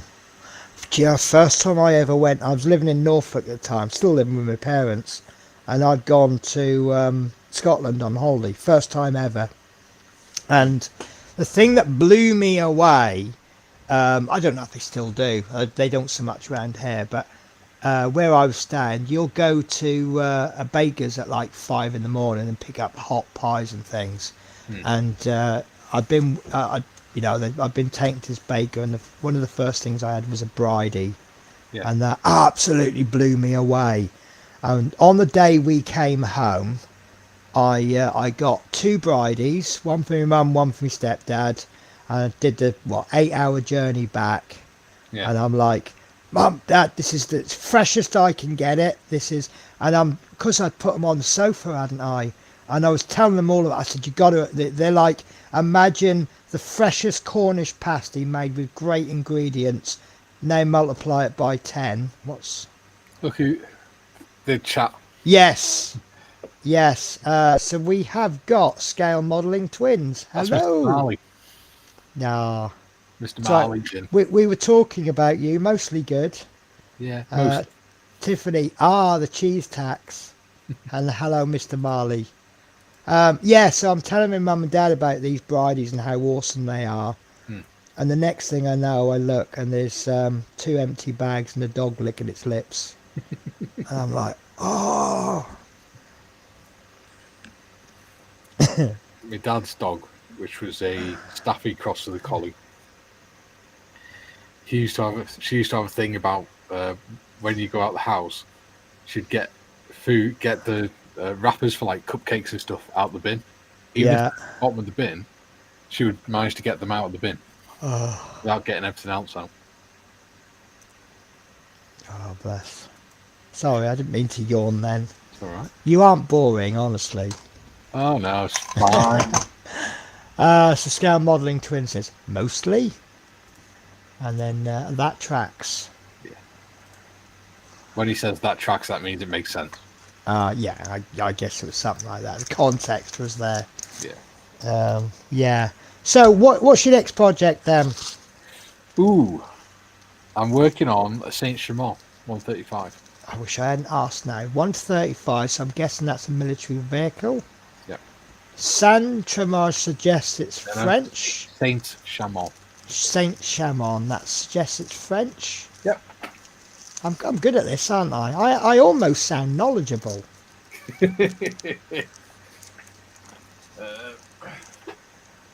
I've somehow managed to stuff everything into the box lid. Yeah, I want to know who packs these models. I've got the E2C Hawkeye, Yeah. and I've tried so many times. I've pulled it out and had a look at the sprues. I cannot get the box to shut properly. It's like that with so many kits. That's Saint Chamond. Okay. It's a World War One French tank. I guessed it was World War One from the shape of it. I'll tell you the extent of my knowledge of World War One tanks. I know the difference between a male and a female tank. A male has turrets, like whatever it is, and female has machine guns. Yeah, kind of. The males have the 6-pounder cannons. Cannons, that was what I'm looking for. Yeah, see, 6-pound naval gun. I sound knowledgeable now, don't I? If you don't know it, bluff it. Or if you're my stepson's history teacher, it's because the male because some of the tanks identified as male, some identified as female. Don't even go there. Don't even go there. I kid you not, that's what she told them. Oh, She also No. told them that the song "Pack Up Your Troubles" is about demons and British people hating gay people, so they wanted the devil to kill the gay people. it sounds to me like that teacher's on an agenda somewhere. My stepson told me, and I just looked at him and I went, "Tell your teacher if she wants a history lesson, come to me. In meantime, I will teach you history." Yeah. That is Yeah. not what it was about. And I said, "Why does she think that?" And he said, "Because it says, spark up your Lucifer and light your fags." So it's talking about getting the devil to make gay people go on fire. I went, "No. Lucifer was a brand of matches. A fag is another term for cigarettes." It's Yes. talking about when you're under fire and you're under the most incredible stress, just sit Have back, a cigarette. light up a match. Yes, because weren't cigarettes in World War One part of the rations? Yeah. They gave you cigarettes. They were part of the rations until the 70s or 80s. Yeah. I was gutted when I found out of that. So why were male tanks called male and female? Why couldn't they call them like I don't know, grade 1, grade 2 or something like that? So what you got to remember is 1914, the educational levels in Britain were atrocious. You know, if they could read, most people could read to some degree. They could read Right. things. But the educational level wasn't great. So what they needed was a way of being able to say, the officers could say to the men, "Follow the male tank," and you follow Right. the female tank. Right. So it was an easy way that they could Okay. get a reference for them. So it wasn't sexist or anything like that. It was just an identifying mark. Yeah, it was just a way of giving the soldiers a frame of reference. Okay. As simple as that. Yeah, the males had the big thing sticking out the sides. Yeah. Females don't. Because obviously you've got like things like electrical cables, you've got male connectors, female connectors. You know, without being crude, you can understand why the female's called the female and the male's called the male. Yeah. For those that don't know, the male bit sticks into the female bit. Yeah. Yeah, that's a really good point of reference, isn't it? Yeah. And then the Navy goes and screw things up by saying things like port and starboard. I'm sure Yeah. there's a reason for it. Yeah, because they used to park with the docks on the same side. Yeah, I guess Port that's side. it. But then you get mere mortals like me that don't know that. Yeah. So I have to. The way I've learnt it is there's no port left, and starboard has a lot of R's in it. Yeah. That's it's. It's where the word posh comes from as well, isn't it? Is it? Yeah, port out, starboard home. Oh, okay. Because when they're sailing out from the UK down the coast of Europe into Africa and things like that, the posh people, the rich people, could pay to sit on the port so they could always watch the land go past. Right. Poor people couldn't, so they had to watch nothingness go past. Okay. And then on the way back, it'd be the other way around. See, this is a stupid bit of doesn't get me anywhere in life, but knowledge good to know. Scale modelling twin says, mind if I jump? Of course you can. That's why I put the link there. Come on, Marley. Let's have So you. we have got takeover here, aren't I? Might as well just disappear and let everyone take over, and the stream has suddenly improved. Not at all, my darling. It's entirely. Yeah. So yeah, I love stupid little bits of knowledge that just. It's not going to make my job. It's not going to make me higher paid at work or anything like that. But it's just. You know, when someone says something, and then you can just pull up a little bit of snippet of information. Yeah, just random bits of information. Yeah. General knowledge. And You suddenly, probably enjoy the quizzes I do on my channel. pardon? You probably enjoy the quizzes I do on my channel. Oh, I like. You're not to watching look one up of them yet. No. No. There's You two. got to remember, I don't get up till half an hour after your stream finishes. Well, if you look on my stream when you got like a couple of hours when you're modelling or whatever, there's 2 quizzes on there where we did a live show where it's just a quiz. Oh, I'd love that. I love that. Yeah. Quite See, fun. I always describe myself as I don't have a lot of knowledge, but I'm handy in a pub quiz. Yeah. You know, I'll pick up 2 or 3 questions that no one else knows. Yeah. Well, what I tend to do is do a round called the channel round, where it's all about the YouTube channels like me, Scale Modelling, Twins, Right. Tales and Gary stuff. Oh, so it might be a question like, what's Peter Oxley currently building? Yeah, or but it'll be on one of the 4, or one of the 3 presenters. Right. So it might be something like What two colours is the tailplane of the Zero that Budget Model is building because he lost a bit? Yeah. One of the questions was, I posted my 100th video this week. Which video was it? Stuff like that. And then the next round will be all about scale modelling. Then it'll be about general knowledge, and then they'll have a Pictionary round. But it's all pictures have to be something to do with scale modelling. So it's kind of a little bit similar to the Sprue or True, like with the pictures and things like that. Yeah. What So they I do, put. they draw it and then hold it up, and everyone's got to try and guess what it is. There you go. You've got your orders there. Tiffany says we actually are overdue a quiz. If you'd said that Friday, I could have written the questions out this weekend. Well, it means you can just do it for. Well, how about an end of year quiz? Yeah, because we've got Telford on Friday. Yeah, that's a good point. Can't do Friday. I'm really gutted. I can't. Well, I could make Telford, but I'll turn up to Telford with about 10 pence. I know what I can do. I can do the quiz questions this week, and we could do a quiz on the Monday, which saves me. It's light-hearted after me and Gary and that have had a stressful weekend. It was. Have you put the link up for Marley? Save him calling back. Last one was 23rd of September. So what's next Monday's date? Is it the 11th? Remembrance Day, yeah. Oh.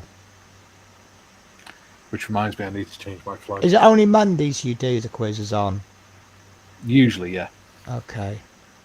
I may miss that then, because I'm at work at 1 o'clock. Oh, I had a reprieve today. So I drive 20 miles to work. Yeah. So if there's anything naughty about my car, the chances of me getting away. Remember in the old days, like paper tax, Yeah. And you get to the first of the month, you can't afford it. Yeah. Or payday's on the 3rd. You carry on driving, you get your tax. You never get caught for a couple of days, do you? Yeah. It's only when you're driving for 6 months with no tax and insurance you get caught. Yeah. Well, 90% of my journey to work is motorway near Glasgow. I don't think I could set foot out of my close Yeah. without getting caught. And I'm like, oh no, my MOT's due in November. Yeah. And I did a quick online check, because it's great, you can do it online now, can't you? You haven't got to find your documents. And it says your MOT is due the 20th of November. And I'm like, oh, nice one. And I've got a nice block of 2 days off coming up. Yeah. So I'm going to book my car in for the MOT, because it's I've got one of those cars where it's going to cost me £400-500 to get it through the MOT. Yeah. But it's still cheaper than buying a new car. Yeah. So it got to the stage with us this time because I was desperately trying to just keep going on with my own car, so I didn't have to rely on companies and things. Yeah. And in the end, I turned around to me and said, "We can't afford it." I said, "We'd be better off just getting a disability car." Yeah. So that's what we've done now. See, I'm one of the things I'm debating. There's a company a bit more local to me. Yeah. And I worked for them before when I was agency, and the money's about 50p an hour less. Yeah. But I can get the bus because I can work permanent late. Yeah. I can get the bus into work, and I can get the staff bus home. Yeah. So I'll start like 3. I live like 5. This is why I live where I live. I'm literally 6 bus stops from my changeover point. Yeah. On a bus service that runs every 12 minutes. Yeah. And then they run a shuttle bus home at 1 a.m. And I'm like, all right, I'll earn 50p an hour less, which is what, £15 a week I'll lose. But I'll probably save myself £80 a month by not having a car. Yeah. So it's, but then I'm waiting to get onto the London route at work. Yeah. I'm stuck with a stuffy, horrible, boring. I keep dropping big hints. Oh, I hate this job. I hate doing Edinburghs. I want to do the Londons. Because the great thing about the London, if you can handle it, it's a day and a half away. Yeah. And they are long shifts. You go all the way to London, and then you come back as far as Luton, stay in a hotel, then you come back, and you do 2 days work. It's 24 hours. Yeah. And it's a slightly higher rate of pay than northbounds. Yeah. And each week you either work 4 or 6 days. Yeah. Because each one is a 2-day shift. Yeah. And you earn, I'll actually, even on a 4-day week, I'll earn enough money to be able to put a bit of savings away. Yeah. When I do a 6-day week, I'll end up saving a lot. So, ladies and gentlemen, I introduce to you scale modelling twins, but only one of them. I'm fucking off now. Hello. So, John, you're on the wrong microphone, dude. So, for the benefit of the one person who possibly doesn't know you, tell us all about you. Well, I'll just fix my my sound first. You can fix your whatever you want first.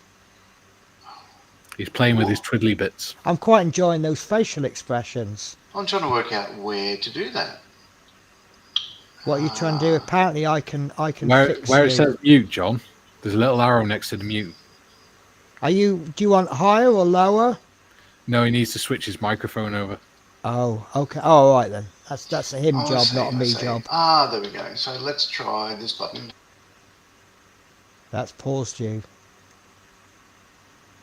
Speak, John. Yeah, No, you're you use yourself. quiet. Well, you found the mute button anyway.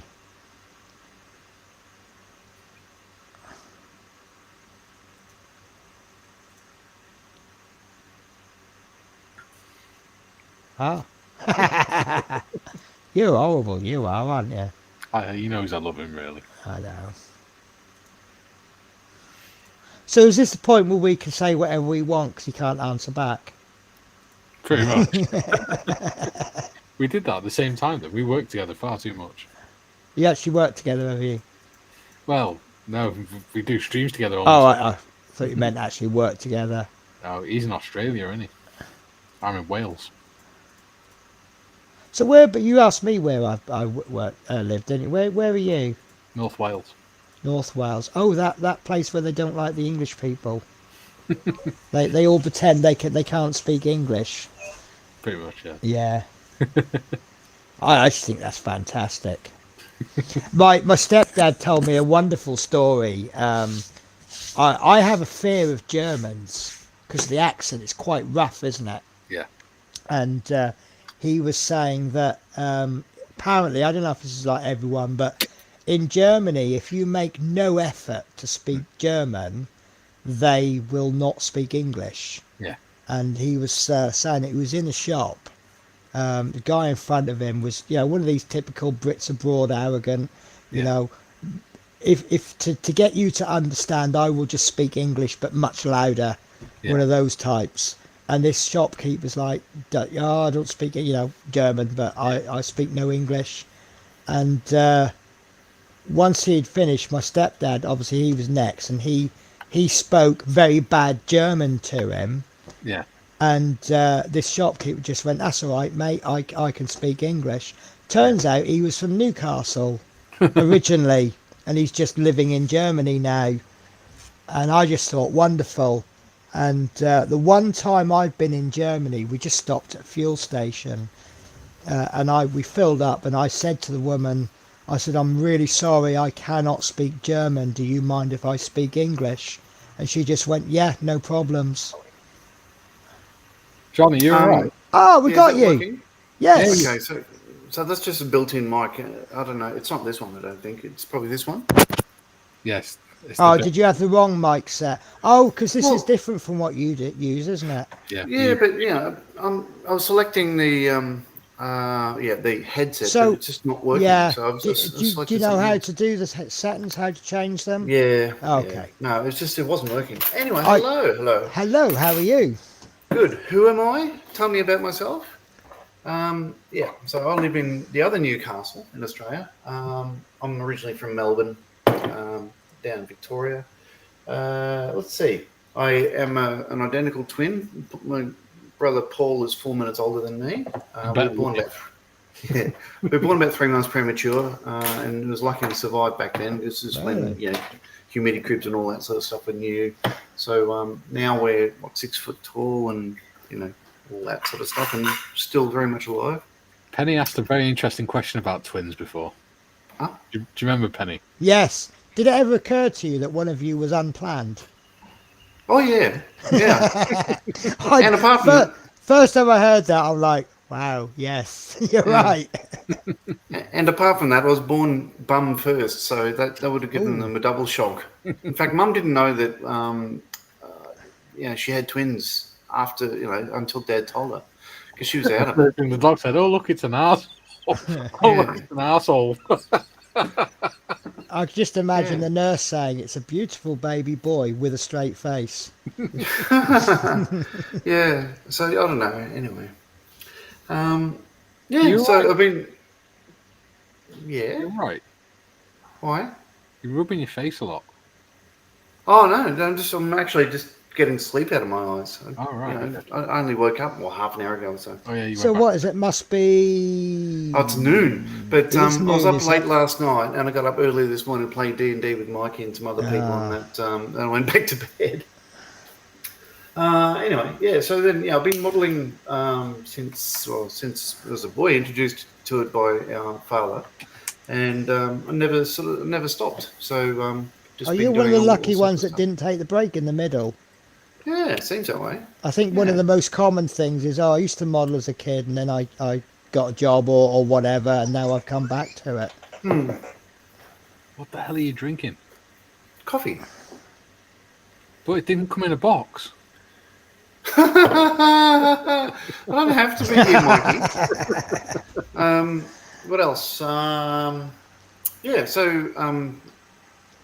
I'm a Defence Force veteran. I served 27 and a half years in the Royal Australian Air Force as an avionics technician. Nice. I worked on Hercules, Orion aircraft, Classic Hornet, and the F-35, the Lightning II, the new one. And I was booted out about just on 2 years ago. In fact, I had spinal fusion surgery, and I was no longer fit to serve. So I'm now on a pension. So I love the that's way they me. refer to it as booted out. Yeah, Some of the expressions they have. We've had some emotional discussions about that, haven't we, John? we have. Yeah. But basically, yeah, they just brought me in one day and said, you're crap, you've always been crap, you're always going to be crap, no one respects you and stuff, which is sort of frustrating because at the time my boss knew that I'd just been diagnosed with chronic depression. So I'm pretty sure he told me all that, so I'd take myself out and no longer be his problem. But I got So through there that. you are with depression, and then they basically say you've not got a job anymore. Yeah, that's it. That's Everything. really that's really Yeah. going to help, isn't it? Oh, it was awful. It was terrible. Worst time of my Yeah. life. Bless. Apart You're from okay talking about meeting it, are you? Mikey. Yeah, I am. So one of the things I want to do, I found Models for Heroes in the UK at the time that I needed support. I had still have a lot from my darling wife, but it was doing what I wanted to do. It had nothing to do with anything else. They supported me, not with actual kits or any benefits because I'm not a citizen of the United Kingdom, but with friendship and mateship and all that sort of stuff, banter and stuff like that. So one of the things I want to do is run sessions up here, start an Australian version of Models for Heroes. And Do you know what I was just about to ask? Excuse me, I'm so sorry. I was about to ask, is there an Australian version? Because Dominique, he's a little bit involved with the Dutch version, very similar thing, or the same thing, but in Holland. So I was going to say, is there anything like Models for Heroes in Australia? No, I think it's something that is sorely needed and sorely lacking. Yeah, but it's going to take a bit of time. Like Mikey and Gary pointed out to me that even though I've got nothing but time, I'm still healing. Like I'm still getting better.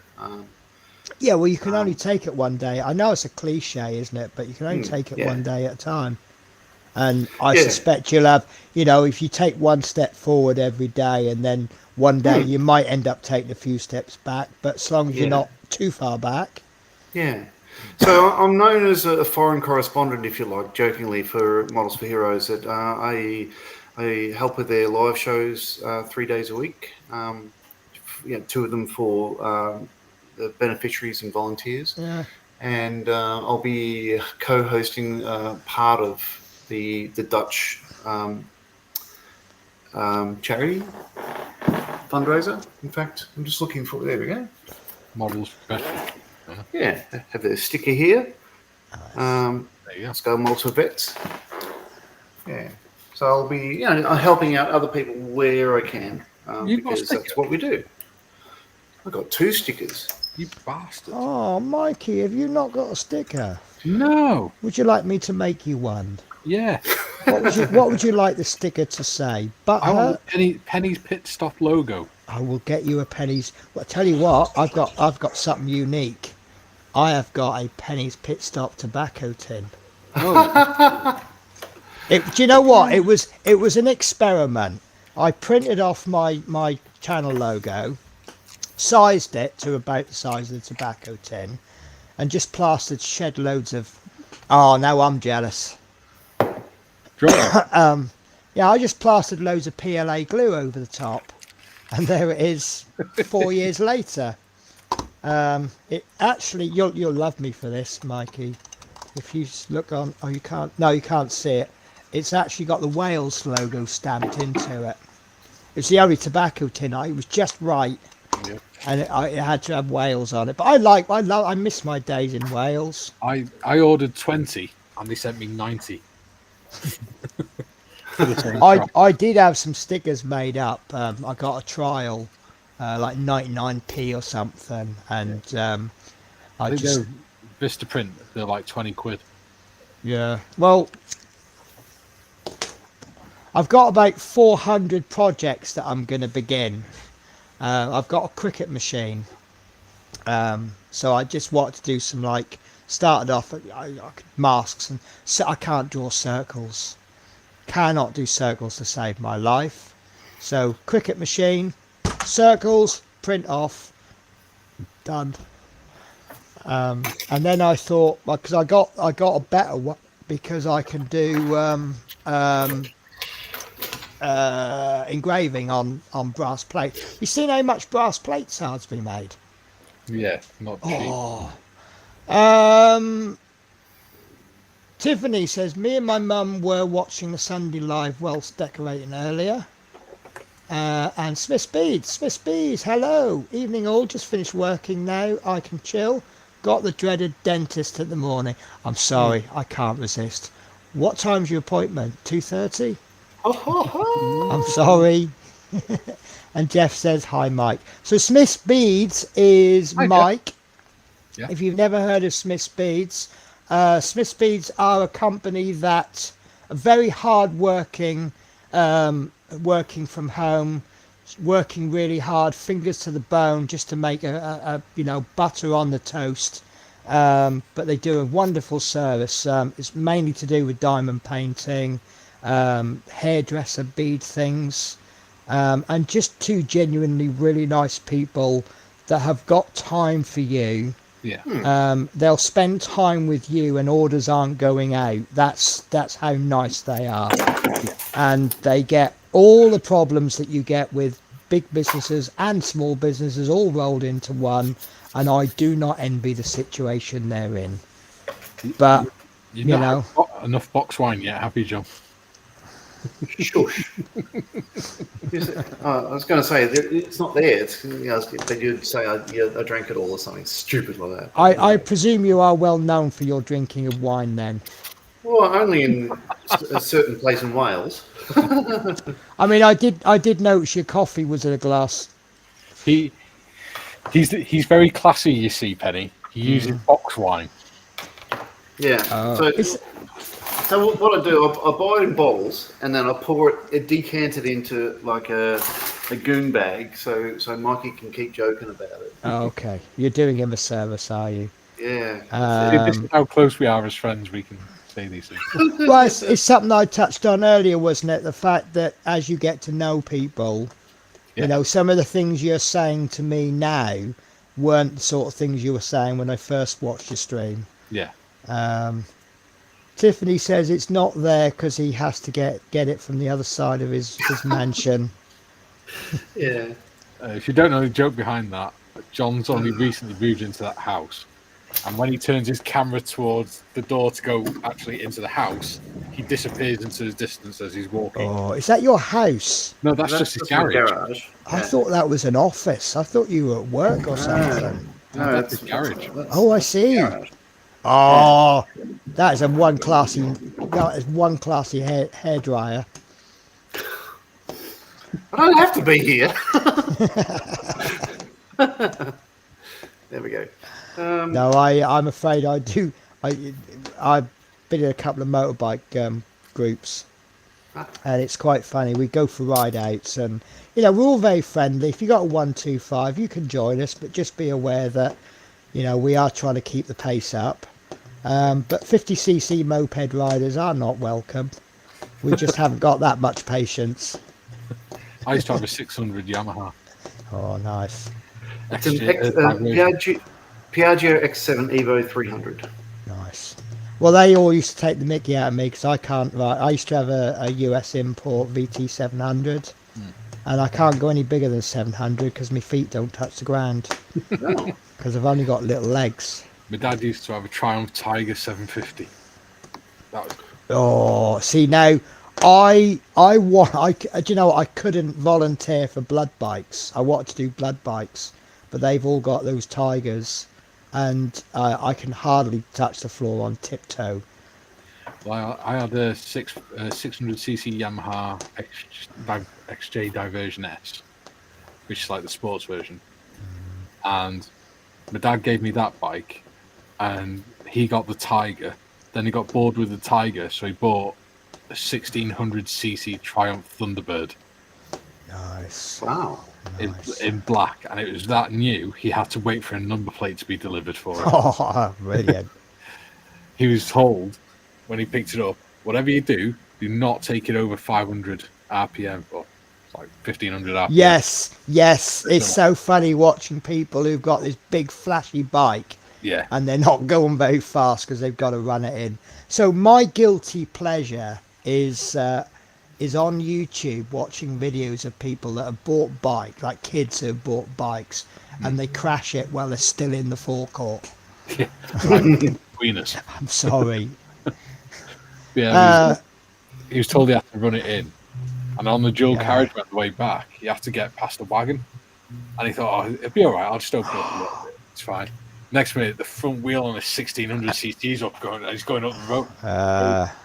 He's like, oh. Yeah. I knew someone who had is that Hayabusa? They had that for about a week, and they're like, nah, I need to get rid of it. I'm going to die. Yeah. Smith Speed says, whenever you open a bottle of alcohol, you have to finish it quickly or else it evaporates.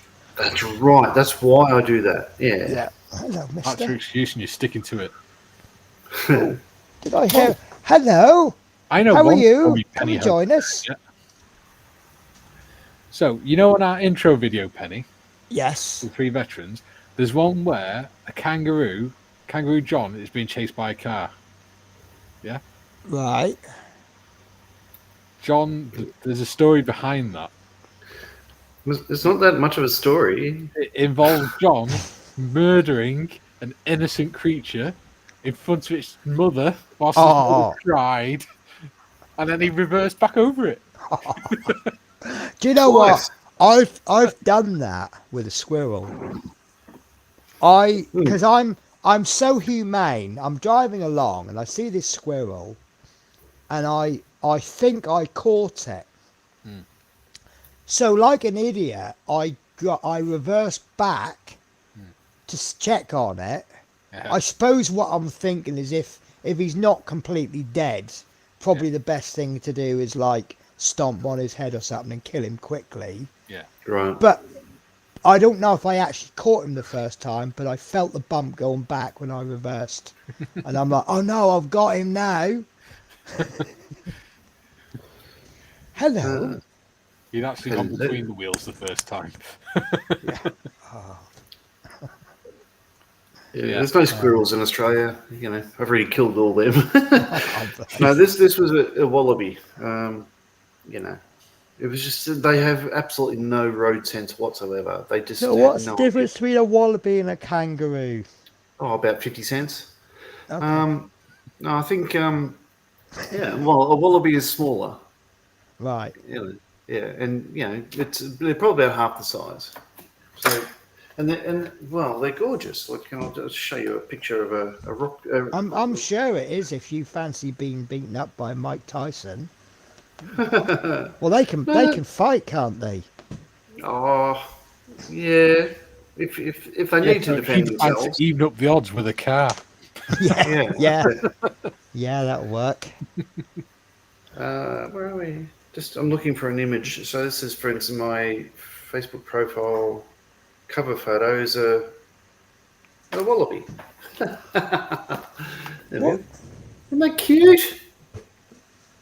Yeah. I love wallabies. He killed in front of its mother. They're tasty. Yeah. I think you know, they're just you know, because it's a smaller kangaroo, they fit. They don't slide off the bum as much, so they're fine. They're fine. So do you hit things often? You're talking like it's an everyday occurrence. It's not an everyday occurrence, but you know, it's like just every time you get in your car. So the nickname of the road between here and the RAF base is called Roadkill Alley. Right. And we've only, we didn't run over it, but there's a bloody bandicoot that has still got part of the front bumper of our car because it was pouring rain that night, and I reckon he just sort of went, got it, and just holding this thing over his head to stay dry. And I had to go and buy another one. It's a pain in the ass. I don't know. I don't like bandicoots so much. They don't taste as good, you know. Not enough sort of meat off the bone on those ones. I love animals. That's also why, if you look at John's logo on Discord, it's the Australian Air Force symbol with a In the crosshair crosshairs. and the Australian Wallaby Whackers Society. Yeah. It was. I honestly didn't mean to run over the wallaby, but we had come to pretty much a stop. It was in the middle of the road in front of us, and then it jumped off to the side. So I went forward, doing about 40 or so. So what you're saying is you stopped and then you accelerated on it. Well, no, because when it was beside the car, we said, "Oh, all right, we're good to go," and the idiot jumped back, and then it literally under the middle. So it was where the Ford badge was on the Focus, because that's what I used to. The aiming mark. Right. Yeah, ran over it, and the mum was on the side just going, "Well, that's another one." With a little tear going down her eye. Anyway, no, they have zero road sense whatsoever. Yeah. Anyway. Well, it was just quite similar to that down at the University of East Anglia. There's a bit where the buses go, and this sort of woody area. And in the springtime, all the rabbits have obviously had babies because there are hundreds of rabbits everywhere. And you can tell the population is diminishing as time goes by. It's all natural selection. Those that develop road sense quickly are the ones that grow up to be adult rabbits.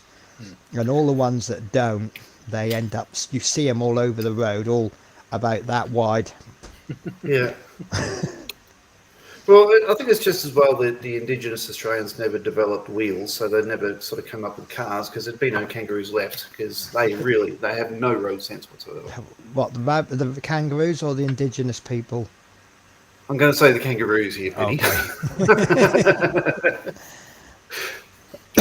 So what's that you're working on then?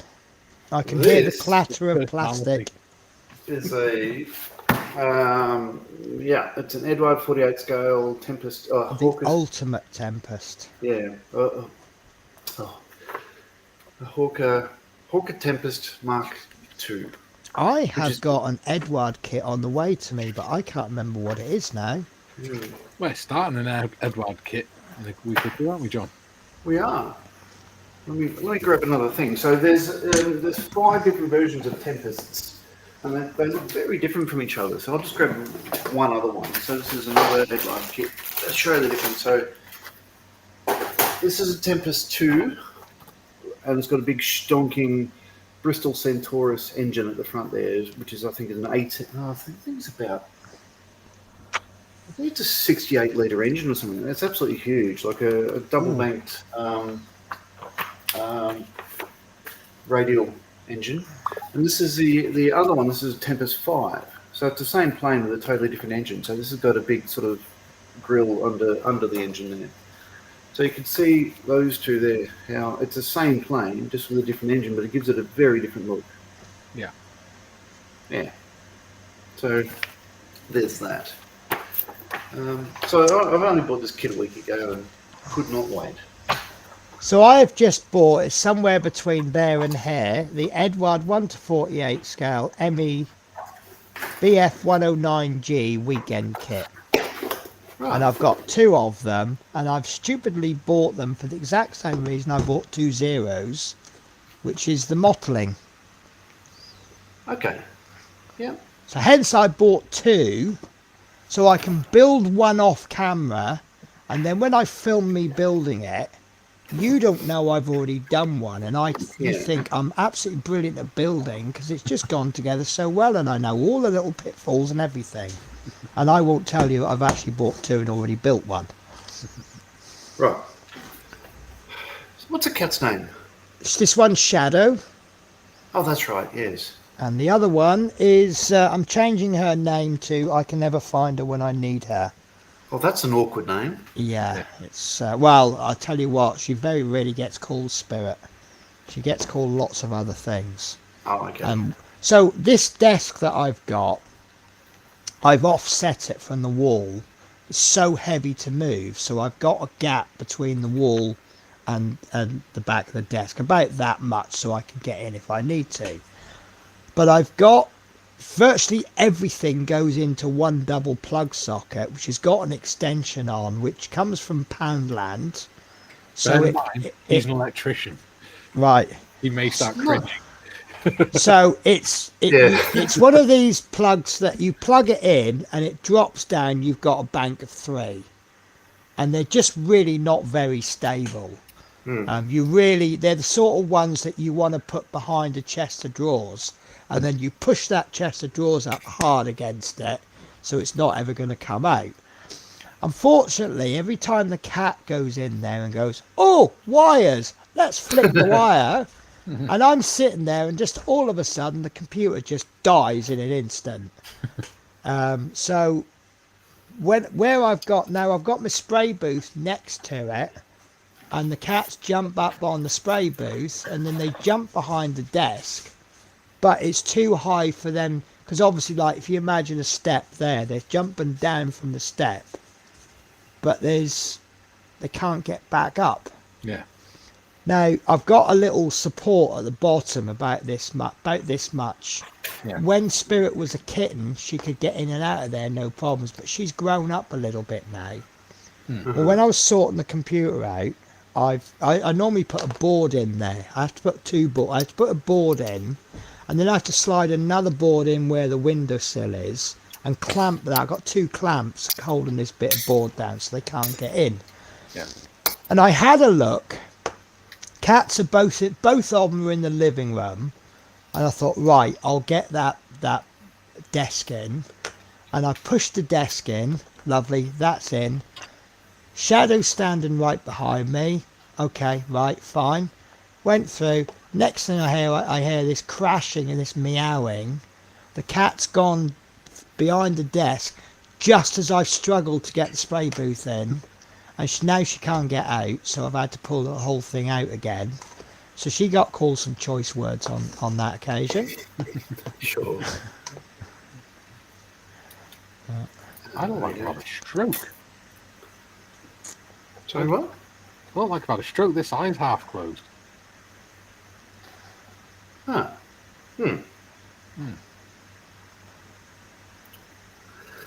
I noticed that. I'm just wondering if my camera. No. Headcam. Is this going to work? Webcam. Spirity cat, come on, bring Sam out. I've got 6 people would love to see you. Come on. Yes, is your name Spirit? No, it is not. Come on then. Come. Come on then. Don't just sit there meowing at me. Come on then. I wish I could understand cats, because I have conversations with Spirit. I just sit there talking to her and she meows back. John, Penny gave us a lovely compliment about what she thinks of our channel and Discord before. Oh, that's. I'm sorry. Okay. We got you twice.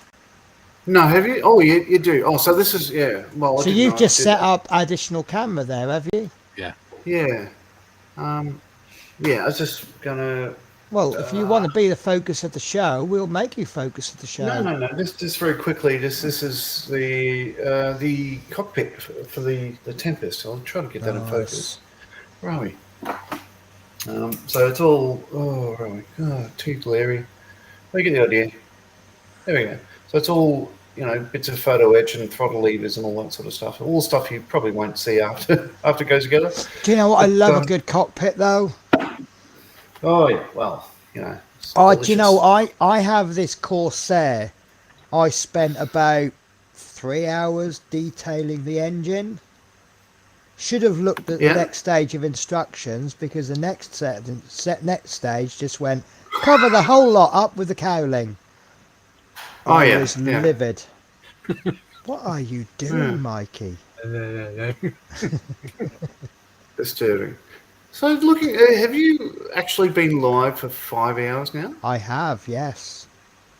Yes, I do some mad stuff sometimes, don't I? The plan was to go for about an hour, maybe 2 hours. Yeah. And I thought, normally I start about 8 o'clock. That's my normal time. And I started at 9 because I decided to go live about 6:30, so that'll give me a bit of time to have something to eat. And I thought, oh, maybe we'll go for live, maybe. I say an hour, and that usually comes out about 3 hours. Right. And then I probably could have finished the stream a lot earlier, and then suddenly I got an interesting guest came on. And then just one. and then you came on. So I've got Not two so interesting guests. How can no? I've got two interesting people on. How can I possibly? Wouldn't it be a disservice to finish the stream now? No, if that's what you want to do. It's your I channel. don't mind. This is no. To be honest with you, this is perfect for me because I'm on a late rotor at work. I need to be staying up. I've done ever so well today. I've stayed up all day. Yeah. I'm at that age now where I benefit for an afternoon nap. I'm like that, but I'm only 30. Yeah. They're good, aren't they? See, it's like the other day I gave in. I had a 2-hour nap in the afternoon, and then I went to bed about 2 in the morning, which is still earlier than I want to, and I was up at 7. Yeah. Wow. So, it's kind of no good to me. I want to be getting up sort of 11, 12 and going to bed because one of my shifts finish at 3 in the morning. Yeah. So I'm not Right. going to bed before 4. And Yeah. I think my earliest finish is actually I've got some 11 o'clock finishes. Ooh. I bet that's you, isn't it? It's John's wind. Yeah, because you said you're near a base. Yeah. Yeah. I bet you get used to that though, don't you? No, the F-35s are notoriously loud. They are so Yeah. much louder than a Hornet. Do you know what?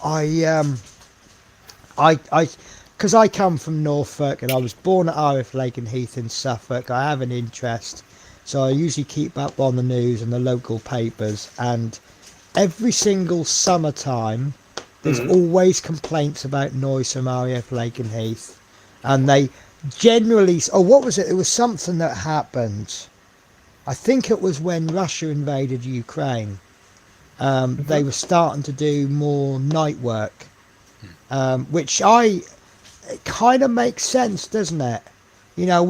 When two dangerous, potentially dangerous war is happening, you need to be ready just in case you get involved. That kind of makes sense to me. Obviously, we all hope it's not going to spill over. And all the neighbours are like, "Oh, you're very loud at 10 o'clock at night." Well, if you prefer, we could let your your house get bombed. Yeah, that's that. But I mean, there were so many complaints going on. Operation Desert Storm. They were doing so many exercises, which you can understand why, can't you? Yeah. You can imagine, say, if you were living near where they built the Rolls-Royce Merlin engines and other things, that they would have been testing at least one engine all the time for the whole, say, 6 years. Like they would never have stopped running, and you just have to get used to that. I think you have to know. I mean, like with Norwich Airport, for example, when I first lived in the house we had in Norwich Airport was basically a mobile hut, and they were running Fokker friendships to Jersey twice a day, and then. In the summertime, you'd get the odd jet in, nothing too big because the runway couldn't cope. And then they expanded, and then they now run jets virtually all the time. And they have summertime, there's just like most airports, they have a lot of jet aircraft flying off to Spain. So obviously some of the people were living there when it was a nice quiet airport, and then they're announcing like upgrades to the runway, they're going to be bringing this. Suddenly 7 houses go up for sale the next day. Yeah, But it's like you ever seen the program London's Burning? Yeah. Do you remember the episode when you had those neighbours complaining about the sirens from the fire engines? Yeah. And he says, well, you did buy a house next to a fire station. Yeah. What do you expect? Yeah. So you kind of gotta have a look around and see what's going on. There was a new development in Norwich they built, and they said, oh, there'll be housing, there'll be a leisure complex, and a sports complex. And the neighbours, the people have bought the houses, and they're complaining about the noise. Well, you got a leisure complex and an entertainment complex. You know, two cinemas, gyms, nightclubs. Are you expecting everyone to go shh? Yeah. Yeah.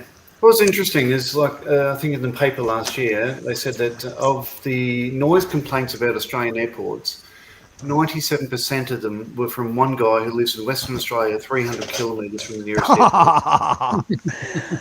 So this is my baby number 2. This is Spirit. Ah, She's a little bit scrawnier than Shadow, but she's what she lacks in weight, she makes up for in mischief. yeah, right. And when you go to give her fuss, she pretends she doesn't want it. And usually by about the 3rd or 4th stroke, she's purring away like anything. Sounds like John. Oh, stop it. Have you seen John's hamster face, Penny? No. It's so cute. Oh, bless him. Doesn't he look Actually, that does lovely? look like Steve Martin, doesn't it? Yeah. Tiffany says, sorry folks, but I must sleep. Catch you all on the stream later. Yeah. Cheers, Tiff. She's been absolutely fantastic today. Every time we mention someone, the links popped up, and I'm like, oh, she's thank amazing. you. Yeah. I've got a thing called Stream Deck, and all my favourite viewers, I have a little thing programmed in that all I have to do is press the button, and it says don't. But obviously, I have to pre-prepare that. I can't just go. Not like you fancy pants go say something and it just pops up on Discord. Yeah, that's what I have a modders for. Yeah. It was great. But I really appreciate what you were saying before I came on as well, Penny. About What was channel. that? Where you're saying about it feels like home. It does. It does. You know, there's channel. I'm not going to mention channel names, but there's channels out there that you enjoy watching, but you don't necessarily get involved in the comments. Yeah. I tend to be a get involved in comments type of person. Yeah. And it's nice because there's a few streams I'll go on and I'll say evening or something, and the next thing I know is about 5 or 6 people, and I'm struggling to keep up with the highs back. Yeah. You know, and it's because they're all nice communities, and isn't that what YouTube's supposed to be for? Yeah. I think so. I ain't big enough to be serious on YouTube, and even if I was big enough, I don't know if I'd want to be. Yeah. You know, people say to me, "Oh, I don't know if I want to do this or whatever," and I go, "Well, you know, who's that? I forgot his bloody name now. Muscles, Minis and muscles. Minis Muscles. I like him because he's real. Yeah. Yeah, he's not making out to be anything he's not. You know, and that's how I like it. You guys know what you know, Yeah. and what you don't know, well, that's Yeah. so. Yeah. Anyway, you put me into lecture mode now and waffling mode. Wow. Now with waffle. Yeah. So, but yeah, no, it's a nice place, and the Discord is fantastic. I Yeah. don't often go on. I don't know why I went onto your Discord because I don't often do Discords. But it's nice. Yeah. John needs to engage with it a bit more. Yeah, I'm not on it, hey. Yeah. You're just doing. I mean, you're right. I'm on it, but I don't turn it on. You're right. I will confess there's sometimes I just go skip because I ain't got time for it. But you know, you have a brief look at the messages. Yeah. Skip. That's racist. How so? Not Australian. Skippy. Oh, okay.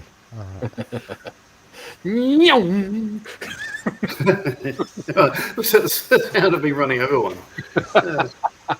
I tell you so. I keep looking at your house. I'm so impressed. That is clinically I haven't seen the clean, rest isn't of it? Well, Do you, this one. yeah. Do you wanna scrub see the that down with veterinary surgical nurse, man? spirit every day? Do I what, sorry? Do you scrub that down with surgical spirit every day? No, the house is about 4 years old. It's about probably 5 years old. Yeah, so no, Yeah, it's actually a mansion. it's not a mansion. It is. When you have your camera facing the opposite door, we see when you go towards the door, we just see you disappearing. Let's You do a have to have test. effective effect as you walk away. You get to watch his ass now, Penny. Could be worse. Disappears into the distance. It does. He's about 2 millimeters tall now, isn't he? I love the fact that it's a good job Bron's not in work. Bron's in work, and his wife. She'd be like, "Why the hell are you just walking in and out of doors?" Does that work? Just saying, John, Yeah. it's a good job. Bron's in work, but I should be going, "Why the fuck are you just walking in and out of doors? Shit, Like you shit yourself." yeah, gee, you need a job. He's finally gone senile. Yeah, not wrong.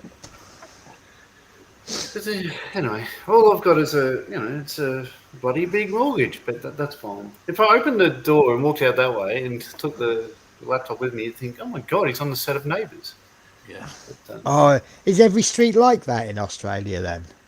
not every street. Some of them. I just have imagine. cars on I just fire imagine it. Good day, Cobber. Yeah, Mrs. Mangle. My daughter Jenna, when she's living here, when she's not at uni, she's got the room at the front. And when she had a look at the house for the first time, she's standing at she's doing like this, how the Grinch stands. She's looking out the window. She said, "Oh, I can keep an eye on the wildlife and the neighbours." So she's a Mrs. Mangle of where I live. See, we're going back to the days when Neighbours was actually half decent. Was it though? half decent. It was all right. It killed 20 minutes, didn't it? Yeah. So my parents live about 5 minutes from where they film that. Yeah. Yeah. But anyway. We used to be watching cartoons when we were kids, and my mum would switch our cartoons off so that she could watch her soaps. Yeah. Like and it'd start from Home and Away, and it wouldn't finish until 9 o'clock at night with different soaps. Yeah. Yeah. I can remember my mum was like Coronation Street was the one. Yeah. And it was, if you try and talk to your mum when Coronation Street was on, you should almost snap her neck off, go, shh. Yeah. Hmm. That's why I enjoyed it so much when I was a kid. Yeah, to avoid Neighbours, good call. Yeah. I quite like Neighbours, and I like the earlier days of Home and Away.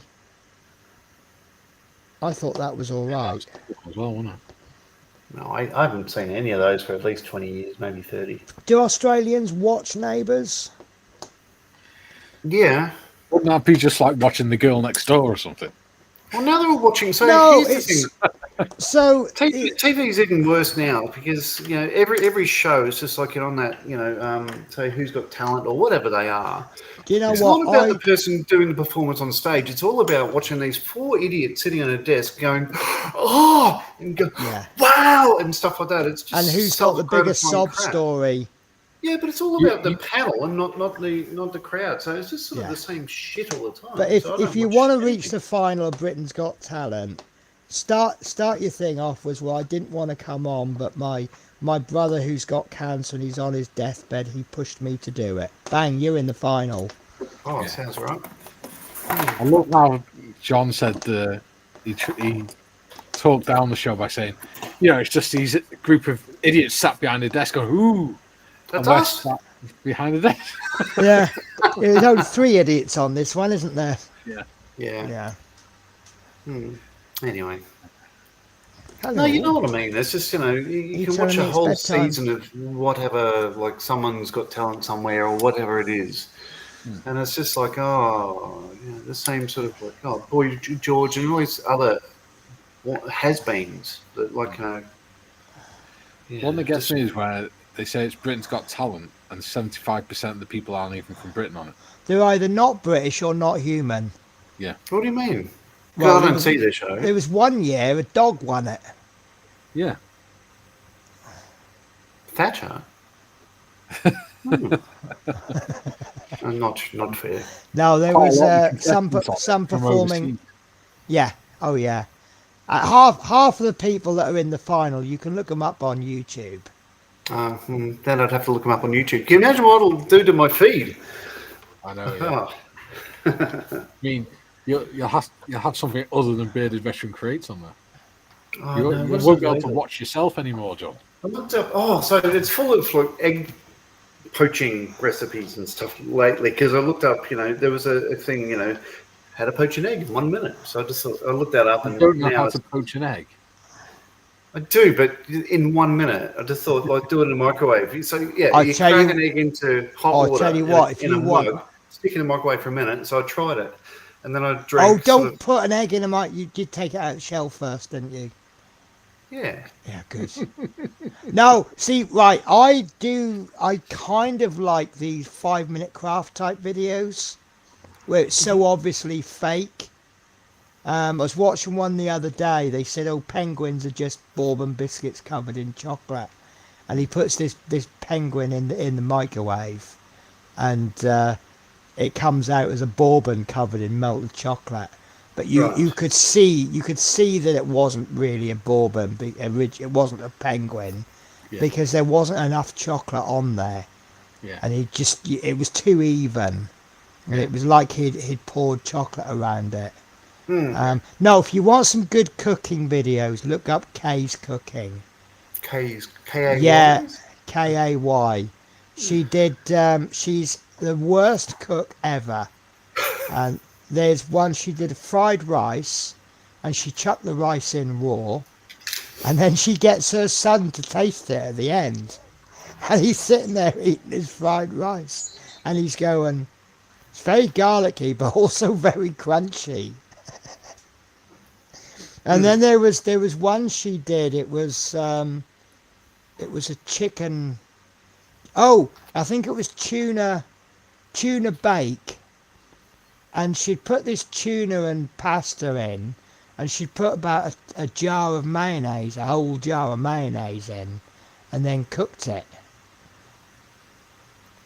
Okay.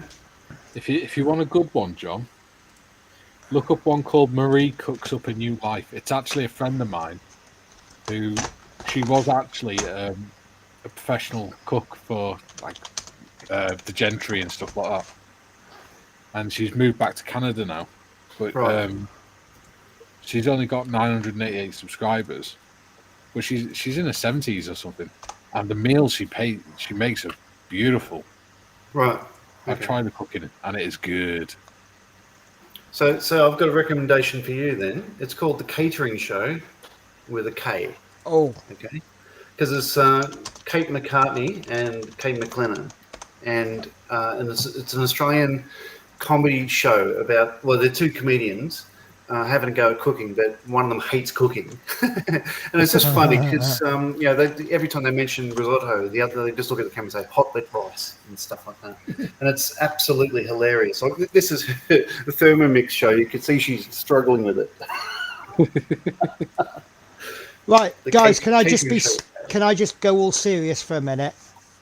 So while we're on the subject of YouTube channels, it's nothing to do with modelling or Models for Heroes or anything like that.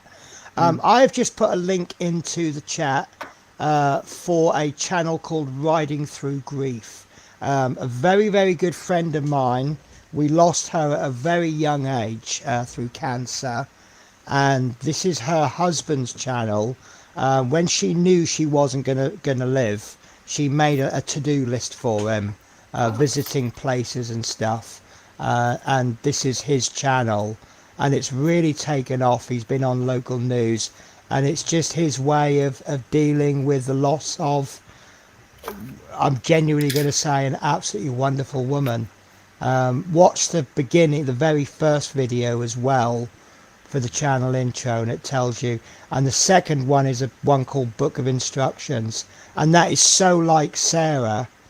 It's like, yeah, okay, my life's not going to continue, but yours bloody well is.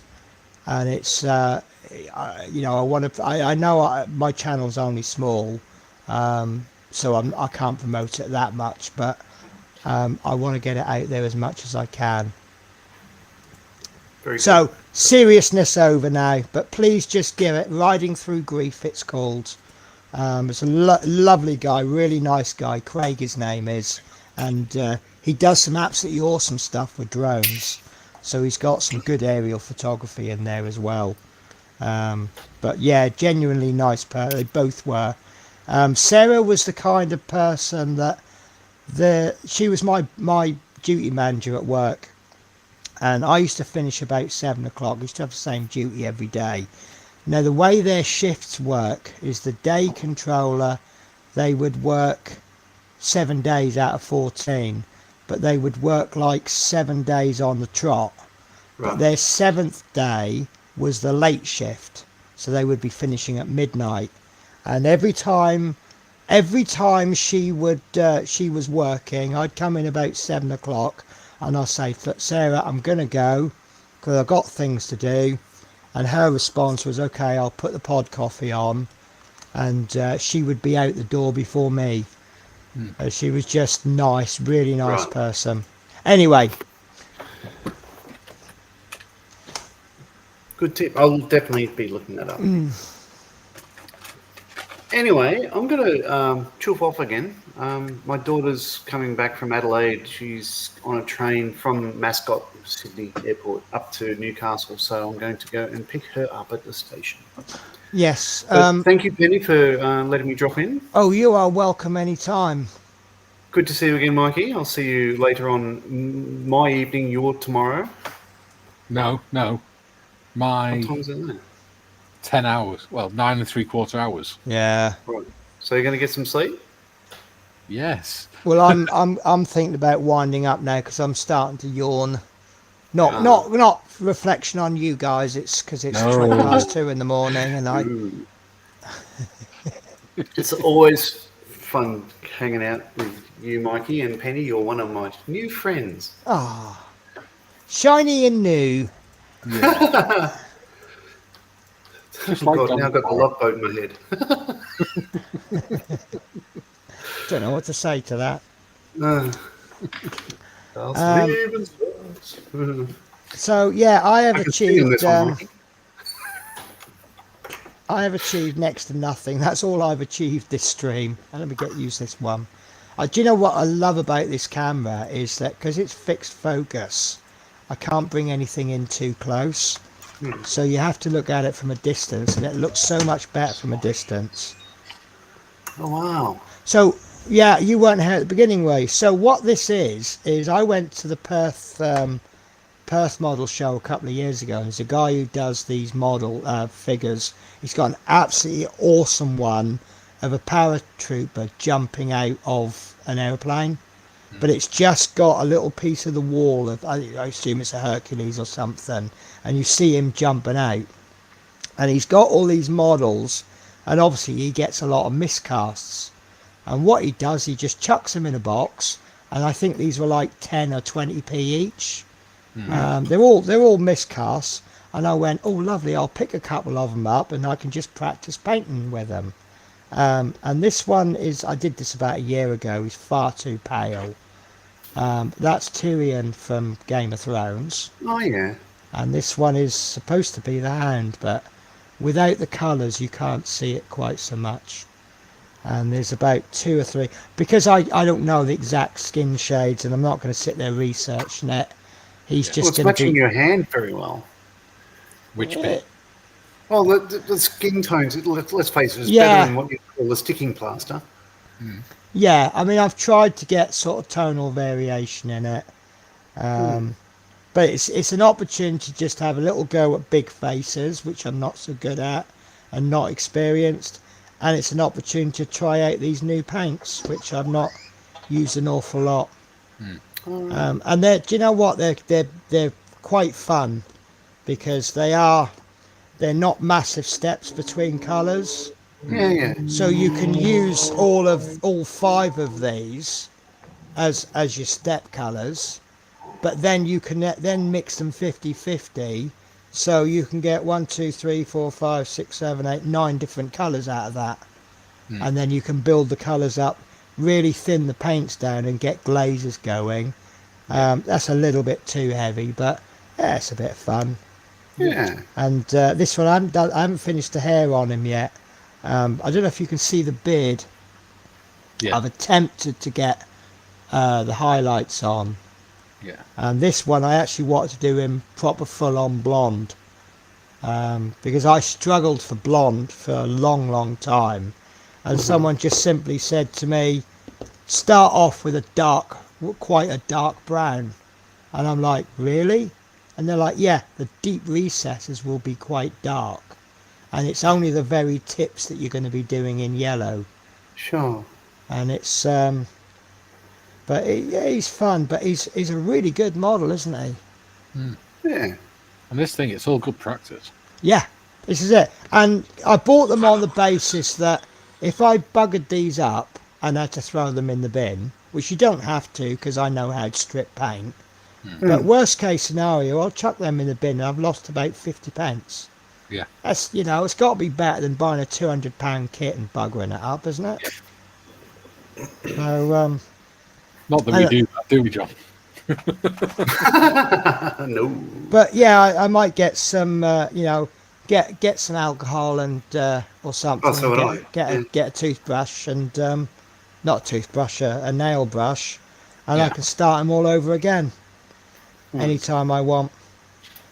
So I didn't get to try out my new products I wanted to play with, which is my little sanders, mainly because I've lost my sanding stick. These look absolutely brilliant. I haven't tried them yet.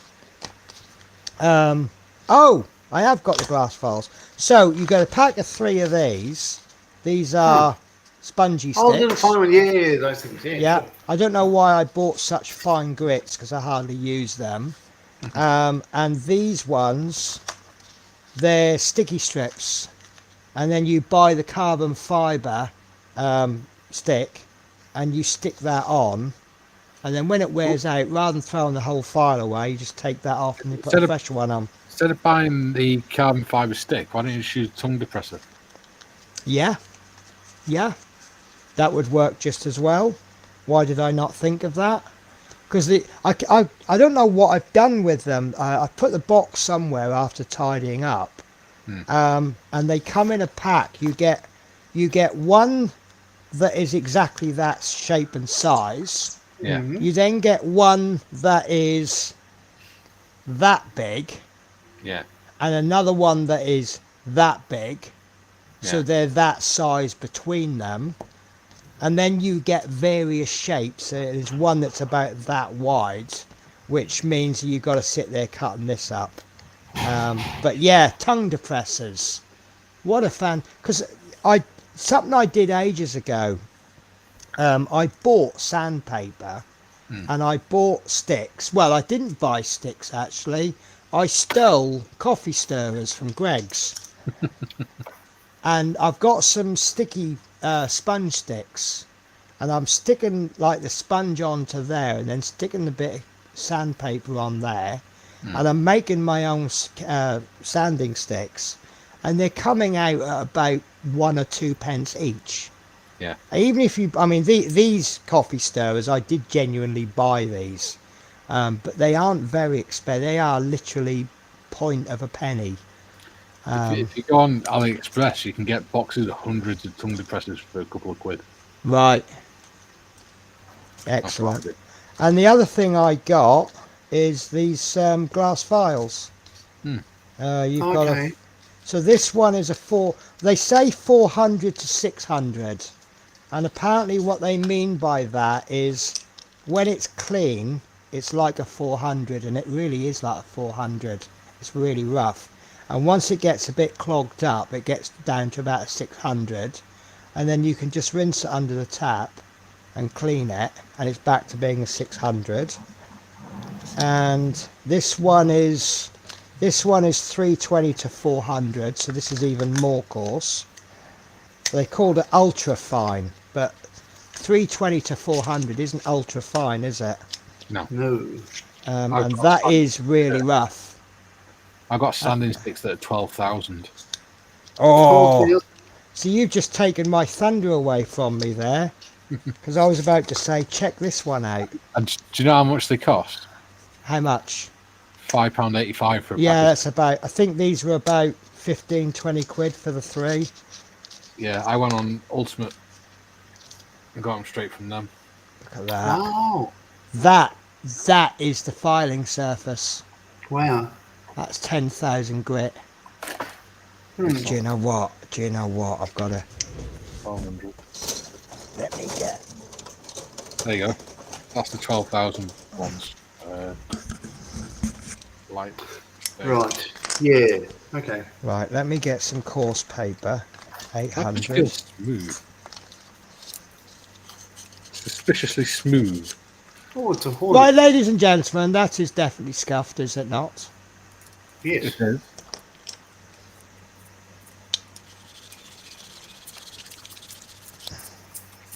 And as you can see, that is not shiny, but it is on the edges. Hmm. That's that not works. bad, is it? That works, doesn't it? Obviously, it helps if... oh my God, look at that. Wow. Oops. So there's the original side. Wow. That'll sort your canopies out, won't it? Aye. Next time someone says to me, oh no, I've got this, and it's got a scratch canopy, I'll be like, right, send it here. All right, I can pop one in the mail right now. Oh, I like that. No. Yeah, that works. The only issue with it is, because it's glass, it's you can't really do the curved surface so well. Oh. But that is, look at that. I mean, obviously I've just rubbed at that quite quickly, haven't I? But if you put a bit of patience in. There you go. Ultimate, yeah, I do. Yeah, I've got some of that. I don't know if I upset Paul, but because I said I bought some of them, and he says, "What do you think of them?" And I said, amazing. "They're really good, and they're really for what you're getting a good product. But I won't be buying them again." And he's like, "Why?" I said, "Well, I could make my own for a fraction of the cost." So here's some I bought from Telford. Hey. Hey! Do you know, I've got somewhere, I need some coarse ones.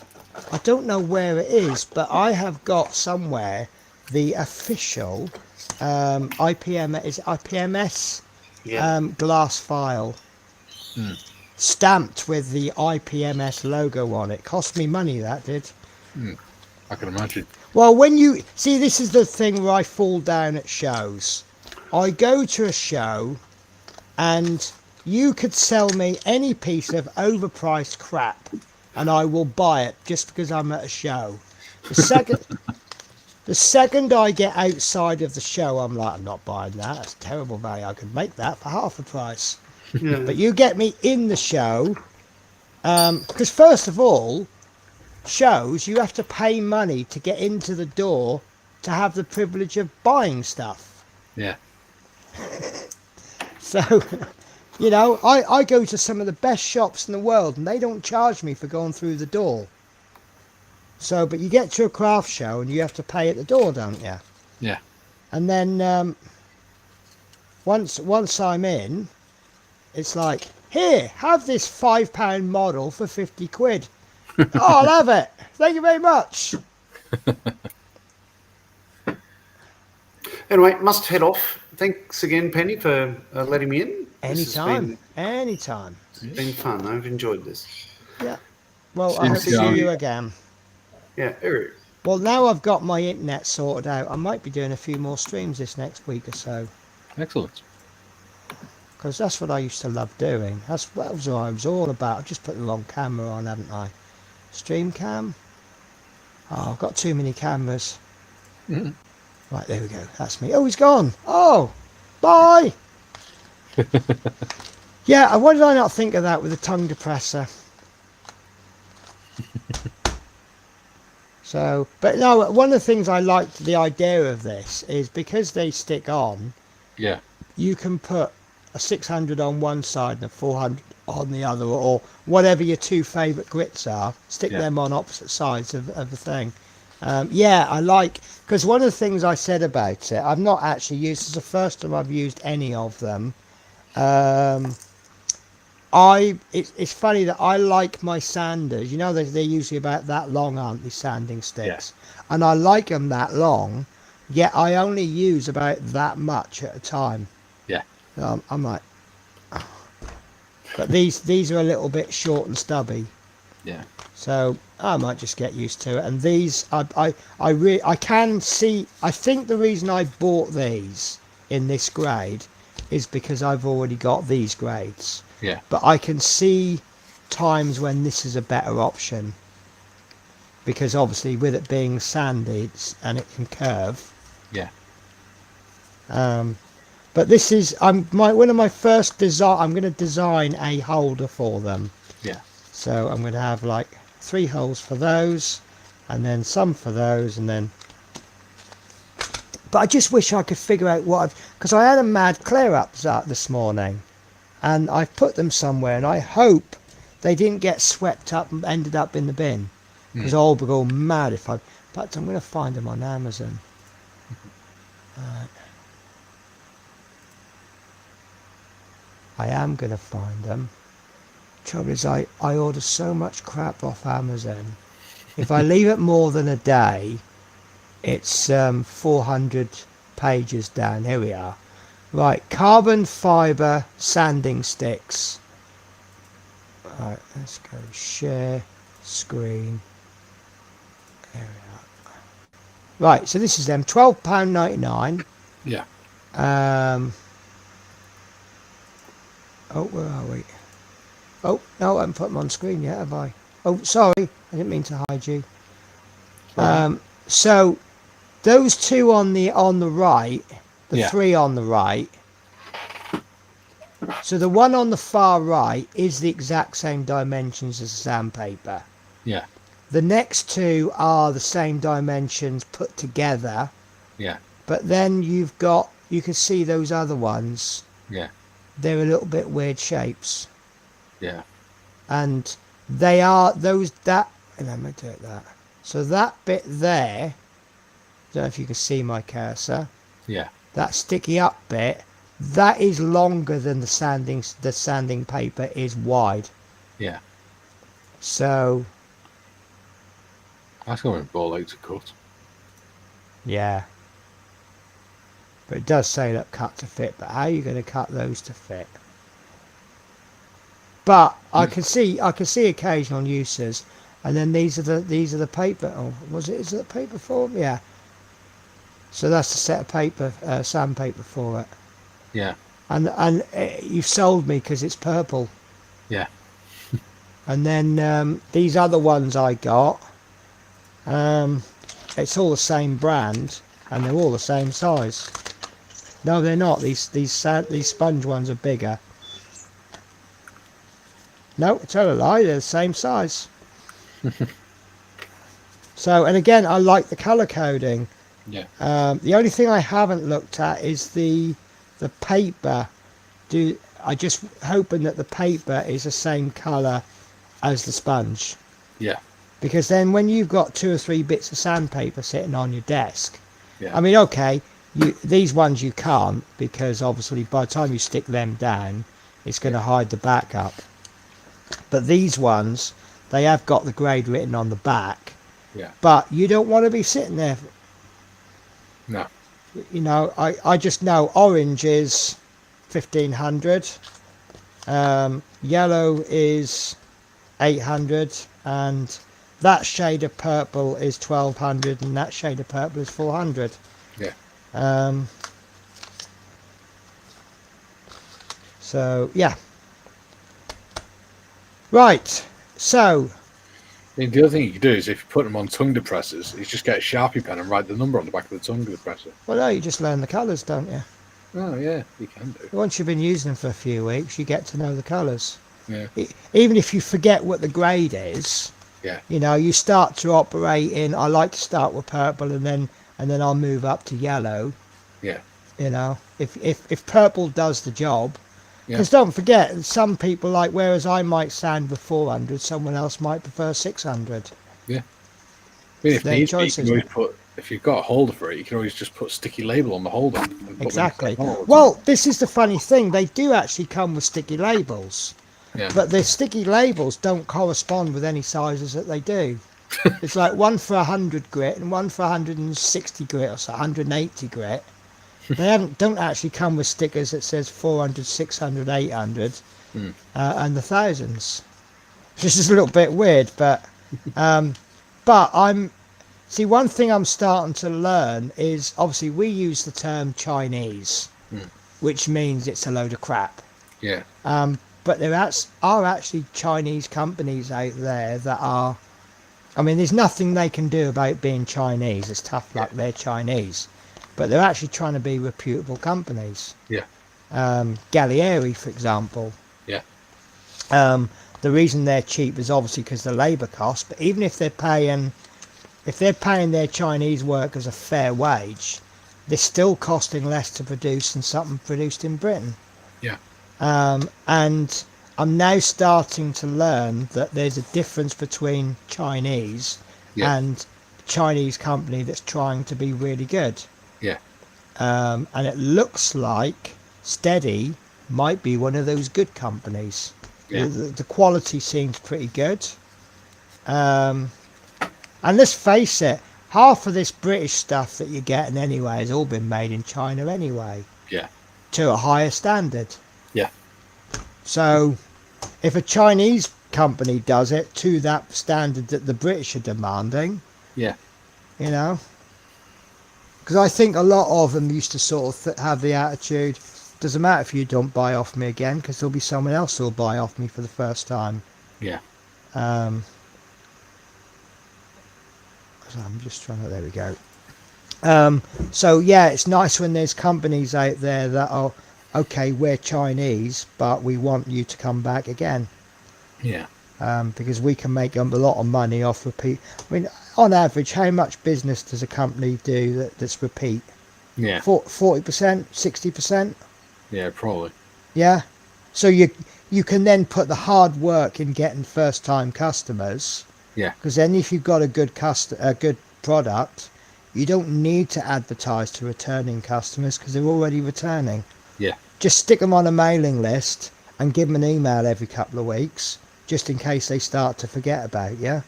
Yeah. And when you get that email, because there's certain emails I get and I'm like, oh yeah, I don't mind them. I don't want to buy anything off them, but I don't mind them emailing me because I've got some good products off them in the past. Yeah. So, right, anything you want to add about anything? No, other than we're doing a live show at 12 o'clock tomorrow. Yeah. Well, if we keep this going a little bit longer, we can switch straight from my live to yours. I don't think my wife would appreciate that. No. Does she see you much? Given how much you stream? No. I spend a lot of my time in here because in our living room we got this amazing recliner sofa and armchair. Oh. But the problem is, I tend to sit in the armchair anyway because I need the support on my arms. Right. But my back's really bad the last few months, and what tends to happen is, if I'm sitting in the chair normally and I go to get up, because it's a recliner, the front of the seat is higher than the back. Right. So it knackers my back up. So the only thing I can do is, which the problem I have is when my back's bad, I fall. Oh. Because my back locks up and then my back goes into spasm and makes me fall over. And there's nothing I can do about it. Oh, God. So the only thing I can do is when I sit down is raise the legs up and tilt the back. Right. The minute I do that, I fall asleep. Yes. Yeah. So the only way for me to stay awake is if I sit in this chair. Yeah. Joe, I've got a reclining armchair. I bought it as a birthday present for myself a couple of years ago. Yeah. And it's nothing special about it. It came out of a charity shop. It was 50 quid. Yeah. And they delivered it for a tenner. And I thought 60 quid for a chair like that is brilliant. Yeah. And it's got like 3 stages of reclining. Yeah. Just as you think you've got it back, you go, yeah, you can do that a bit more. And it goes level. Yeah. And, it's many a time I've sat back and the next thing I remember it's morning. Yeah. And there's a cat sitting on my lap. and I'm like, oh shit, what time is it? Oh my god, I fell asleep in the chair. Yeah. And it literally, you can sit in it not feeling sleepy, Yeah. and then phew, you're out. Well, the one we got is an electric one, so Oh, you can the legs come up to a certain point. Once they get past a certain point, the yeah. back starts reclining.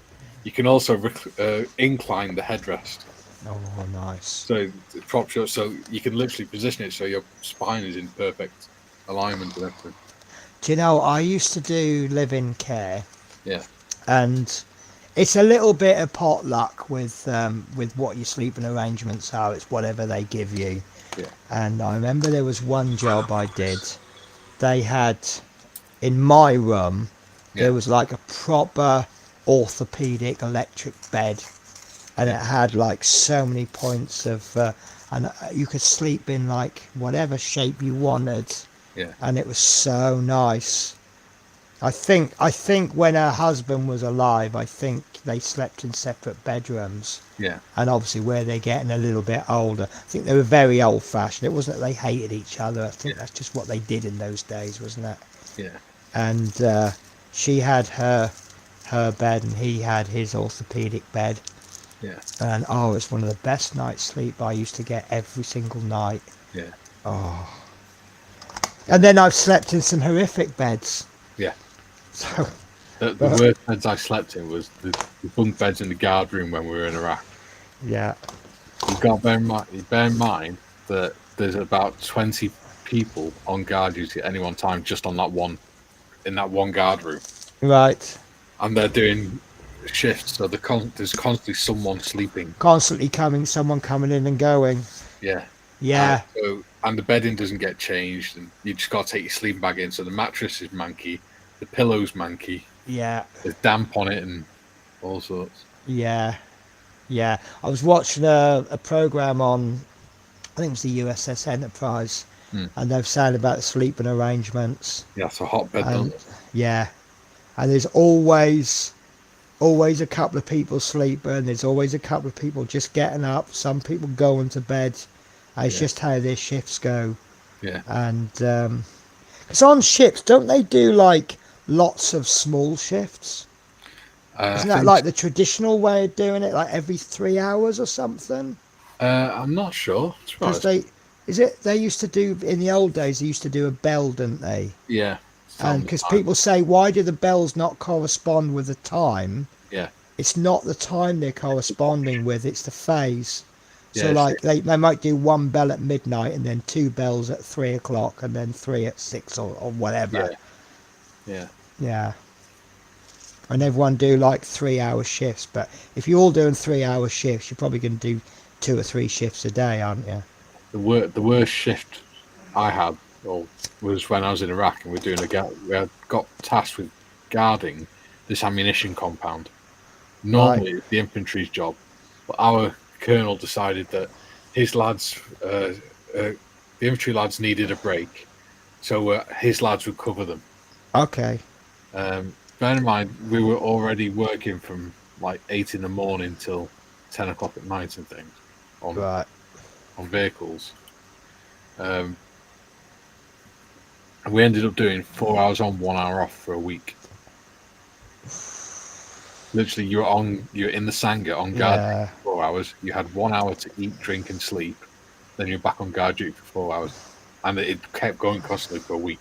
So it's not so much eat, drink, and sleep. It's eat, drink, or sleep. Yeah. Yeah. Literally, because you can't leave your post to go to the toilet or anything. Oh. So you have So to. you're doing that in your 1 hour then? Yeah. By the end of the week, we didn't even know what day it was. Yeah, but yeah. And then we were told we had the next day off because the shift pattern we'd done. Yeah. We told them, sorry, you don't have to worry about going into work in the morning. We sorted it. Like, yeah, great. Get a day off. Yeah, but I bet that day was sleeping, wasn't it? We got back to our room, to our tents at like 5 o'clock at night, and I just crashed and I fell asleep. The next morning, 9 o'clock, got this lad kicking me to me, Mike, come on, you gotta get up for work. I'm like, I'm not going to work today. Yeah, yes, you are. I said, no, we've been told we got the day off. because of the shift we have to do. No, that was yesterday. And no, they went. Well, the staff sergeant said he doesn't give a shit. You gotta go into work, otherwise he's gonna put you on a charge. Oh no! I went into work and he kicked off. And he said, "Why the fuck were you late for work?" And I went, "Because we've just done 4 hours on, 1 hour off for a week. We only finished last night, and we were told not to come into work because it was dangerous." So, do you get any like like time regulations or anything like that? I mean, obviously, if you're in a hostile situation, it's different. But Yeah. do you get like you can't work so many hours or something? It's supposed to be if you're driving heavy goods vehicles or if you're doing driving, then you're supposed to only do a certain amount of hours. You're supposed to have time cards and things. But it's not as it's not regulated like the civilian side. Yeah. So we'll have a time card to fill out, or we would have had at the time we had time cards to fill out. Right. But it was literally, how many hours have you done? You're only allowed to do maximum 4.5 hours driving, and you've done 6. Okay, we'll just put 4.5. Yeah. Oh, so you aren't necessarily like if you're doing trucks and things, you don't necessarily get a like. I have a tachograph card which records everything I do. Yeah. I take it you're either exempt or you don't get that in the forces. Well, we were exempt, and then partway through when I was in, the EU said no, even the military's got to do time cards. Right. And because I can see how that could work in a war zone. Yeah. Sorry, Mr. Saddam Hussein, would you mind just stopping a minute? I need to take a 45-minute break. Yeah. Well, what the EU said was no, all vehicles have to have it, regardless of the military or not. So the army said, well, all our vehicles are like Cold War era.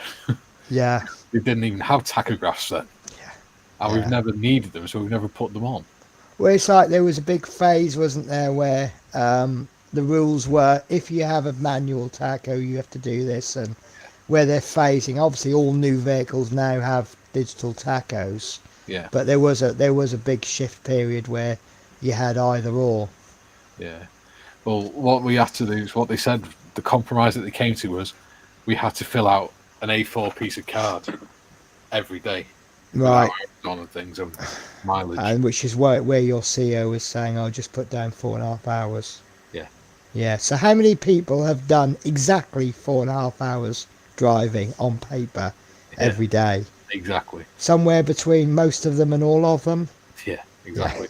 Yeah. And then they replaced all the Cold War era vehicles with especially the heavy goods, with the MAN trucks. Yeah. And the stupid thing about them was they were connected to the MAN company in Germany. Oh, right. Track them, diagnose them, everything from the computers. And there was one of the MAN trucks in Canada, and it kept burning through a lot of fuel, a lot more fuel than they were expecting. So they sent an email to the company and said, "Look, can you run diagnostics?" Yeah. But then an hour later, they got a snotty email back saying, if you don't want to burn as much fuel, try switching the engine off when they're outside this cafe between these hours. Yeah. But they had to keep the engine on to keep the heat. Yeah. Yeah. In the middle of winter. The only experience I've had of MAN is on buses. Oh, that reminds me. So, MAN, they do buses and trucks and vans. Well, I emailed them. I had a brilliant advertising slogan for them, which sadly I haven't heard back from.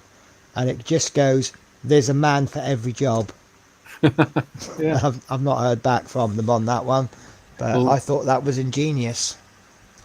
The problem with the system that they had with the army, with them having so much, being able to see so much about the vehicles, it meant if they decided that it wasn't being driven correctly, so if it didn't get started up correctly and things like that 3 times in a row, they would shut the wagon off completely. Oh, right. Okay. It couldn't be restarted until the man switched it back on. So they could literally sit in Germany, track where your vehicles are, even if you're trying to stay hidden from them, from the Germans or whatever.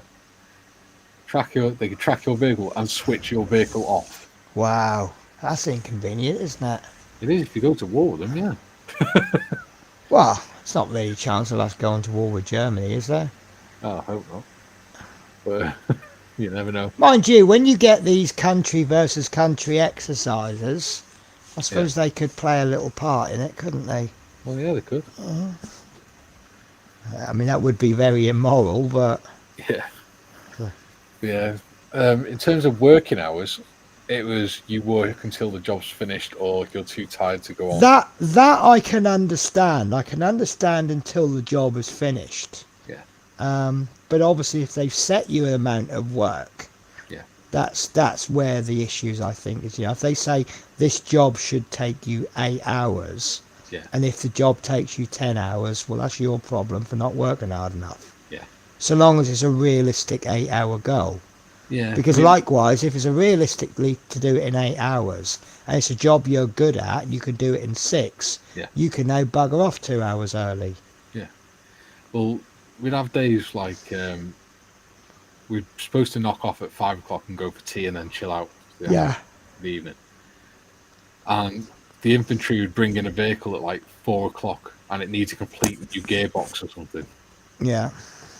And you'll then spend working till 10, 11 o'clock at night trying to get this gearbox fixed because it's got to be ready by the next morning. Yeah. We had nights or days when we got into the workshop at 9 o'clock and we didn't leave until 2, 3 o'clock next morning. And then we had to be in work again for 9 o'clock. Yeah. See, the only thing I've ever seen with when my mum married my stepdad, I think it was in his last 4 or so years of before retiring, and he was pretty much doing a 9 to 5. Yeah. And he'd leave for work at 8 o'clock in the morning, 8:30, I don't know. But at the same time, I used to leave for school. Yeah. And then he'd be home a couple of hours after me, pretty much the same time every day. Yeah. And then he used to take me into work occasionally, and it was just, his job was routine. Yeah. But whether that's because of the job he had or... It's our Air Force, mate. Well, yeah. Yeah. Yeah, I really I want to join the Air Force.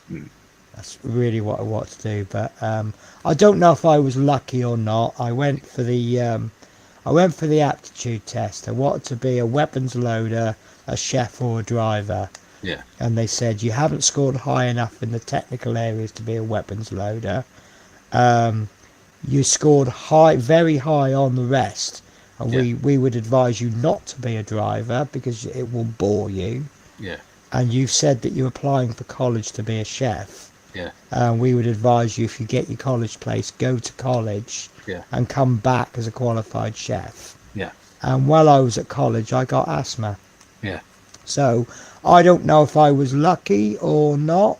Yeah. The main bit of advice I got told by ex-forces was make sure you go in with a trade that is useful in civilian life. Yeah, because I went in as a vehicle mechanic. Yes, yeah. See, my stepdad, he was an assistant air controller, bird control unit. Yeah. So basically, all he was qualified to do was drive around in a Land Rover, flicking a switch on a tannoy system, playing bird noises. Yeah. To scare the birds away. Well, Gary, that comes on that does the Thursday lives. Does the Thursday live streams with us. Yeah. Boris. He said he used to be air traffic control, didn't he? Was it the one? Yeah. Yeah. He was air traffic control, and Gary Evans was RAF Regiment. Right. I dated a guy from RAF Regiment. Did you? Nice guy, yeah. Yeah. Yeah, nice guy. We met because we have a shared love of Wickham, and he used to sneak out the barracks and go and watch Wickham play. And sometimes he'd get away with it, and other times he got put on latrine duty a lot. But no, I mean, obviously you have all these rivalries between the various services, don't you? Yeah. Apparently the Marines and the Air Force really hate each other. Yeah. Everybody hates the Navy, don't they? Yeah. I don't know why. The puddle pirates. And because I basically used to say, well, how can the RAF hate the RAF regiment when it's the RAF regiment's job to defend the RAF? And my stepdad's like, yeah, it doesn't work like that. No. They're rock apes. That's Yeah. his answer to everything. They're rock apes. Well, you'll notice sometimes when Gary Evans is on, I call him the naffy guard. See, I've always thought that's Gary Evans as in Gary stuff. Yeah. Yeah, for some reason I thought he would have been Navy. But I No. think it's more his dad was Navy, wasn't it? Yeah, his dad was in the Fleet Air Arm. Yeah, that's it. Because he does do a lot of Navy stuff, doesn't he? Yeah. So he was RAF? Yeah, he was RAF Regiment. RAF Regiment, yeah. Yeah. Yeah. So he stood on a rock a few times, has he? Yeah. Just a few. Bless him. Yeah. Morris was in. He was air traffic controller. Yeah. Marley was aircraft technician thing. Nice. And then I was a vehicle mechanic. So we're all tradies, really. Yeah. I used to work when I was in Aylesbury, one of the bus drivers there, he's ex-American Air Force. He was at, I think it was Mildenhall, and he used to refuel the SR-71s. Yeah. And he was telling me about they have to start off empty. Yeah. And you have to put just enough fuel in to because it expands so much because of the heat. Yeah. There's actually gaps, and then as it warms up, the metal expands, and that's what creates the seal. Yeah. So you can't leave them overnight with fuel in, because there'll be a big puddle on the floor in the morning. Yeah. And it's like weird stuff like that I thought was interesting. It's like on the company I was with was a recovery company. Yeah. So I was a vehicle mechanic in a recovery company. So there's only about 6 or 7 of us vehicle mechanics. The entire rest of the company were either officers. There's one medic, RADOP, some storemen, and the rest were all recovery mechanics. But on the recovery truck, which is the Foden, you had this big metal box. It was about 2 foot across and maybe 2-3 foot tall on the side of the wagon, and it is a central control box for the wagon. Right. All the electronics. And bear in mind, this is like 1970s electronics. Okay. So it's So literally it's red wire and blue wire, is it? Oh no! It was literally like 6 massive circuit boards, and every wire was the same color. Oh, lovely. And the way you had to, if you needed to do any wiring on it, you had to get the wiring diagrams out of the office, roll them out on the floor, and then follow the numbers that Yes. were onto it. Yes. Each wire. I worked on a couple of motorbikes like that. Yeah. It's just, horrendous. what was it? First thing I did, I put LED indicators on my bike. Yeah. And then I'm like, why are they running like that? Oh, you need some relay switch. Yeah. And I'm trying to rewire. And then this bike was so old, every time you touch a wire, it just disintegrates. Yeah. So I ended up rewiring virtually the whole bike. And it was like the wiring diagram on it is a nightmare. Yeah. And I ended up taking photocopies of it and then colouring in following the lines and then rubbing it out completely when it's done. So eventually I end up with less and less, and I'm just following the one. Yeah. It was doing wiring that I ended up buggering my knees up. Is it? Oh, is that because you're kneeling down to do stuff? No, what it was me and this lad when we were in Iraq, we're rewiring the entire dashboard of the Foden recovery truck, which is a 30-ton truck. Yeah. Whilst we were doing that, the IDF alarm, the indirect fire alarm, went off to say that we were being mortared. Okay. So normal procedure is you lie down on the floor because the shrapnel is up at 45 degrees. Right. So Okay. unless the hand's really close, it'll go over the top Yes. of you. Yeah. We forgot we were, nearly 6 foot up in the air. Oh shit. Wagon cab. So we both dove out of the cab and landed on concrete on our knees. Oh. Fell flat to the floor. Oh shit. And we just lay like that. I bet that hurt, didn't it? Yeah. Yeah. Oh god. Do you know, I was at school with a guy.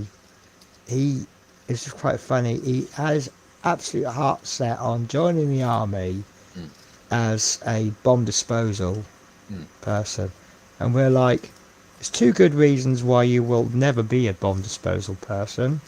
Number one, you don't volunteer for it. Yeah. Apparently they don't take volunteers because it's a sign that you're suicidal or something. Yeah, probably. And secondly, you're colourblind. Yeah. Well, That might hold you back a bit. That nearly stopped me getting in because I'm colourblind. Are you colourblind? Yeah. See, I can't get my head around. I think it's one of those things. If you're not colourblind, you will never understand colourblind. But I'm red-green colourblind, but I can see that that's red, Right. and I can see that he's green. Right. But if I put that together, Okay. So he's become invisible to you, is he? almost. If you look, it's Right. got. So one of the type models I like making is trains. So on mine, I tend to paint, or I was painting them. It's like a forest green color. Okay. What I found was on one of them called the Evening Star. It's green, but it has a red stripe around one of the ridge lines around the tank, around the boiler. Right.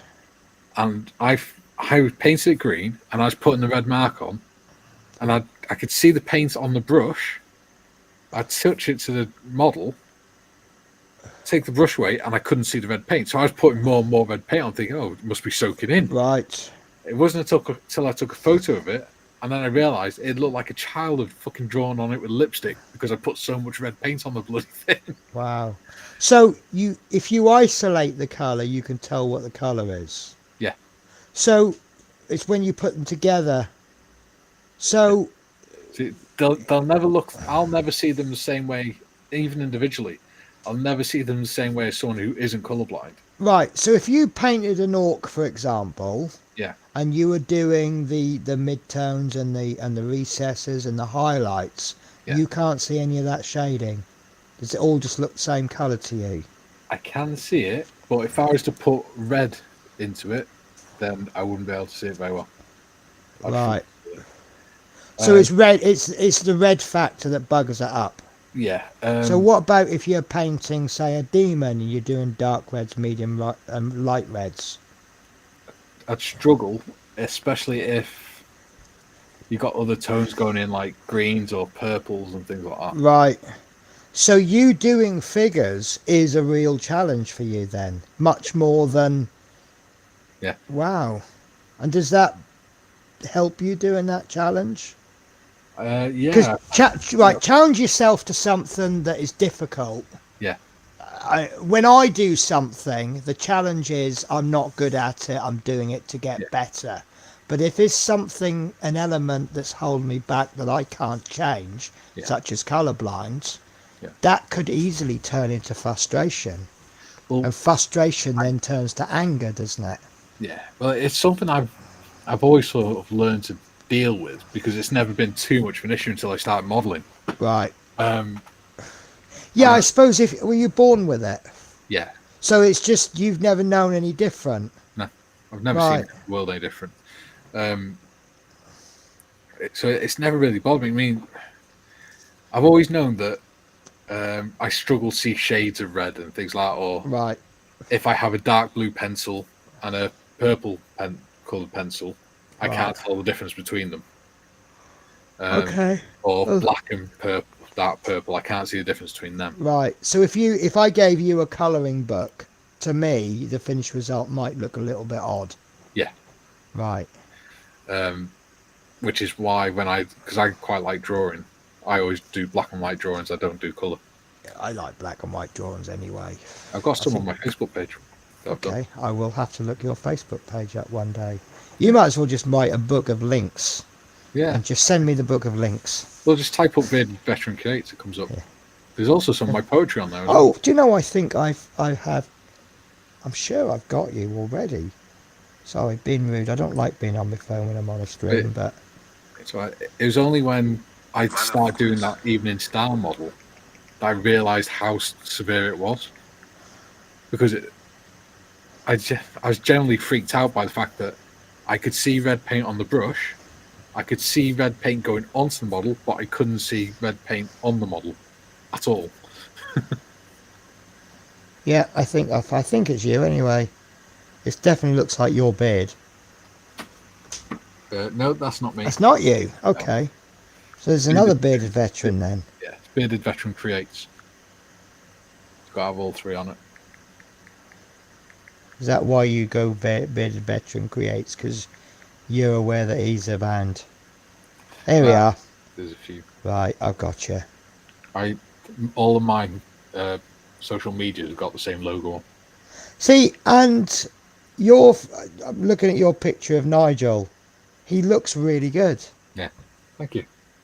But I mean, I don't know whether to use the term taking into account. Is that good enough for you? It's good taking into account colourblind, or would you rather have it's good by anyone's standard? Either. Okay.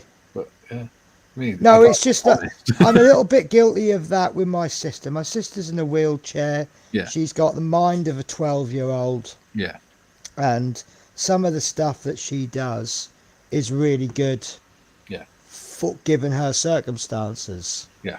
To me, you know, if I went, oh, look at me, I've just managed to hold a knife and fork and eat my dinner. Yeah. You'd go, what?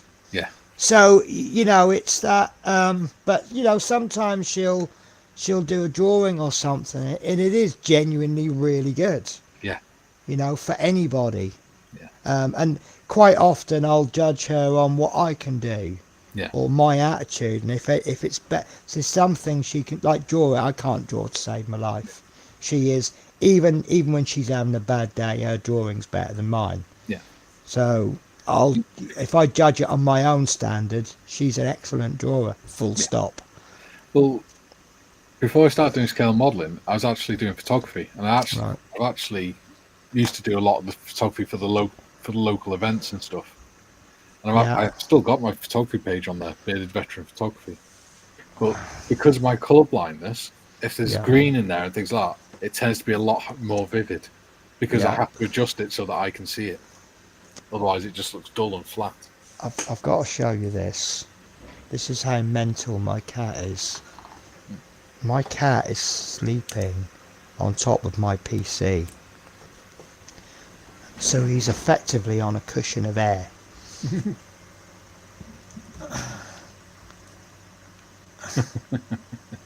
The airflow actually comes out of the top of the PC, and he's sleeping on it. That's how nuts he is. I'm guessing it's a high point. Yeah. So you can see right out the the craft room door. So I call it. I do slip every now and again and call it a living room. It is This is my living room, and my master bedroom is my living room, and my small bedroom is actually a bedroom. Yeah. One thing that's handy is I've lived so long as a lodger, and I've learnt to cram as much as I can into small spaces. Yeah. And suddenly I've got a 2-bedroom house, and I can expand out on the whole area. Yeah. So the bedroom's fantastic because 3/4 of the stuff that I have doesn't have to be in the bedroom. I don't have a TV. See, I don't have a TV in my bedroom anymore. Yeah. Because I'm not spending. I try and spend as much as I can out of the bedroom. Yeah. So my bedroom is just for sleeping in.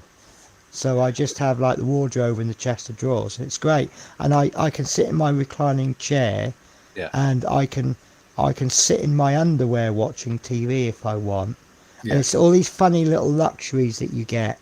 You know, when you're living in a house with 7 other people, sitting there watching sprawled out on an armchair in your underwear, with crisp packets you haven't cleaned up for 3 days, is fantastic. Yeah, if you go on to Bearded Veteran Photography on Facebook, I'll show you. Do you see what I mean? Book of links. There's a good example of how the colour blindness affects my eyesight and my photography. So it's bearded veteran photography. Yeah, it's the same logo. Oh yeah. So if you scroll down to the last post, which was on 21st July, there's a guy eating. Yeah. So if you look at the background, the greenery is Oh quite vivid. yes. Yeah. Yes. If you scroll down, there's a picture of a machine gun. Yeah. You look at the red, it's quite faded. And that's because Oh.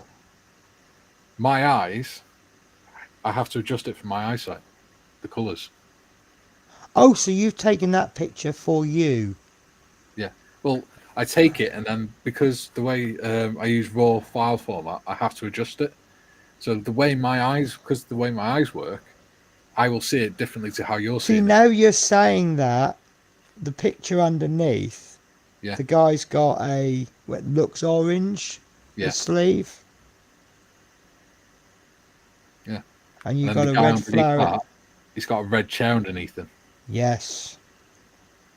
and they probably don't look right to you, but to me, The right. chair stands out to me. Yeah. Because of the vividness, it's Yeah. kind of made the chair the focal point. Yeah. Not quite so much the guy sitting in the chair next to it. Yeah. I'm trying to see, I'm looking for any pictures that have got red and green in them. They're really good they're really good. You've captured the emotion of the people. They're Yeah. not just people, they're characters. Yeah. So there's two bikers chatting beside what looks like possibly an ambulance. The blood bikers. Is that the blood bikers? It's the one underneath the orange cafe truck. Yeah, one's Northwell. Oh, yeah, bike safe it is. But that, I really like that picture. Yeah. That one. Yeah. I can see that they are. That one underneath with the woman looking away. The woman looking away is my mum. Is it? Yeah. I quite like the picture underneath. It's like you've caught them by surprise. Oh shit, he's taking bloody pictures. Well, I stood further up the street and she didn't realise I was there. So I just took the photo. As I was taking the photo, I went, Mum! I just went, what? So I got, when I first went to Wales, Yeah. I don't know if I confused him or not. So when you go to various areas, the police have what area of police they are. Yeah. Norfolk Constabularies, Thames Police, Thames Constabulary, blah blah Scroll blah. down. Yeah. Sorry. Scroll down. There's a picture of two bikers sat together. One's really big. Am I scrolling down a lot? A fair bit. In that photo album though. Yeah. Yeah. So I've got Balloon Man. Yeah. Cup of coffee man. Yeah. Man with leg against it. Oh yeah, I see it. Right. Go to the ones underneath them. There's two women. One's in a St. John's ambulance shirt and one's in a red. Yes. They don't look awful to me. I mean, I'm not an expert on photography, but that don't look awful. Yeah. But they are. I mean, they're vivid, but I don't know if they're meant to be. Oh, I like his beard. Oh yeah. I like that. Yeah, but that's how I have to edit them so that I can see them. Because to me, if I don't edit them that vivid, it doesn't look red to me. Right. Yeah. So I'm in Wales, and I see this police car, and because all the police cars, they say head low police on them, don't they? Yeah. Well, because like Norfolk Police and Thames Police, and so I thought Headlow was an area. I'm like, well, what's Headlow? And he just looked at me like I was a complete fucking idiot. Yeah. And I've the other thing to remember as well is, the way you construct a sentence in Welsh is back to front to English. Oh, it's just weird, isn't it? Yeah. So in Wales, in English we say North Wales Police, Yeah. but in Welsh it's Gogledd Heddlu Cymru, which is North Police Wales. Right. But isn't that how French is constructed? Yeah, It's the it's order actually of the the English words. language that's back to front. Yeah. Because this is why you get foreigners will come over and they've learned English very well.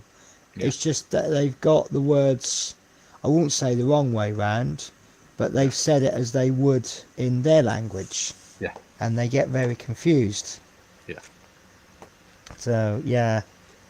But no, they're just strange things in Wales, isn't it? The way they speak. Yeah. And some of the newer words. Is it a toaster is pop to ping? Pop to Yeah. bing? Or something like Pop-to-bing. that. And was it jellyfish?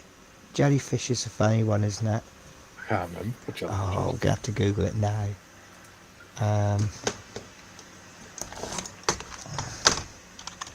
Jellyfish in Welsh. Yeah, Heddlu Gogledd Cymru, Police North Wales. That's it. It's a wibbly wobbly. A wibbly wobbly. Yeah, that's it. The Welsh word for jellyfish is Sygod. Psycho. Sygod wibbly wobbly. Oh, hang on. Has it got a P at the beginning? Yes. Puscod. Puscod. Puscod wibbly wobbly. Yeah. Yeah. That's Wibbly wobbly. jellyfish. Yeah, because Puscod's fish. Funny Welsh I words. was thinking then, what the hell's Sygod? Yes. I've only just got the hang of double L is or something like that, isn't it? Puscodus fish and chips. Who? Puscodus is fish and chips. Do you know what I can really get my head round in Scotland? Anything with chips is a supper. Fish supper, you know, whatever. There's a couple of things that really make sense to me in Scotland, like the sausages are square. Yeah. Well, that makes sense. My bread is square. Why are my sausages not square? Yeah. But Pigs don't come in rolls. oh, do you know what? That's always been a bugbear of mine. Is sausage roll. I always say, well, normally. Don't forget, it's a hostage roll. Oh yes, that's right. Yeah. Normally, I just say a sausage bap. Yeah. But then some people don't like bap because you know what they say. You drive 100 miles in England. Yeah. The accent's changed 3 times. And the bread roll's got 5 different names. Yeah. And but apparently in Lancashire and just down the road, I think is one place they'll call it a muffin. Yeah. And then they'll call it something else. And if you call it a muffin in the wrong place, you will get a very rude response. Yeah. Apparently there was a lady worked at the first group depot. And she goes, "You want a muffin? I'll show you a muffin." She lifted her skirt up, which is not what I want in the staff canteen. No. But if you're in Scotland, if you ask for sausage, you will get square sausage. Yeah. If you want a cylindrical one, you have to ask for a link. Yeah. Which makes perfect sense because they come in links. Yeah. Yeah. And if you want a sandwich, it's a piece. That I struggle with that one because people go, "Oh, I'm just sitting down enjoying my piece." Yeah. And It doesn't make sense, does it? yeah, and then once you get into the realm of drinks, now you're in a total different world because you've got ginger is anything fizzy. Juice is I can't remember what juice is. Now juice to me is, for example, orange squash, something that you dilute, but in Scotland that's diluting juice. Normally I call anything fizzy. Yeah. And that's kind of a catch-all. I'm guessing they call it ginger because Iron Brew is ginger coloured. Yeah. I'm guessing, and they do get through a lot of ginger in Scotland. Yeah. Half of the cake aisle is filled up with ginger cake, or ginger and this, and And the good thing about Scotland is if you have two good things that you can't decide between, they just combine them. Yeah. Right. It's like one of my favourite things, Millionaire's Donut. It is a thing. Yeah. Oh, and what is it they're starting to fry now? Obviously, they're known for deep fried Mars bars, which is, I will tell you, is very nice. Yeah. Believe it or not. Oh, I'll tell you what I saw on Facebook the other day. It was on Facebook, so it must be true. Cookies dipped in pancake batter. Apparently, it's really nice. It looks nice because apparently all the cookie goes to sort of a dough. Yeah, see, I can't have stuff like that anymore. Oh, because you can't now. I'm sorry. I must be annoying. No, not at all. So if it's any, All the stuff I used if to it's like. any consolation, I have cut down my sugary intake. I have as well. Quite a lot. Although I'll tell you what, it's not really a sweet. I don't know if you. Well, I don't think it's a sweet thing.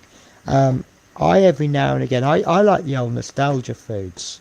So tin of fruit salad with evaporated milk in it. It's something I used to have as a kid. I have the granola from Lidl for my breakfast every morning. Okay, And I get either the raisin one or the tropical fruit one.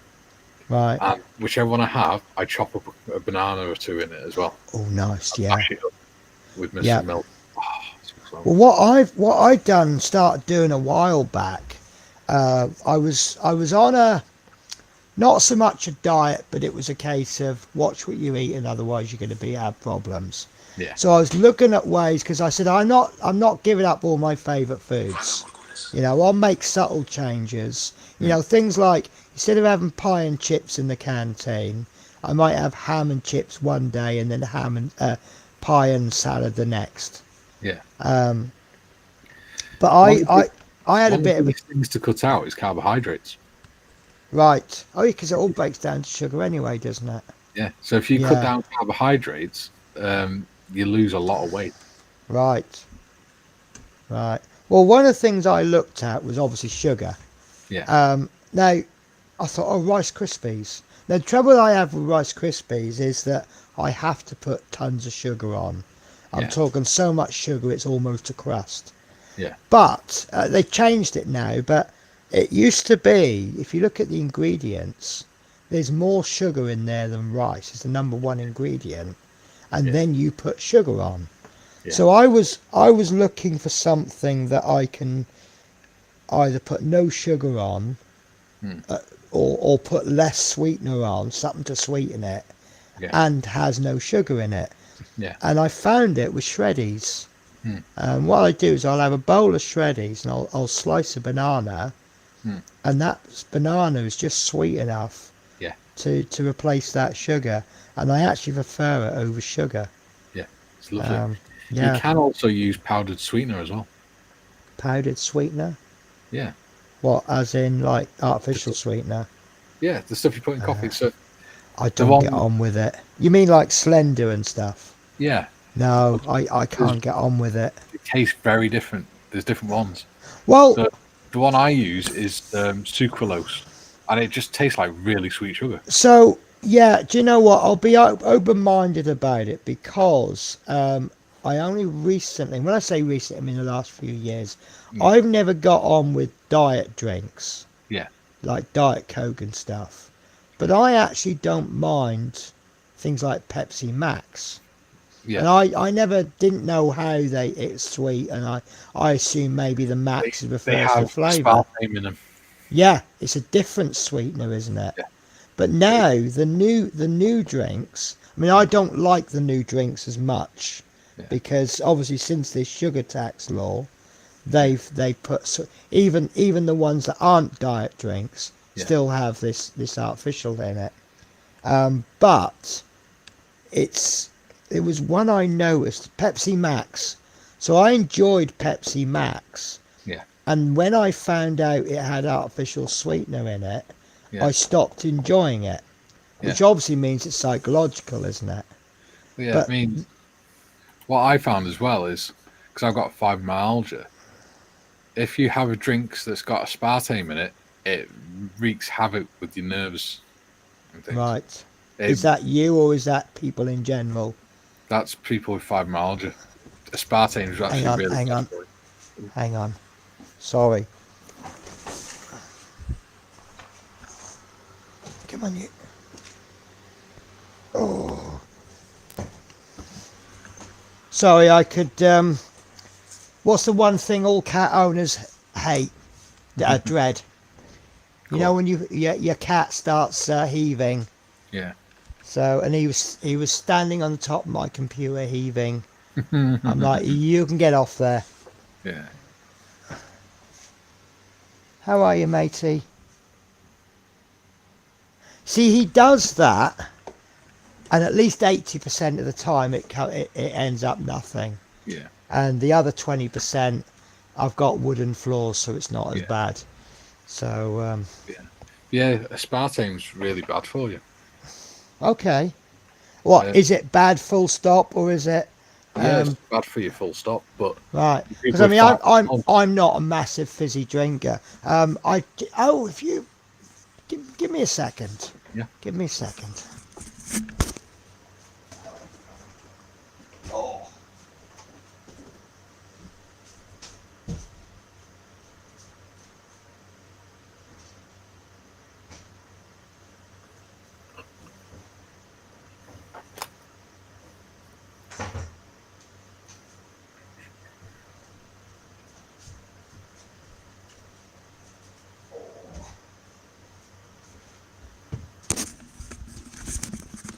So I bought these from either Aldi or Lidl. I can't remember which one. They're all the same to me. Yeah.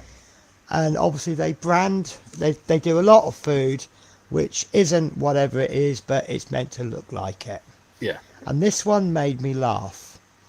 So you can see what it's meant to be, can't you? Yeah. Right. But look at the title, the name. Yeah. Right. It's called Vive. Yeah. But if you kind of look at it a bit funny, I think it says vile. Yeah, or olive. Or olive. Yeah, olive. I hadn't spotted that one. This is what I had in the glass today, and that much got tipped over the table. Yeah. But what I had, it's not too bad, but I should have looked at what I'm looking for. Yes, got sweeteners in it. Carbonated water, sugar, colour. Obviously, the new Coke is got less sugar in. Yeah.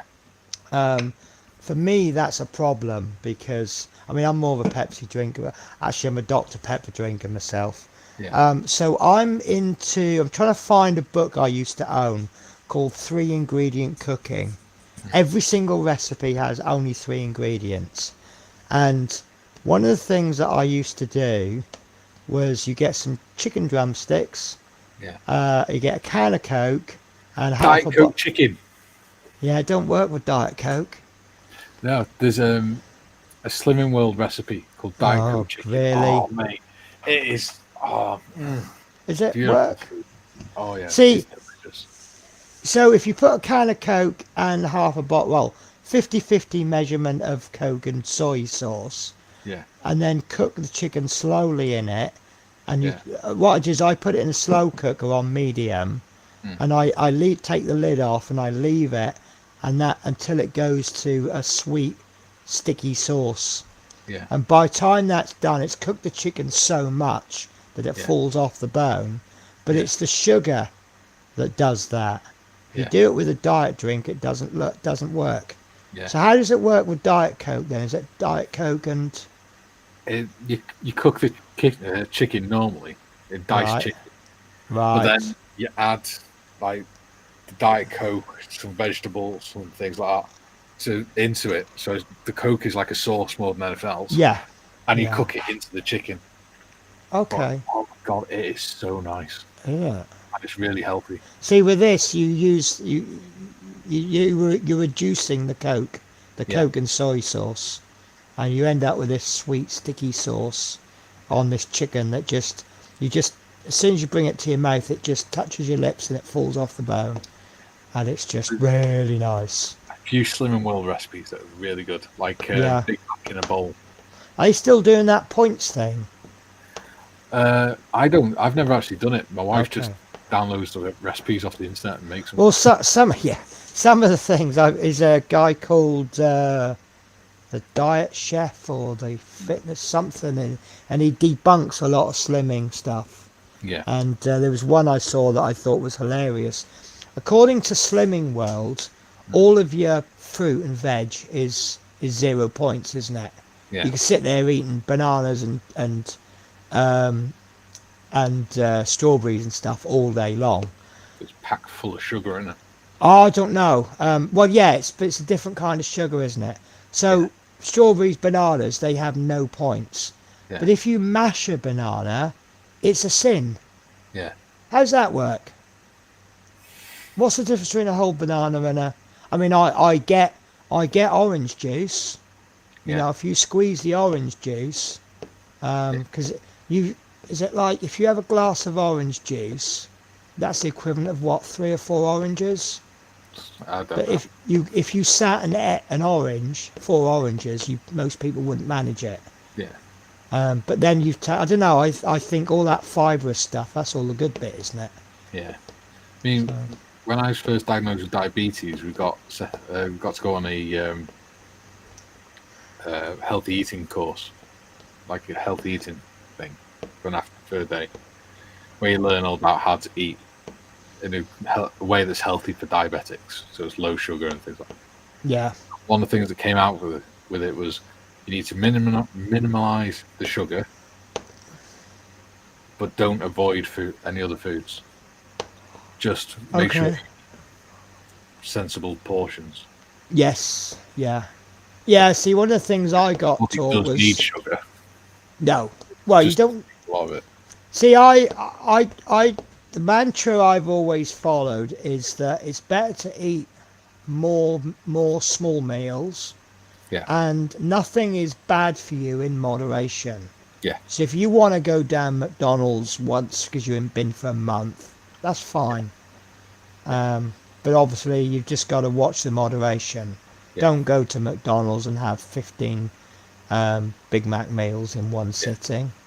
Yeah. But I mean, I've more recently I've been a small eater anyway, and the problem I have actually is I forget to eat. Yeah. I get so busy. What I used to do is just have one big tea. Yeah. I ended up nearly 23 stone. Yeah. And then got diagnosed with diabetes, and I cut everything down, got rid of all my as much carbohydrates as possible.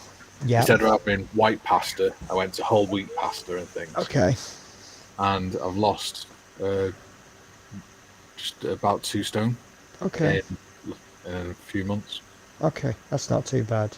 Yeah. Because losing it quickly is bad, isn't it? Yeah. Yeah. Because I did, I was saying to a friend the other day, I can understand, I've not been anorexic, but I can understand how it sets in, because I used to be, I flip between 11.5, 12.5. According to the doctor, I'm obese. Yeah. Because they use that outdated height versus weight chart. Well, I'm 5'11", and according to that, I should be a maximum of 12 stone. Yeah, yeah. See, I go between 11.5 and 12.5, and I'm not really bothered. I've got a bit of a stomach, but I don't look like, I don't wobble when I walk, so I'm not too worried. The only thing I worry about is because of my job mainly, and the fact I don't exercise. Yeah. 2,500 calories is too much for me. But it seems that, I mean, it's like today, all I've had today, food-wise, is a couple of those Mr. Kipling Angel Slicers and a ready meal Stovies, which is meat and potatoes. Yeah. And it's just a little microwave, like one portion. And that's all I've had all day. That's not 2,500 calories. No. But I've probably taken in more calories than not today, I haven't, but... See, you've not had enough calories, and the calories you have had have been bad calories. Right. Because so it's bad calories, is it? yeah, if you think about it, If you have 2,000 calories of fruit and veg and stuff like that, you can eat shitloads all day of fruit and veg to get to Right. that 2,000 calories, and a bit of meat and stuff. Okay. If you're eating a cake, Well, I just know how to banana, if that counts. well, yeah. But if you have a Mr. Kipling's cake, that's probably about 300-400 calories. So that's already a Probably. quarter of your daily Yeah. allowance. Yeah. See, I'm tempted to say I don't have a problem with food. Hmm. I could sit there and I could eat a whole box of Mr. Kipling cakes. Yeah. And then I'm not bothered. I could probably eat fairly decent. Well, when I say I eat fairly decent, I mean like not bad food.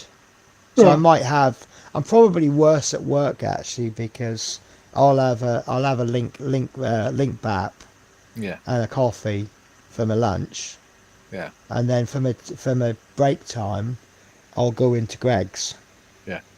Shift work actually promotes unhealthy eating as well. Yeah. Because you're not eating in time with your body clock. Yeah. Well, this is what I'm liking about this doing a rota that's late or earlys, because I'll always eat my main meal of the day between 1 and 3, which is when I start work, and then I'll have a light bite in my lunch, which is usually between sort of 8-9 o'clock, 7, 8, 9 o'clock. And then I'll try and grab something light in the morning. But I mean, for me, it's the unhealthy is the laziness. I could spend 10 minutes and make a sandwich, and that would be a lot better. But because I can't be asked to make a sandwich, I'll spend 5 to 10 quid in a day buying food. And then I complain I've got no money because I can't be bothered to take the 5 minutes to make a packed lunch that cost me a couple of quid. Yeah. So, but yeah, no, I was saying I used to be 13.5 stone, and my gut is a bit big. So I'm like, right, okay, I want to lose a stone. And I lost a stone over a reasonable amount of time. Yeah. And my gut was still there. And so I'm going to lose another stone then.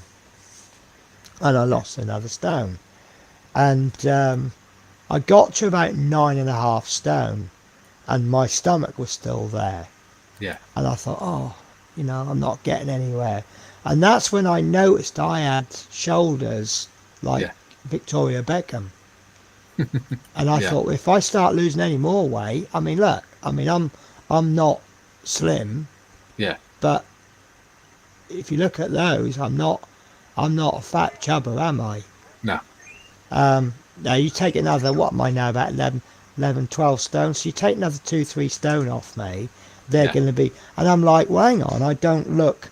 But I can now start to understand, if I'd have focused on my belly, which wasn't quite as big as it is now, if you're focusing on that one area and applying that to your whole body, and it's a case of what they see in the mirror compared to what reality is, and I can see how you how people become anorexic. Yeah, absolutely. So, obviously I was able to snap out, because I'm like, well, no, my shoulders, if my shoulders get any worse, I'm going to look like I've been in a Japanese prisoner of war camp. Have you noticed you've been on live that long, it's restarted? Has it? The clock, yeah. Well, mine has. Mine's saying 6 hours 40 minutes. I think we better call it closed. Because if I was in a work environment, I'd be complaining and threatening to sue the company because they haven't given me a break yet. Yeah. I'm entitled to a break. I've done a full shift. Well, I've got to be up at 8:30 as well. Yeah. Oh God. Do you know I've actually done work shifts that done less driving than this. Yeah. I want to know who that third person is. I think one is me, one might be you. No, I'm not. Oh, right, okay.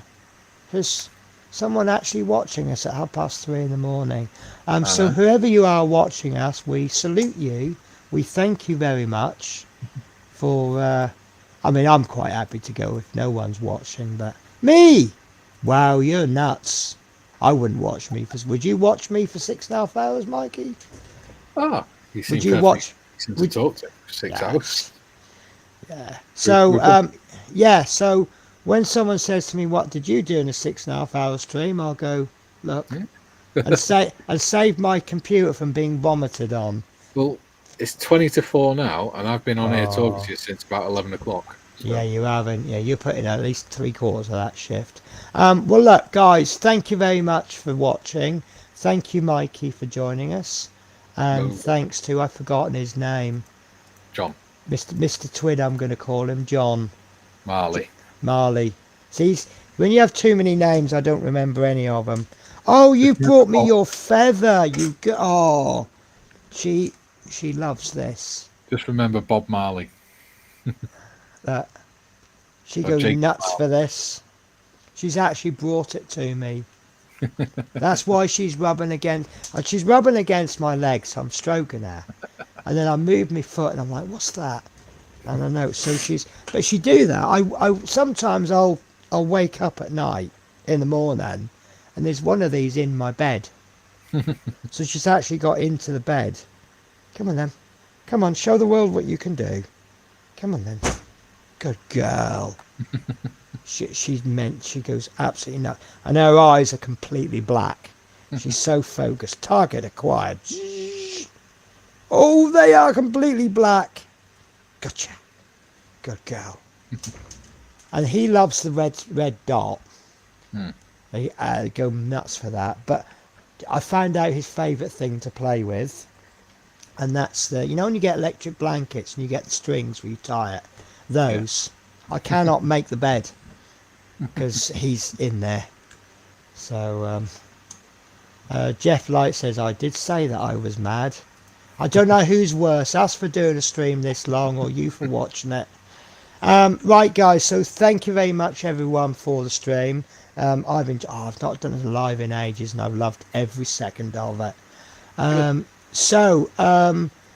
I'm not going to set a schedule for being lives. Normally I'll say my next live will be. I can't fix myself to certain days because of my work. I'm off today now, and I'm off on Tuesday, so I'll probably pop in and do a live at some point. Probably not tonight. And I'll see how Tuesday goes. So I'll just let you say goodbye, Mikey, and then I'll call the stream to an end. I hope you have a good day. Thanks for letting me on, Penny. I really enjoyed it. No worries. Right, take care then. Bye.